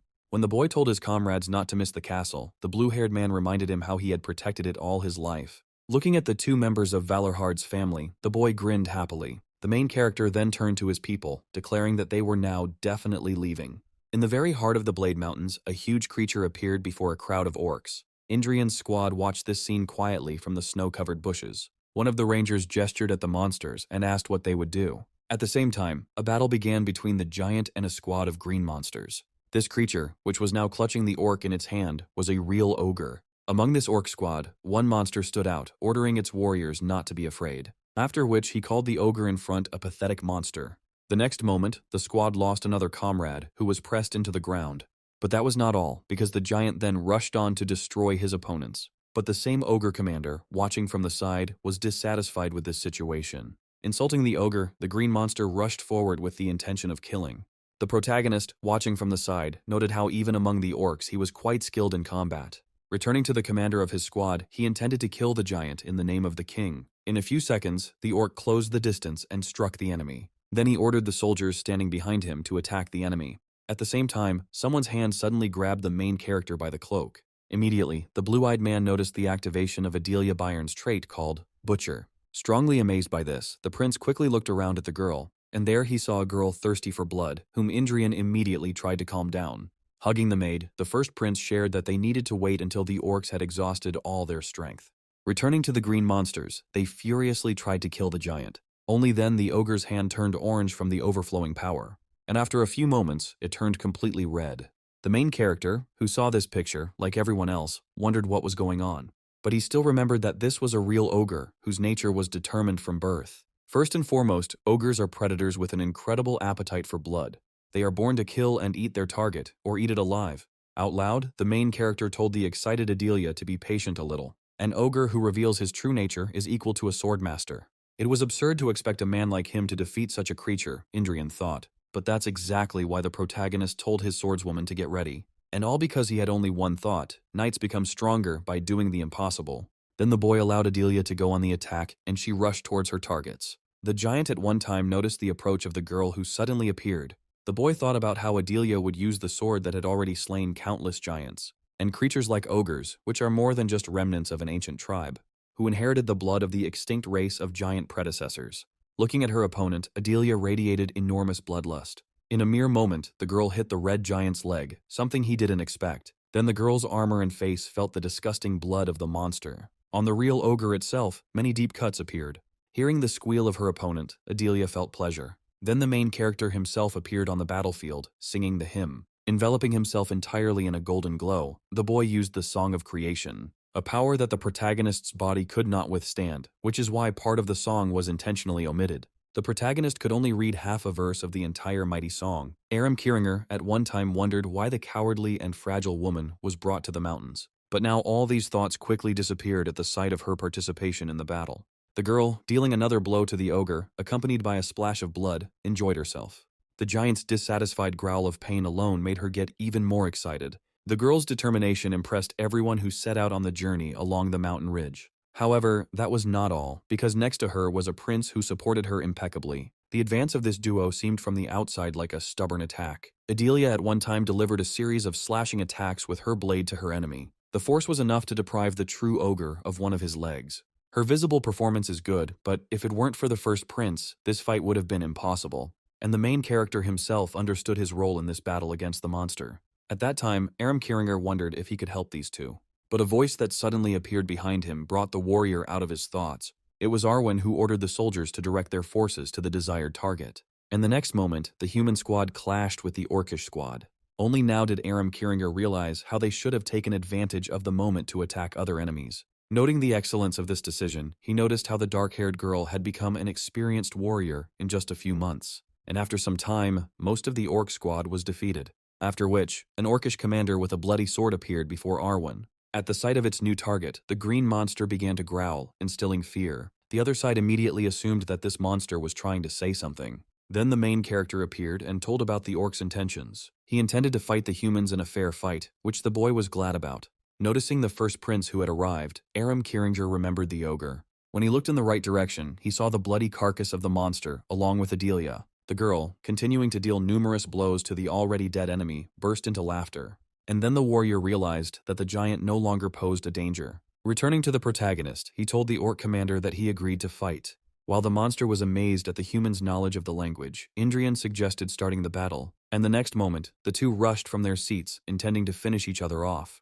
The green monster's first attack missed because the boy was faster, but the orc commander himself managed to dodge the protagonist's blade. Aram Kiringer, who was watching this, thought that if he had not seen it himself, he would never have believed that such a thing was possible. The next moment, the two began to shower each other with swings of the blade. Judging by how freely the monster controls red energy, it is at least not inferior to the Triple Chain Knight. And such a dangerous opponent loses to a boy who has only been fencing for about a year. Then the weapons of the two touched each other, producing a ringing metallic sound. But in the end, the orc commander's massive weapon couldn't withstand the pressure, because of which he subsequently received numerous cuts all over his body.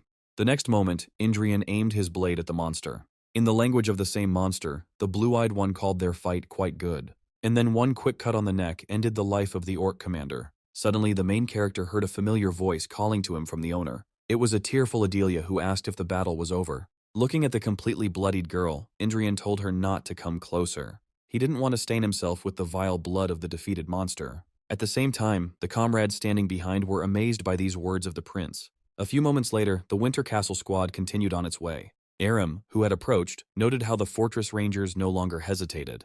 To which the boy responded, pointing at Adelia, noting how, with such an orcish smell, most of the monsters ran away. Suddenly, the rangers walking ahead stopped abruptly at the sight of something. Then one of those rangers, looking at the main character, pointed to the side. And the boy added that if the animals don't run away, even after smelling the ogre's scent, they are no less strong. However, the blonde was unable to finish these words because of a loud growl. The three monsters that appeared were thirsty to drink human blood. At the same time, a large shadow hung over the warriors, the owners of which were no less large creatures. They turned out to be real trolls, and upon seeing them, Indrian ordered an attack. After this battle with the three monsters, the Winter Castle squad wandered around the mountain range for several days. Subsequently, they found themselves almost constantly absorbed in battles. The boy learned from his analysis skill about the change in Adelia's characteristics. The girl managed to create her own battle hymn, which is why Gruhorn received a stanza of the Raven hymn. Hearing the girl's anthem, the protagonist noticed that she was filled with deep resentment and melancholy. It was a song that sounded like boundless melancholy, filling the heart with bitterness. Knowing all this, the protagonist decided to use the ability of judgment. From everything he knew, the boy noticed a new trait, gluttony, which manifested itself in her thirst for blood. And when compared with other equally bloodthirsty traits, Indrian realized the whole problem with control. But still, it was good to get at least something, the protagonist concluded. With these thoughts, the first prince and his people decided to return to the castle. When they found themselves in the blue-eyed man's place, they were struck by the picture that appeared. And all because at that time, there was a massacre with the newly attacked orcs. Grabbing his weapon, Aram Kiringer wondered what they should do, to which the first prince responded with a grin that they would break through. The boy is in the vanguard, the archers are in the center, Aram, Dunham, and Arwen are covering the flanks and rear. Then the main character noticed a monster standing out from the crowd. Realizing that he was an enemy commander, the blonde's grin became brighter, and the next moment, the Winter Castle squad began to break through the orcish crowd. Vincent, who was on the wall, asked his warriors to hold out. After today's battle, they will be able to rest for 4 whole days. Still, the blue-haired man understood how exhausted he and the warriors were. Then he remembered his majesty, with whom it would be easier for them. They would have already opened the gates and rushed into battle, finishing off the enemy in an instant. Then the younger Valorhard felt danger approaching behind him. While counterattacking, he tried to mentally calm himself for the further battle. Having finished with one blue-haired one, he saw the next opponent with the intent to kill. Thinking about the importance of the Winter Castle for ordinary people, he cut the orc. Suddenly, the blue-haired man and the rangers heard a strange noise. One of them immediately reported to the commander about the approaching reinforcements, at the head of which was the main character, which they were glad to return. All the warriors were happy about the death of the enemy commander, while Vincent did not like the fact that without him they were nothing. The guards standing below at the gate told 30 soldiers to gather. Hearing this, the rangers immediately rushed down, offering the captain to follow them. Then the dissatisfied blue-haired man rushed with all his might towards the stairs. A few moments later, the rangers found themselves in front of the opening gates. Standing behind his men, the younger Valorhard ordered everyone to attack. At the same time, the second prince was watching this incredible spectacle. I was amazed at the 16-year-old boy who simply entered the battle against a horde of orcs. The recently fallen morale of the Winter Castle's soldiers instantly soared, and the orcs fled. Then Vincent appeared among the green monsters using his mana chain. In a mere moment, he struck the monster with his shining blade. Thus, the main character and the younger Valorhard began to fight together, and by morning, the people managed to kill the attacking crowd of green monsters. Upon learning of the end of the battle, the knights burst into joyful cries. Maximilian, who was standing nearby and saw this picture, also chuckled.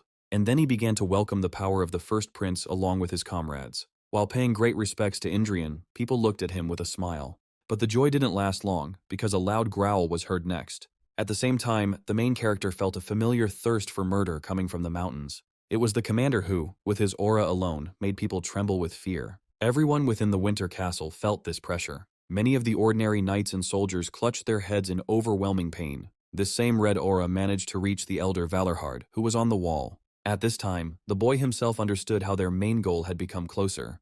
Looking forward, the blue-eyed man saw his dejected comrades in front of him. Realizing the full power of this aura, the first prince couldn't help but grin. Already in the castle, Indrian boasted of the trophies he had acquired in the form of the heads of ogres and trolls. After listening to all the boys' adventures, Vincent asked why there was only one head. In response, the protagonist noted how there was no point in carrying such a burden. As for the pieces, there are very few whole skins left due to the massacre of Adelia. Not wanting to remember the massacre of the maid, the protagonist noticed the flags. The blonde man told how he was able to defeat several elite units in the mountains, and including the flag of the recently defeated Shaman Legion, there were 39. So far, Vincent at one time had only 36 counted. This meant one thing for the main character: he managed to defeat the younger Valorhard.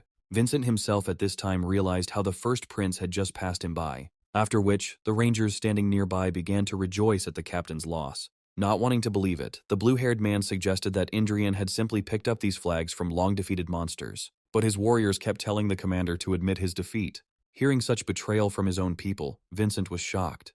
Then one of the rangers noted how the first prince was the greatest warrior of the Winter Castle. But then, the head of the Winter Castle appeared in the room and offered to beat his record. It was Bale, who had 59 orc banners to his credit. In response to this, the protagonist suggested that the old man go and show off at the pensioners' club. Hearing these words, the elder Valorhard noted how this would not erase his record from history. Only the main character didn't like it at all that his uncle was interfering in his argument. The second prince, watching from the side, stood with a surprised expression. After all, just recently there was an atmosphere that, just a few moments ago, was permeated with fear. Looking at the elder Valorhard, Maximilian assumed that this was some kind of talent. Then the soldiers of the Winter Castle began to line up in their places again. Indrian, watching from the window, noted how one joke was not enough to completely change the mood. Standing nearby, the elder Valorhard responded that this should be enough. Then all eyes turned to the second prince, as if waiting for his reaction. The boy asked his brother if there would be more reinforcements from the north or central region, to which Maximilian discontentedly shared how the remaining forces had recently joined them. Otherwise, the Winter Castle will not receive any more reinforcements. The lords from the central and northern lands do not intend to send troops. This changed the face of the main character, as well as everyone else present. He also loudly noted the importance of the Winter Castle and the consequences of its fall. The first prince was unable to continue wailing because of the voice that had appeared. Placing his hand on his nephew's shoulder, Bale declared that their fortress would never fall. The stunned protagonist assumed that the old man had managed to attain Zen. Only in response did the man with the scar shake his head and answer negatively. However, the blue-haired man shared how he almost managed to master something else. And it was healthy for him to have a lot of time for studying. But there is no need to worry, because he is a knight of the Valorhard family named Bale, who never in his life lost to pathetic orcs, concluded the blue-haired man. Maximilian then shared how he had rewritten the request for reinforcements in his own name at the request of his brother. When the younger man asked if they would send people to them, Indrian answered positively. After all, they might not listen to him or his uncle, who is supposed to raise him, but they cannot ignore the second prince, on whom the empire is counting. The main question was whether the soldiers would be able to arrive on time. With this lead-in, the boy stated that Maximilian would have to create a new line of defense if something went wrong. At this statement, the second prince's expression changed to one of fear for his brother. The boy added that they didn't have enough people, but no matter what happened, the people of the Winter Castle would never leave this place. Hearing this, the second prince grabbed his brother's hand, noticing how he was not born here. After which, Maximilian noted how the soldiers respected him more than him. Listening to the younger one, the main character grinned, glad that people like him existed. He was pleased by the thought that in this cursed, fallen Leonberg family, there is at least one left in whom the blood of the founding king of the kingdom flows thickly. Meanwhile, on the territory of the Winter Castle, there was a calm before the storm. The orc attacks that had been occurring every 4 days ceased. And in this strange atmosphere, everyone in the Winter Castle prepared for the coming battle. While some were busy improving the walls, others were preparing for battle. At one time, the elder Valorhard tried to master something that he told his comrades about. Although there was no news of reinforcements from the central and northern lands, the knights of the Winter Castle, who were the pride of Valorhard, were not late. They were the Black Spearmen, an elite squad that had returned from a mission. Appearing before Senior Valorhard, the commander asked forgiveness for the delay. Looking at the people who arrived, the protagonist noted a truly magnificent sight. At one point, the bearded man introduced himself to Queen Lichtheim, who was greatly honored to meet his highness. He also shared how Vincent praised the prince, how wonderful it was to rush into attack next to him. Looking back, Queen Lichtheim noted that they still didn't know each other very well. But he knew one thing for sure: his men were the best in Valorhard in terms of attack pressure. Ultimately, he looks forward to going into battle shoulder to shoulder with Indrian. A few days later, the expected monsters appeared at the castle walls. At that moment, enemy shouts were heard from the upcoming battlefield. A large horde of orcs was eager to fight the humans from the castle. At the same time, Vincent, who was on the wall, was angry that their reinforcements had not arrived yet. The second prince, standing nearby, was amazed at the scale of the upcoming battle. At one time, the protagonist noted how the Orc King had surpassed his kind, after which the soldiers of the Winter Castle felt the presence of the commander. At the sight of the enemy commander, the warriors' morale was greatly undermined. Noticing this, the blue-haired man was, to put it mildly, surprised by such speed. Then the huge monster grabbed its equally huge weapon. The next moment, the elder Valorhard dodged the flying spear. The blue-haired man was very surprised by such an unexpected behavior of the enemy. But what surprised everyone most was that this spear with the orc banner occupied the top of the castle. Grabbing the blade, the elder Valorhard, feeling anger, intended to take revenge. Only his attention was redirected to the tower because a silhouette appeared there. It turned out to be the main character who appeared before the enemy's banner. The soldiers below recognized the first prince on the ruined spire. Looking at him, the Walerkrads tried to understand what the boy wanted to achieve. The main character himself, at one time, delivered one precise blow and cut the spear. Looking at the approaching piece of the banner, the blue-eyed man grinned. Raising the banner into the air, Indrian said to check out how he captured the enemy banner. Vincent chuckled and emphasized that the main character loves flags. Immediately, one of the rangers compared the commander's banner with 50 ordinary ones. And with such a number, even Bale won't be able to catch up with the prince, the same warrior concluded. At one point, the main character blew the horn, attracting all the attention. The soldiers, having come to their senses, began to remember the anthem the boy had invented. The grinning Vincent was already eager to rush into attack on the enemy. Enveloping his blade in mana, the blue-haired man ordered the others to prepare for battle. And then everyone standing on the walls began to sing the hymn, causing blue energy to envelop the wall. A smiling elder Valorhard noted how busy his nephew was today. He understood that he would not be a commander if he left everything so simple.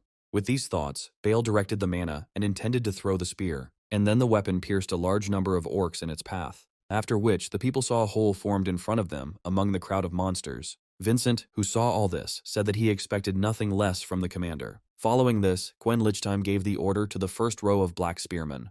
The next moment, numerous spears charged with mana appeared from behind the walls. As a result, the horde of green monsters that had been built up began to thin out considerably. In response to this, the orcs began to hide behind their own brethren.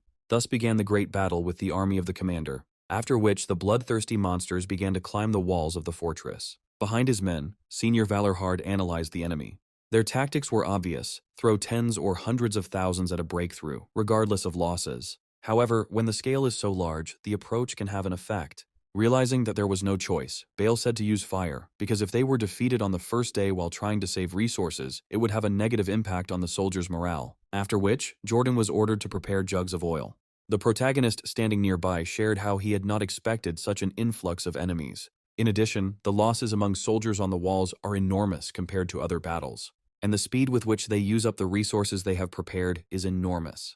The next moment, jugs filled with oil were thrown from the wall. The next stage was arson, which affected a large number of enemy forces. Looking at the flames, Indrian understood how this slaughter would become a matter of attrition. In a week, they would have to fight with bare hands, which was very bad. At this point, the Winter Castle was in a losing position. Among all the warriors, during the massacre, he reflected on his reckless life. Only knowing this, the white-haired man asked himself one question: why did he end up in hell? Bernardo Eli got into this mess only because he found himself next to rude aristocrats. He was getting tired at the moment when the main character decided to teach him a lesson.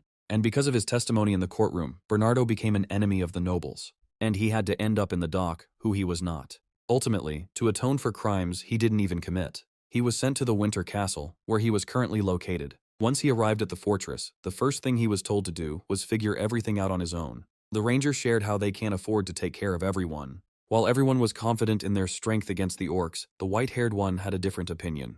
And all because he realized the situation he found himself in was not his fault. As expected, the North was not to be underestimated. Less than a month had passed before all the rootless thugs were dead. Of all the noble sinners sent here, only he survived. And now Bernardo, looking at the general panic, began to think about his approaching death. Thinking about which he decided to take to the next world as much as he could. This man possessed the heart of mana, which he had considered a burden all his life. But now he lives only with the help of his hateful ability.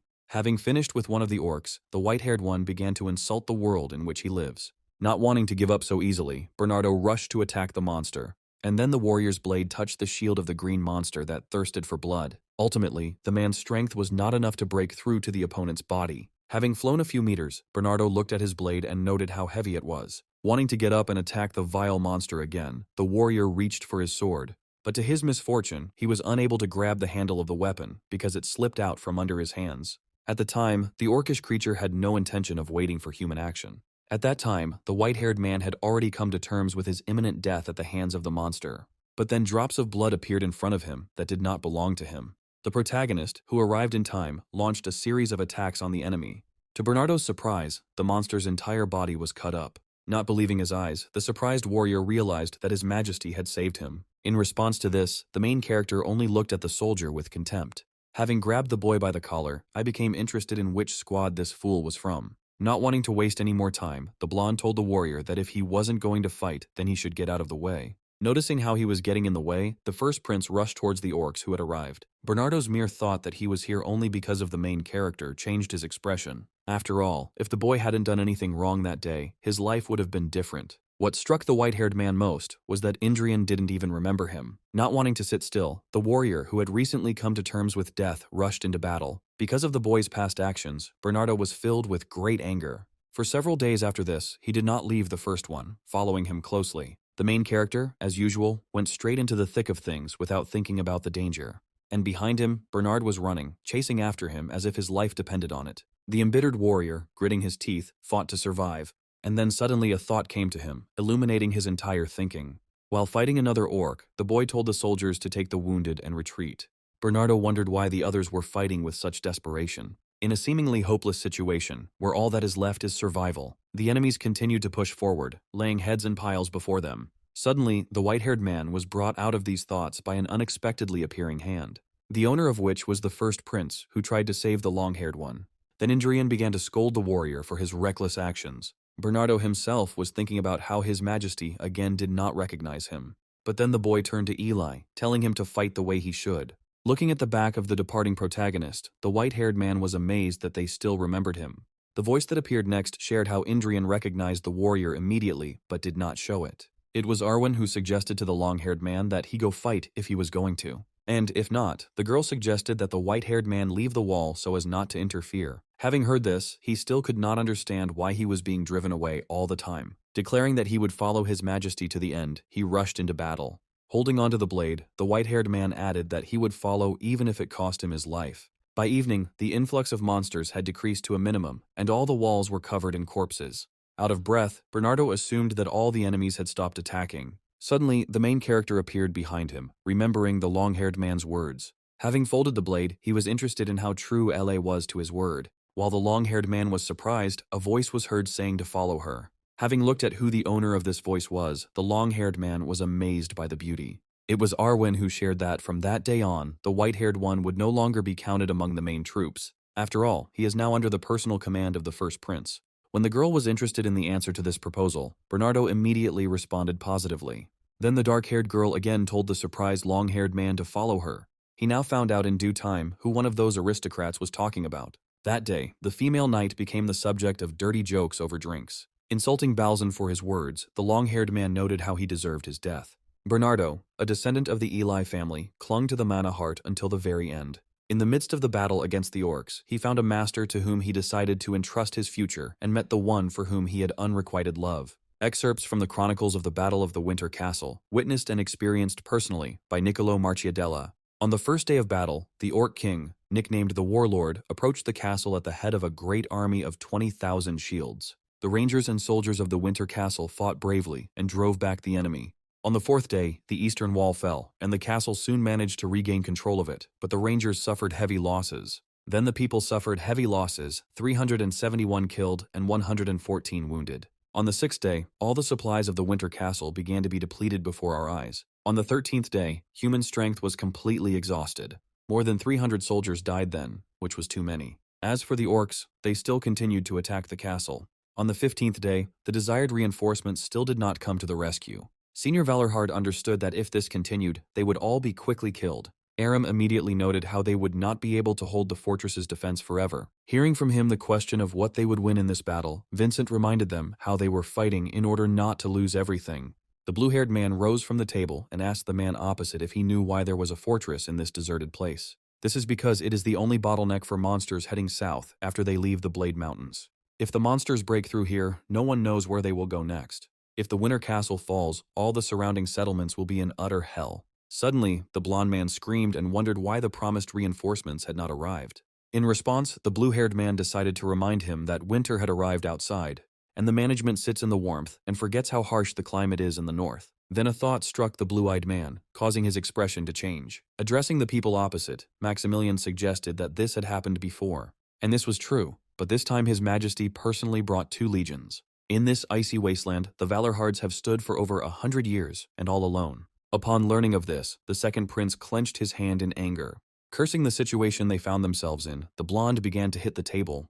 The main character approached and told his brother to calm down, which he did immediately. Vincent went on to note how the situation on the battlefield was not in their favor, but he had no intention of simply holding the line. He then added that the Winter Castle would not be able to win a battle of attrition. Therefore, at dawn, the troops will open the gates and launch a frontal attack. The goal of which is the commander. This arrangement was to the liking of the main character. According to the plan, people were supposed to deal with the enemy commander ahead of time. However, to reach the warlord, the people will have to break through at least 3 legions. Hearing this, Bale rose and decided to lead the vanguard and pave the way. The commander of the Black Spearmen then rose up, along with the commander of the heavy infantry, intending to help. Finding out how everyone intends to go into the thick of the battle, Blue-Eyed also decided to do so, but his hand was caught by the main character. Having told the younger one to stay, Indrian was about to go after the enemy. He also noted that 2 members of the Leonberg family should not take risks. Then Gruhorn turned to his uncle, declaring that his blade was already hungry for orc blood. After the council, everyone was completely sleepless. Indrian decided to see some people. The protagonist told the right people about how the Winter Castle could fall. No matter who the boy told about this, everyone's reaction to the requests was different. Some were surprised, some accepted these words as they were, and some showed no emotion at all. That night, the elder Valerhard asked his nephew not to risk his life. The younger one shared how he was going to count the warlord's banner as 200 ordinary ones. Thus it was the turn of the second prince, who asked his brother not to die. Gruhorn himself thought about how he was considered a mad dog who was ready to fight with anyone he met. Then the main character, noticing Arwen, noted her decisive role. The girl wasn't too happy to remain in the rear while the gentleman walked into a death trap. After listening to the dark-haired Indrian, he noted how he could only trust her to protect the castle, after which the main character, grabbing Arwen, asked her to be brave. The dark-haired girl hesitated slightly and, bowing her head, decided to carry out the order. Having noticed Bernardo, the protagonist told how this time he would not allow anyone to follow him. Therefore, the white-haired one should not think about this, concluded the first prince. After which, Indrian saw the movements of the long-haired man heading away. Heading to his room, the blonde noted how the girls should also rest. Finding himself alone, Gruhorn intended to put an end to the conversations. Noticing the hiding bird, the boy told it to come out quickly. And then an owl with snow-white plumage appeared in the middle of the room. She also shared how long she had been waiting for this moment, which Indrian had no doubt about. The blonde emphasized that he had been calling her for a long time, but she had only come now. This long-awaited guest was Sergen, who was also glad to talk to the main character.